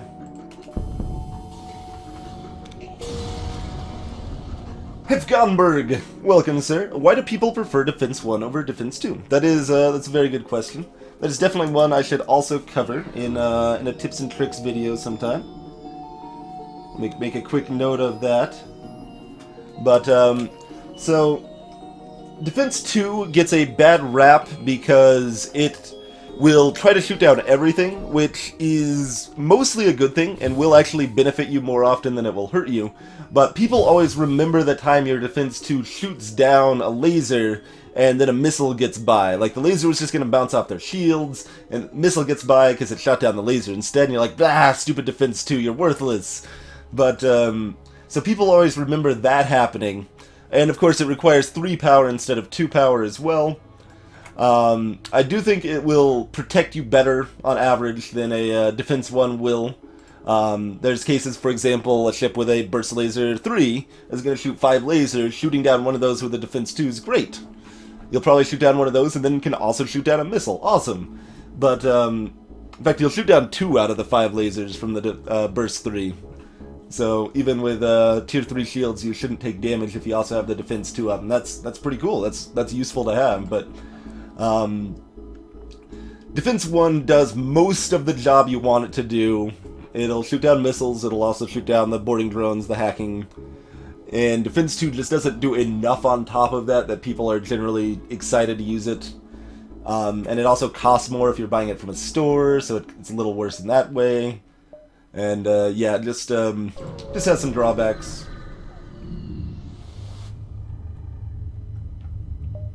Piloting. Blue option for piloting. Leave our shields up, as always, just to make sure we, if we encounter drones next fight, we have our shields already up.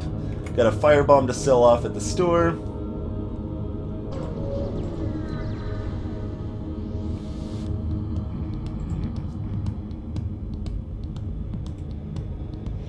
If you're doing a shieldless run, though, Defense Run 2 is one of the absolute best things you could possibly have. Holy crap, they've got a Flak 2 and a Burst Burst 3. We do have cloaking, though, so that definitely is helpful there. If there was a room for your reactor that took damage and lowered your power output, Kelvexes, that would be wonky. I don't think I would really like it. There's already enough importance for systems being damaged and managing. Like, it wouldn't be the worst thing in the world. The game could certainly be balanced around it, but I think it would be worse for the game if that were the case. Think we can do this? Yeah, because we got the reloader and the fully trained crewman. Gonna miss most of those shots, though. We can still cloak this bad boy right here.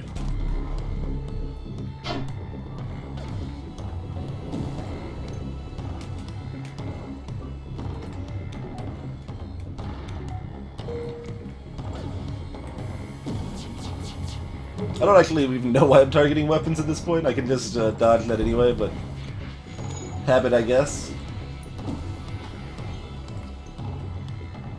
Catch you later, Drop the Moon. Sleep well, sir.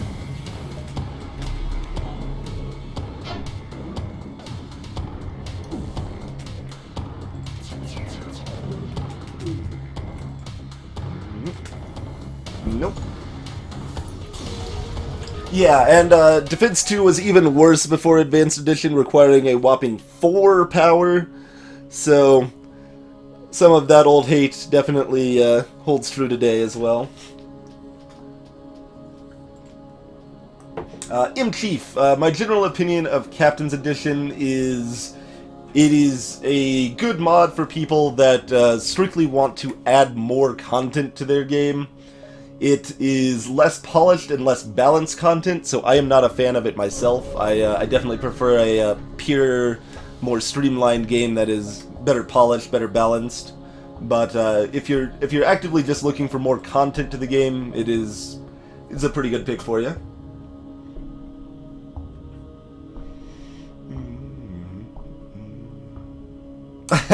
Afghan, yes.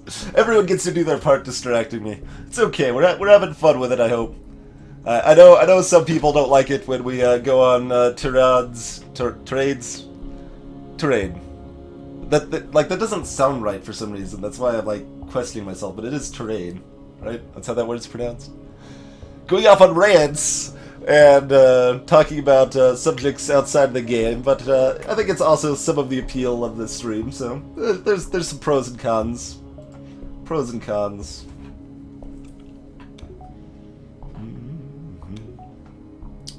Tirades. Yes.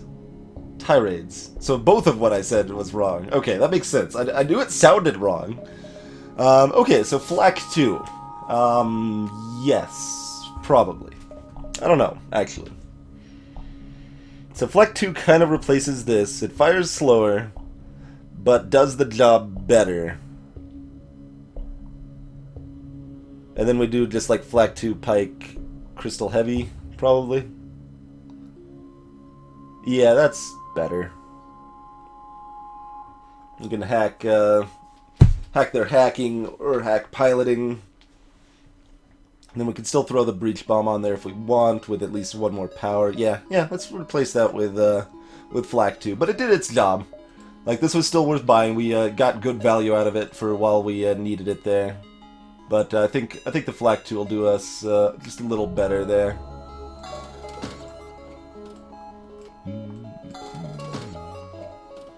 Alright, how much fuel? Probably all of it. Got 1, 2, 3, 4. Need 12 fuel to leave the sector. Alright, we're buying all the fuel.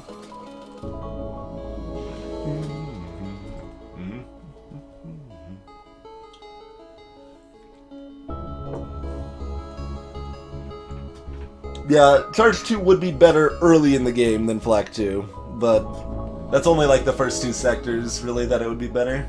And even then it's a little questionable, but firing faster is so good early on.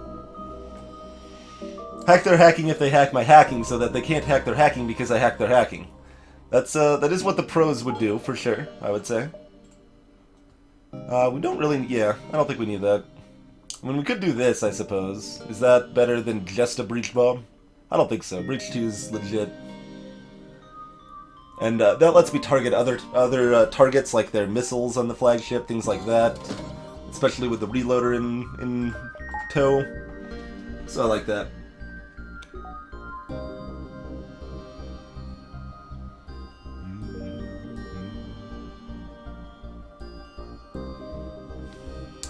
Okay. Anything else we want at the store? We could buy Reverse Iron Field.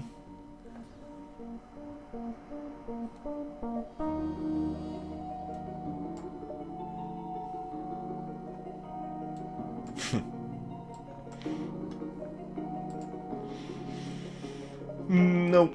Okay, we are hitting one more store, but it's gonna be after a while. Let's go ahead and grab probably that. Backup battery can supply power elsewhere. Actually, let's go ahead and grab that. We know we're gonna want that.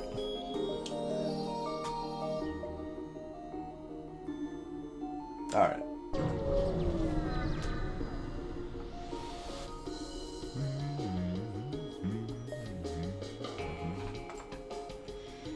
Oh, they're getting bored me. Hey, now, don't actually board somewhere that's relevant. That's cheating, guys. No one said you could board somewhere relevant. Do you guys remember me authorizing them to board my my cockpit?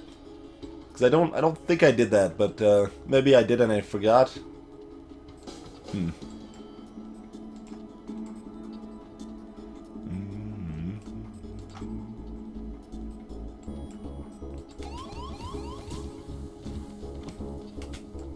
Oh, I meant to already be venting this.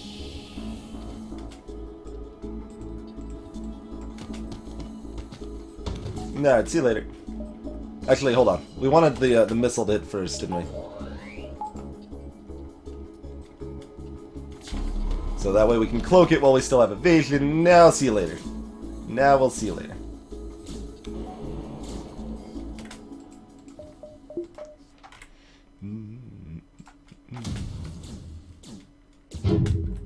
Oh, I should have already fired this. That's okay.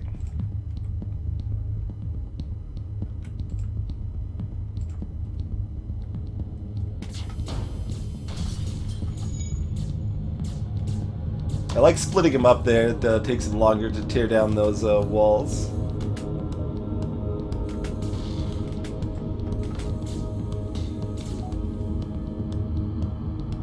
Oh, that is only one door. Are they actually gonna destroy my cloaking? I guess they might, huh? I should have vented this out sooner already. Not the biggest deal, but something I should have done. Okay, we did get it in time. Nice.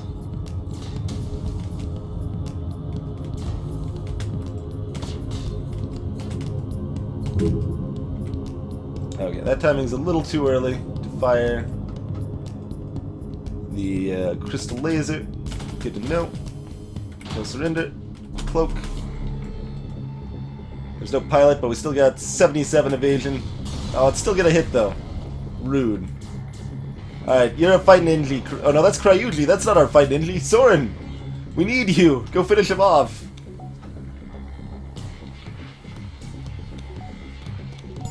There you go. Soren punched that guy in the face.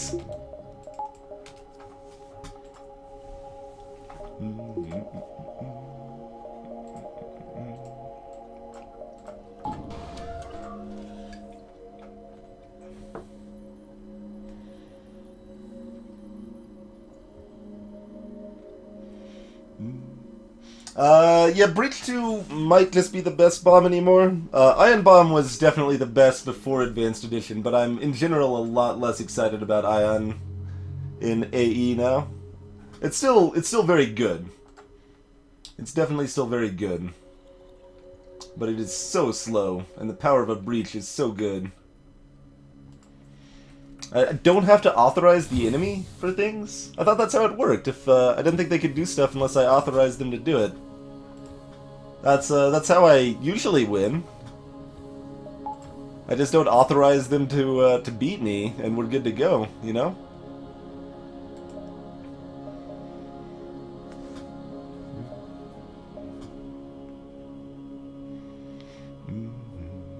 Yeah, we'll save our money for the store, since we're visiting it anyway. Was it Layla site? I didn't think it was, but you might be right.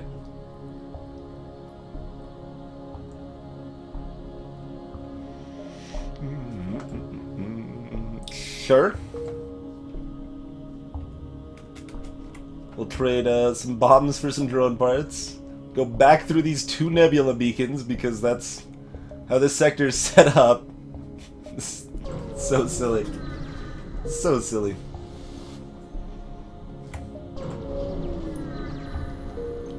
I mean, it's only like revisiting 1 beacon, because 2 nebula beacons the same as 1 beacon in a normal sector, but still feels very silly.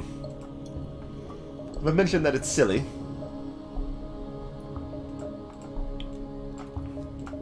Theoretically, we could use that. There's also... yeah, there's about equal blue options for combat drone and hull repair drone, which is to say, like, 1 each or something. Put some claws on the end of the mittens. That's right.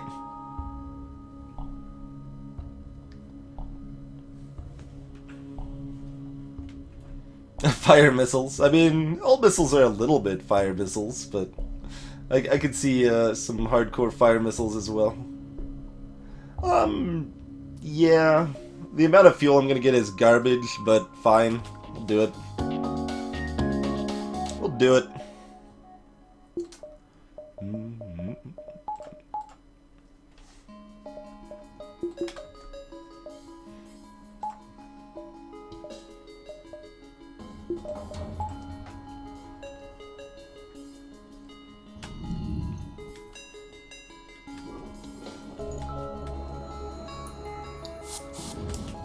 It's a slower border. Yep, that is a Rockman border. That's what I thought.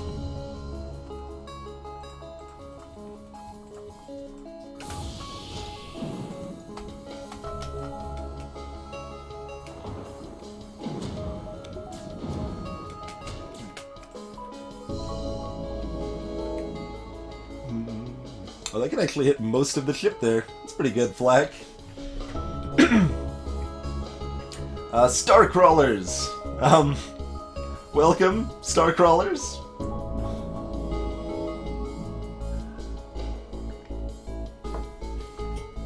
That is a little suspect, but I guess you're not hiding it. That is your name.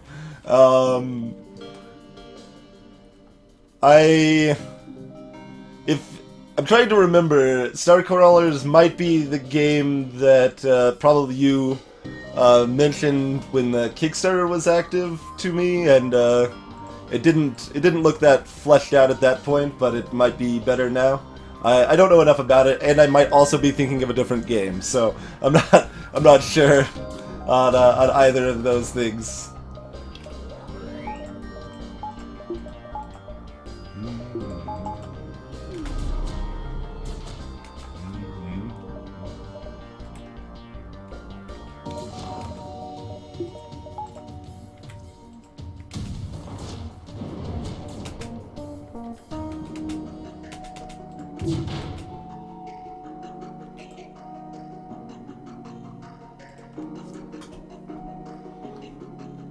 Hey there, Slow Rider.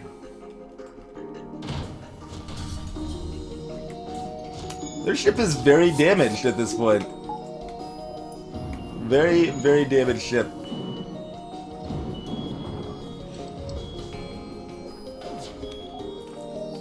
I'm doing okay on temperature wise here.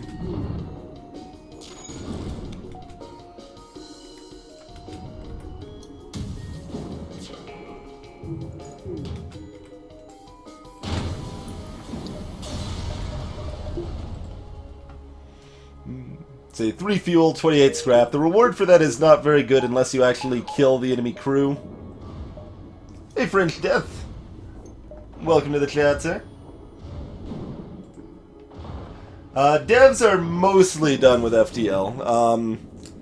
They will very likely do another bug fix patch at some point at least. They probably won't really add any more content, but I do expect another bug fix patch at some point here.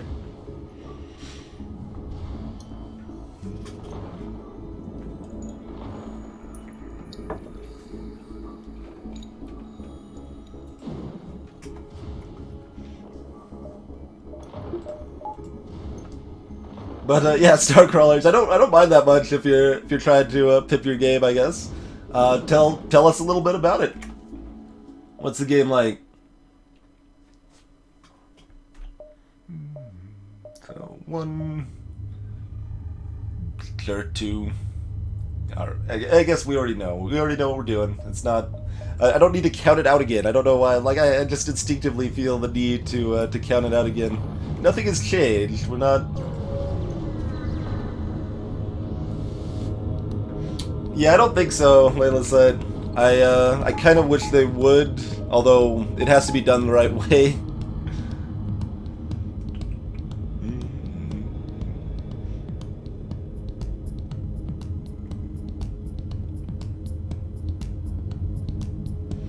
Bjorg, he said they're probably not going to fix it. Meat sack, damn it. Distracted me. I'm reading your garbage, man. Flak, not so good against these ships, but still does some work. Do we want to breach it? Nah. What are you gonna hack?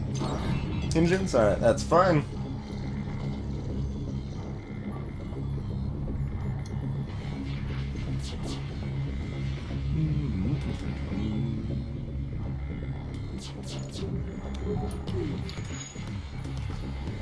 If enough shots were gonna hit, I was ready to cloak if need be, but didn't think it would be necessary.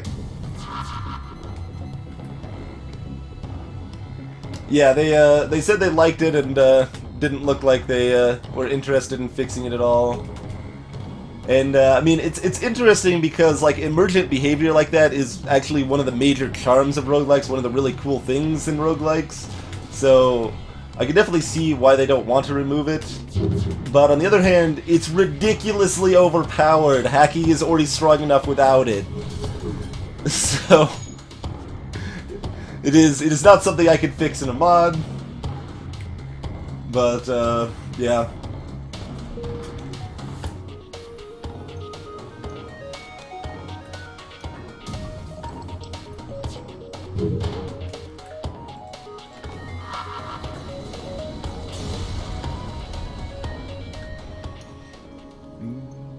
Oh, it looks like Starcrawlers did actually just come by to spam.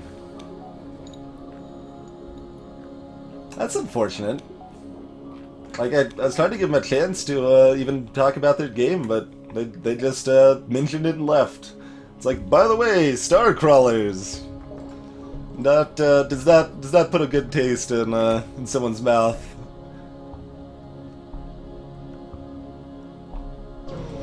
Just that it's really easy to bypass defense drones with it. I'm in.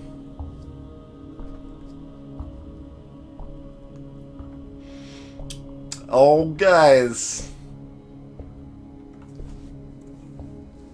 No, no, no. I want to, though. I really want to. But after last time, I don't think we can. I don't know. It's fun. It's fun. We would receive our just desserts. Hey there, Warp Speed.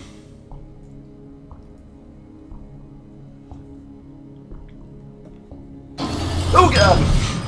Sudoris just resubscribed.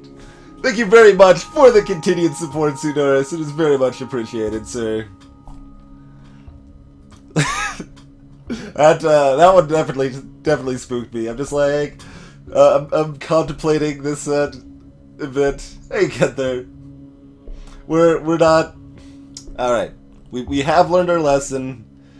We're not quite enough ahead that we can afford the risk. Our weapons are fine, but like it's not like we're carried to victory here, so we aren't going to risk it for fun because we don't want to risk the streak.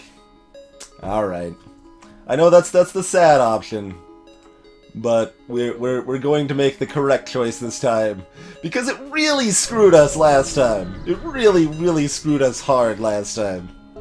So. We're just not going to risk it this time. I'm sorry.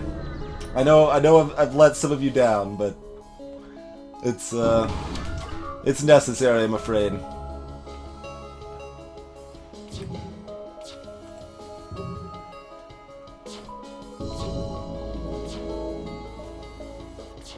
Oh, you should probably get on manning weapons again, huh?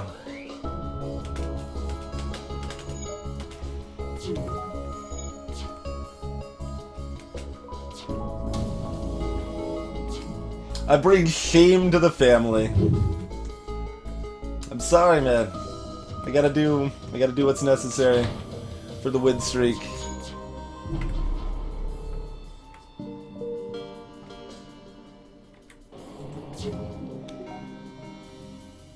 Yeah, there are 4 possible outcomes for that event, Velvety. One of them is, as described, one of your crew transcends to another plane of existence. No longer cares about you or your crew, and basically just ceases to exist. They cannot be cloned. Where they have gone, they no longer wish to return, you see. You can also get a free healing bomb. Okay, whatever, that's 20 scrap. You can get a fight. That's cool. That's a decent chunk of scrap, and you can get a high scrap reward as well. So the other 3 options are all good. But the option for losing a crew member is really bad. Gunther. Only if that crew member is named Gunther, okay? Otherwise, it's not guaranteed. That's the only way to guarantee to lose a crew member. Just name it Gunther. You're not on the crew, Little M. I'm sorry. We can't even buy more crew here.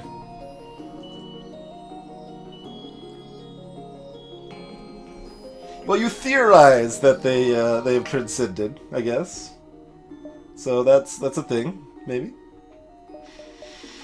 Shield charge booster? Yeah, maybe.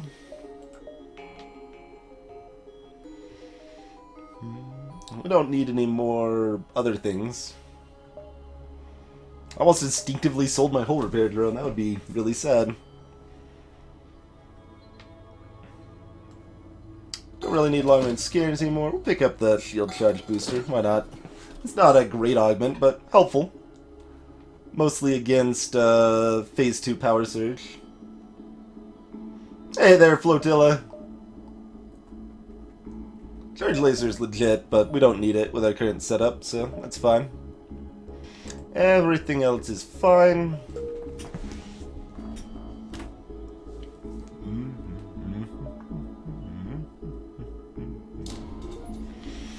But at least that. We're certainly going to want that. And that. And we'll figure out the rest later. I think. Yeah, I'll figure out the rest later. Zoltan Bypass sort of works with Breach too. It sort of. Not really, but sort of.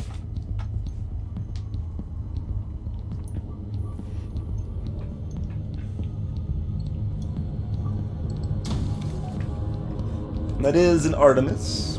Do we want to cloak it? No, because we want to cloak the ASB instead. Okay. Do we want to level 2 cloak it? No, because we want to level 2 cloak the ASB instead. Check. Oh, come now! Fix it, fix it, fix it, fix it, fix it. Fix it, fix it, fix it, fix it. Really? Okay, 4 out of 7 missed. This is not as expected. See, I wanted to level 2 cloak right now. That's what I wanted to level 2 cloak. Cloak this missile and cloak the, Okay, it missed. That's good. Oh, right, we're in a nebula. There's no ASB. So I should have cloaked the first one.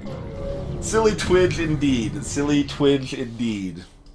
Alright, well, whatever, it's 2 damage.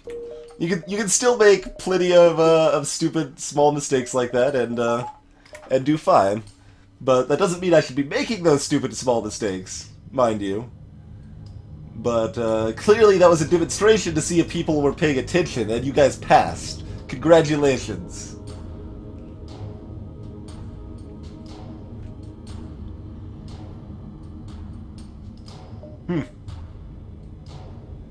Yes, that's pretty reasonable. Got plop, plop, plop, plop. I don't think we care about the store anymore. Should really decide what else we want to buy. Shield buffer is pretty legit. Yeah, I'll figure out the rest when we know how much money we have left, but shield buffer is really good. DD ASB is anti-ship battery. Basically, it's supposed to be like a planet-side gun that's shooting at your ship that takes a while to fire, but does damage, like high damage, and causes a breach.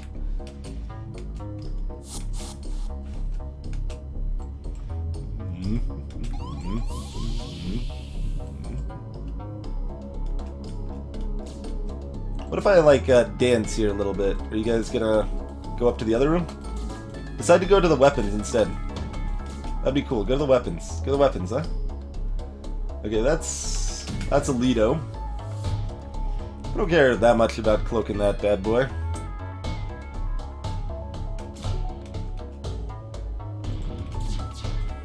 Oh, I did! I convinced him to head up here to the weapons! Beautiful.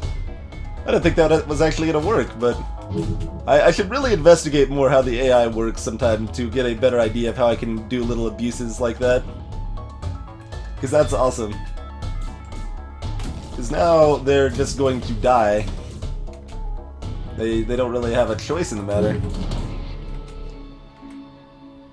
Well, I was a little late for my pike beam.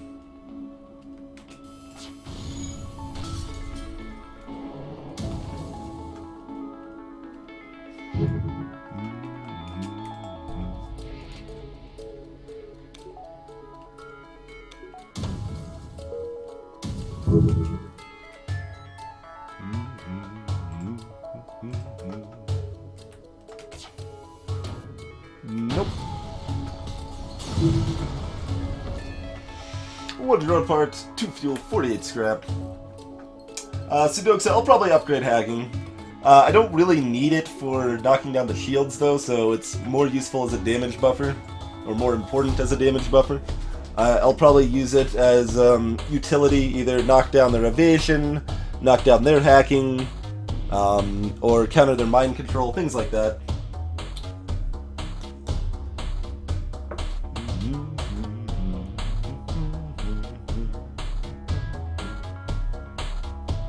What are the odds, little Imp? That's right. What are the odds?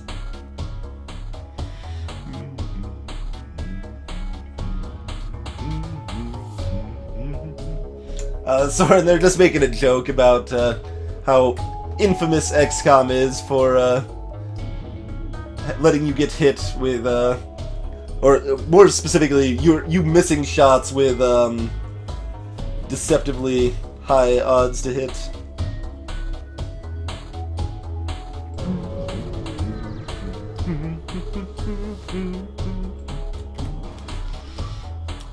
Oh, here comes the hack. Oxygen. That might be mildly inconvenient.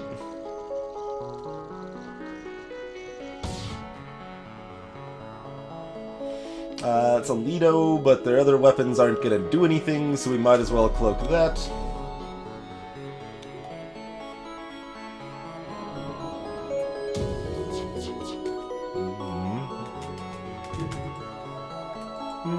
Yeah, let's try to hit piloting. That is the thing to hit there, I think. Yeah, there we go. Now they don't have any evasion left. Now they destroyed my oxygen as well. They really don't want me to breathe here. Really are not fond of me breathing. That's okay. I'm not very fond of my crew breathing either. So we got something in common, AI drone. We got something in common. We could be friends. We could be friends. Yeah.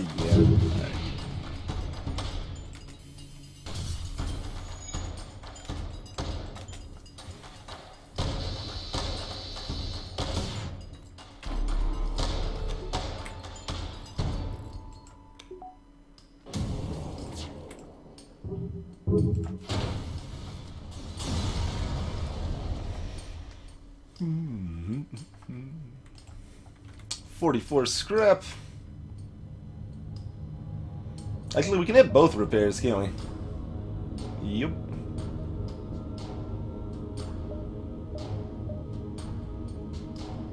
Let's see. Is there gonna be 1, 2, and then they'll be here, and then 3 they're trying to move. Yeah, we can hit both.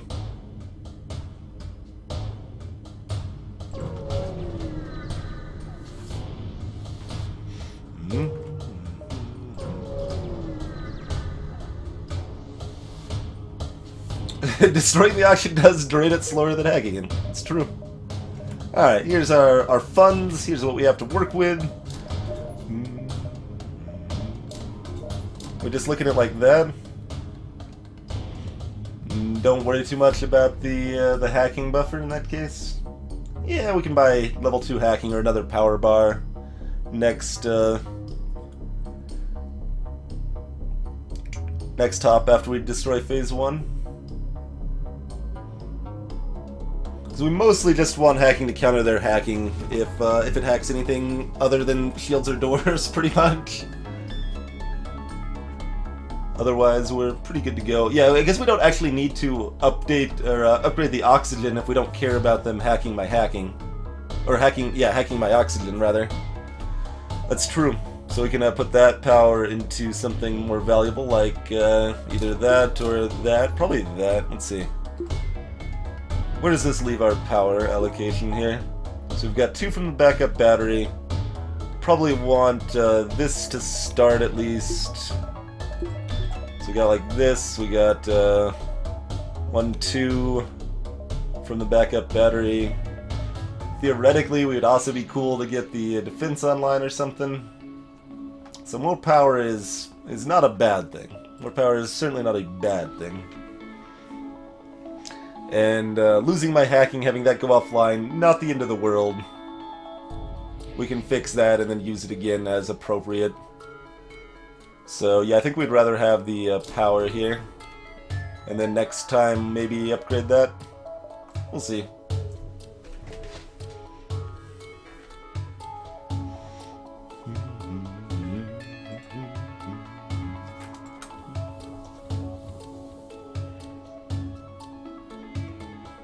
You still don't have to upgrade it right away if your oxygen goes down. We can wait the whole fight, generally speaking.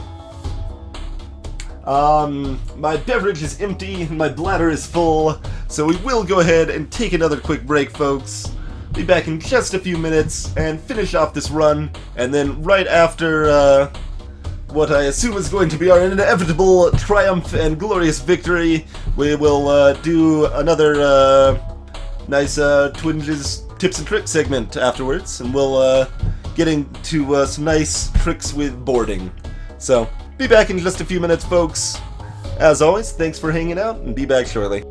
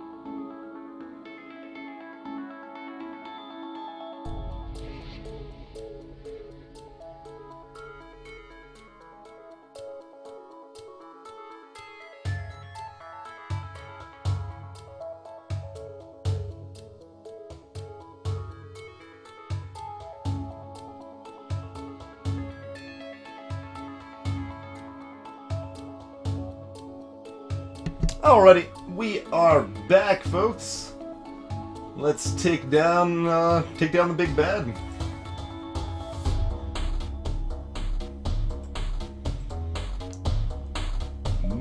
Everyone's already in position. All right, good to roll out then. Everyone's even full health after we jumped too.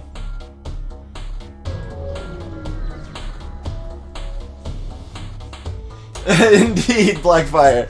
I don't go medium speed. That's pretty much true of me playing games just in general. I am not good at going medium speed.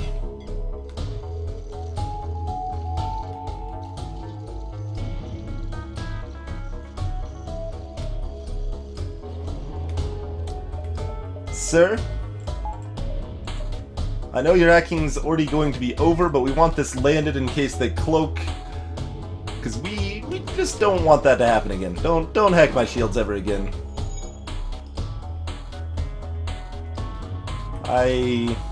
We've got the reloader plus the fully trained crewmen, so we can go ahead and fire this before they cloak again.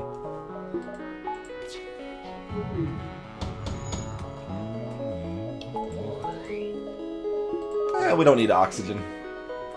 Oxygen's for suckers anyway.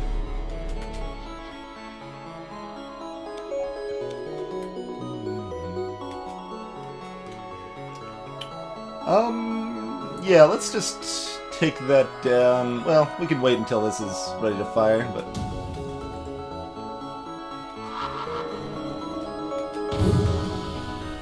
Take that down so they will not bother us with more of their shenanigans.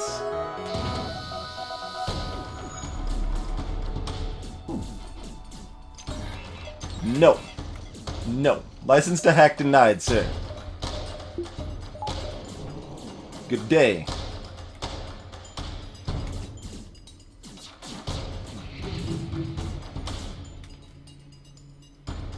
And that also clams up their crew progress, trying to move people around to fix stuff like hacking and all that, or sorry, cloaking rather. I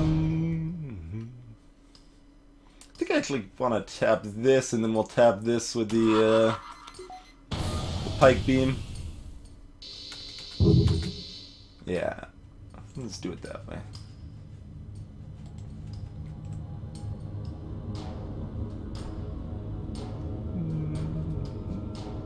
It's one extra room. Yeah, whatever. Let's hit that. Injure the other artillery to delay its timer as well. Hey now. My hacking's not yet up again. What madness are you trying to pull here? Sir? Sir. Excuse me. It's very rude. Really, they should listen to their elders.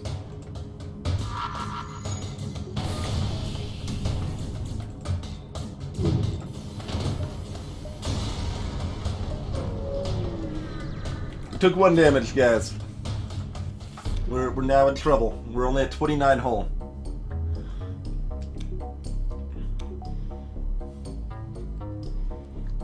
Sorry.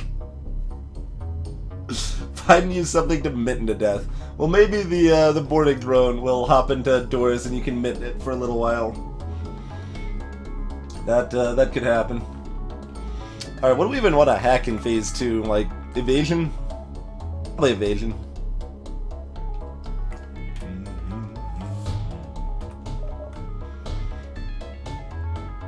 Doesn't really matter. We don't need hacking to win this fight. It's just convenient. Not actually going to use that combat drone. We're not actually going to use this defense drone either. For that matter, we're actually no. The combat drone's going to be useful at phase 3. We'll use it there. Defense drone could shoot down the boarding drone though, I guess. All right. We'll have the defense drone for phase 2. For the boarding drone.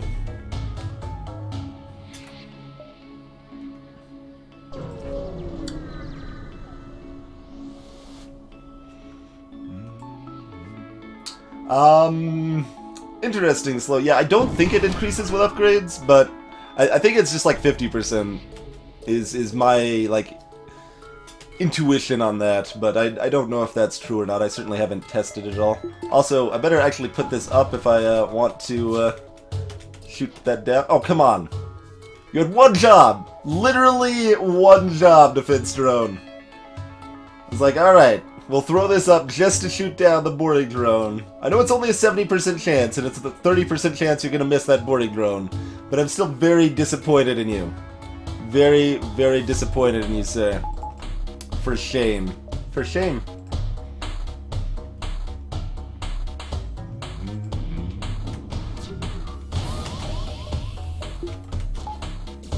Oh, they're gonna go into weapons? No, no, no, no. No. No. Send in the Mitten Men!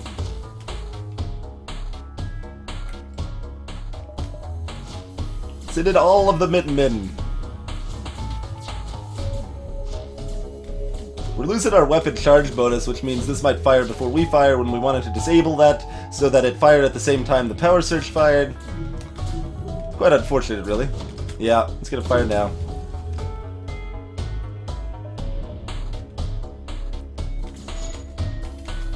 Look, if the drone didn't want to be shamed, it should be less bad, okay?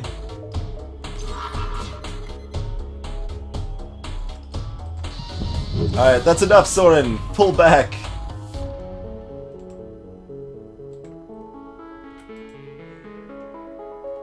Can we also hit piloting from there? Yeah, there we go. That's pike beam in action. Look at that shenanigans across the ship. It took out my cloaking, or my hacking rather. Alright, you go fix that then.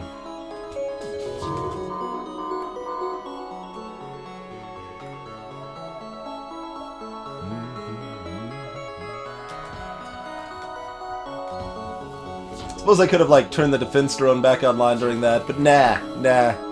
He had its chance, okay? Defense drone had its chance. No more. No more trust.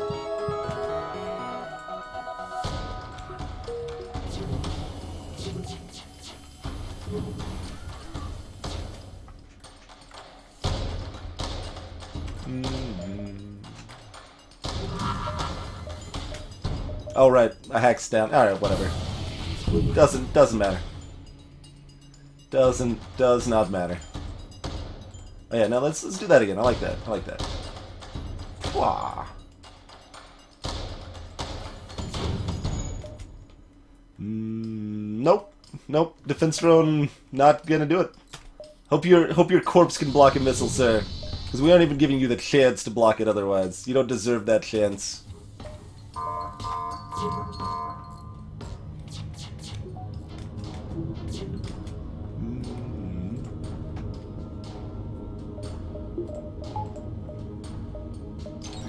Oh, it's still attached. I didn't think it was still attached for some reason. That's fine.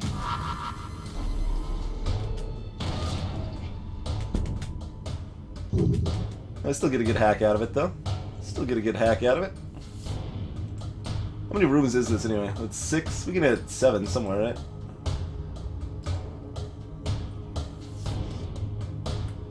I should really know this by now, where I can hit 7 rooms, if there's anywhere. It might just be 6, though. I know Hull Beam can do 8 here.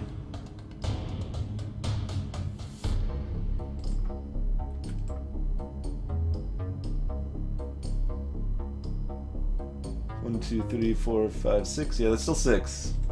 Alright, screw it. Doesn't actually matter. I'm mostly just curious at that point.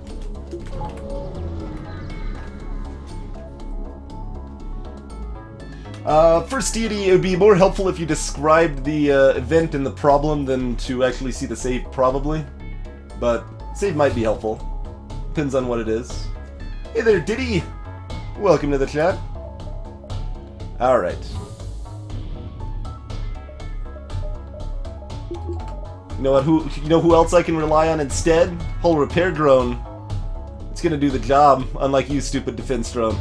Look at this. Look at this. He's now repairing 3. He's now repairing 4. He's repairing a full 5 because Hull repair drone knows how to get the job done. Okay. Hull repair drone knows how to get the job done.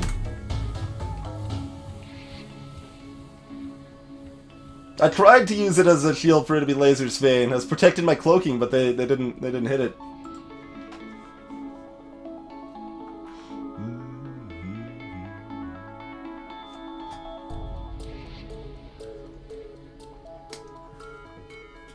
Alright.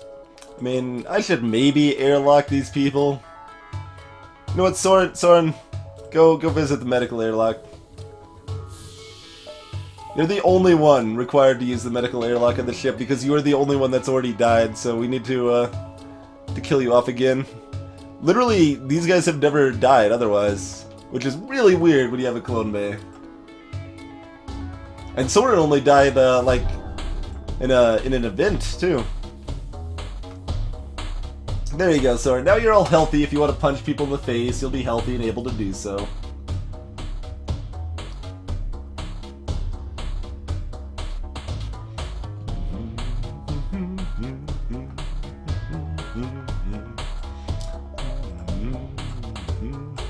Alright, defense drone, you're done. You're done. You're off the team. Just get out. I don't want to see you around here anymore, defense drone. Oxygen, you're not cool either. We're gonna buy sensors. Sensors aren't gonna help you, and oxygen might, but we're buying sensors instead. So that's how I feel about that situation.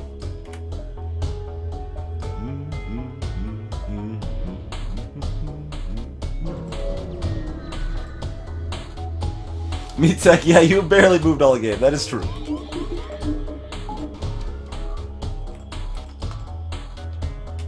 Ritzel's moving a little now because of mind control. Alright, Soren, you've got an important job. Oh, Alright, you go man doors. That's also important.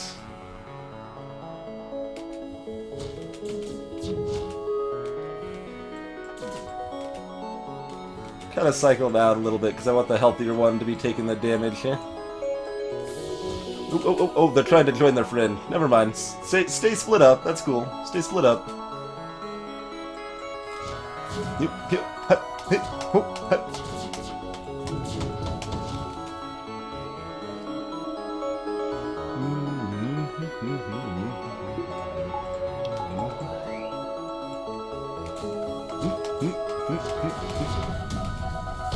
No, oxygen's down. That's not a big deal. Not too concerned about oxygen being down.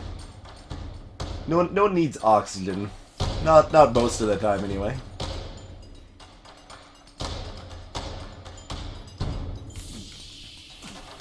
Fenceron did get benched and deserved it, okay?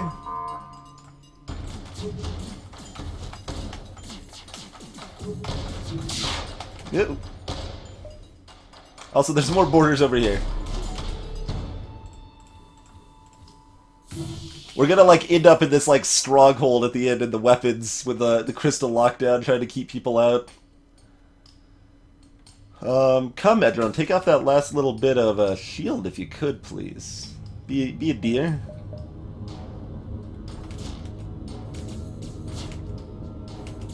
I'd rather this jerk stop taking down my my engines. I realize this jerk is on my team, but like, you should be about done with that now, right? It's gotta be... Yeah, there you go. I was gonna say, he's gotta be about done by now, I would think. And he is. Okay, we hit evasion to make sure we hit and wreck their ship. Or do we hit we hit evasion. That's more fun, right? That's more fun. And we're gonna knock down the mind control level with the pike beam at the very least anyway, so yeah. Alright, hit the old evasion.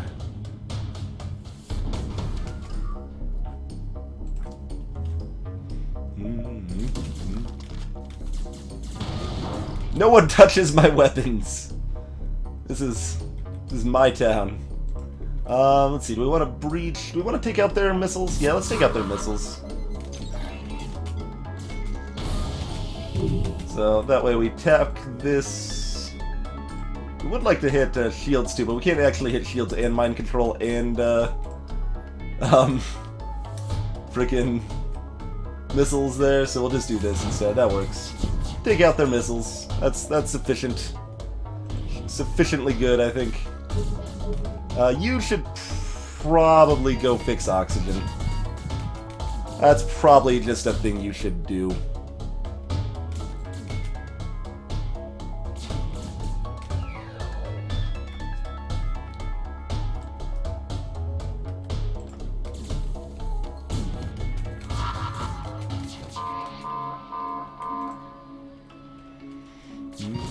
Oh my.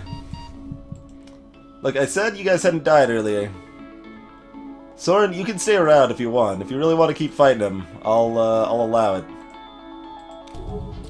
But, the rest of us are getting out of here. No, Soren, I just said, buddy.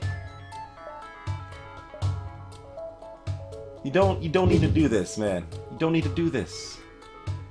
That's okay. We'll fix you up. Fix you up. I know you're not in your right mind. It's okay. Also, I totally missed the pike beam shot. I think I did tag mind control at least. No, don't kill Soren. Let's not kill Soren. I'd rather Soren not be dead. Or would I? You know what, Soren, you're a traitor. You know what? I changed my mind, Soren. You're betraying the team. I don't think that that your behavior is appropriate here, sir. Oh, you lived. You saw the error of your ways at the last moment, and you did live, Soren.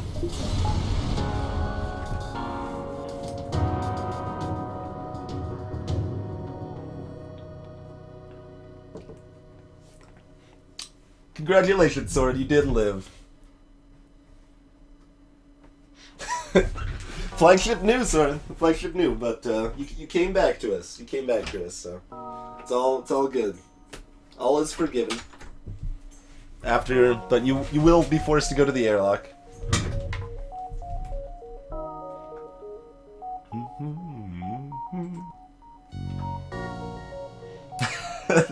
Cheeky hull repair at the end. Hey, Nightmare Phoenix. Thank you for the host, sir. Greetings, Speed Frog.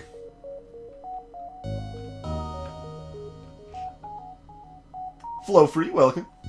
I think you were here earlier, but I'm not sure if I welcomed you or not.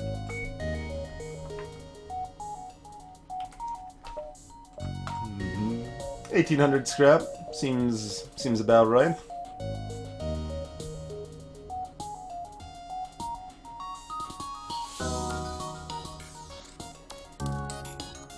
Glad you enjoyed it, Spotterman.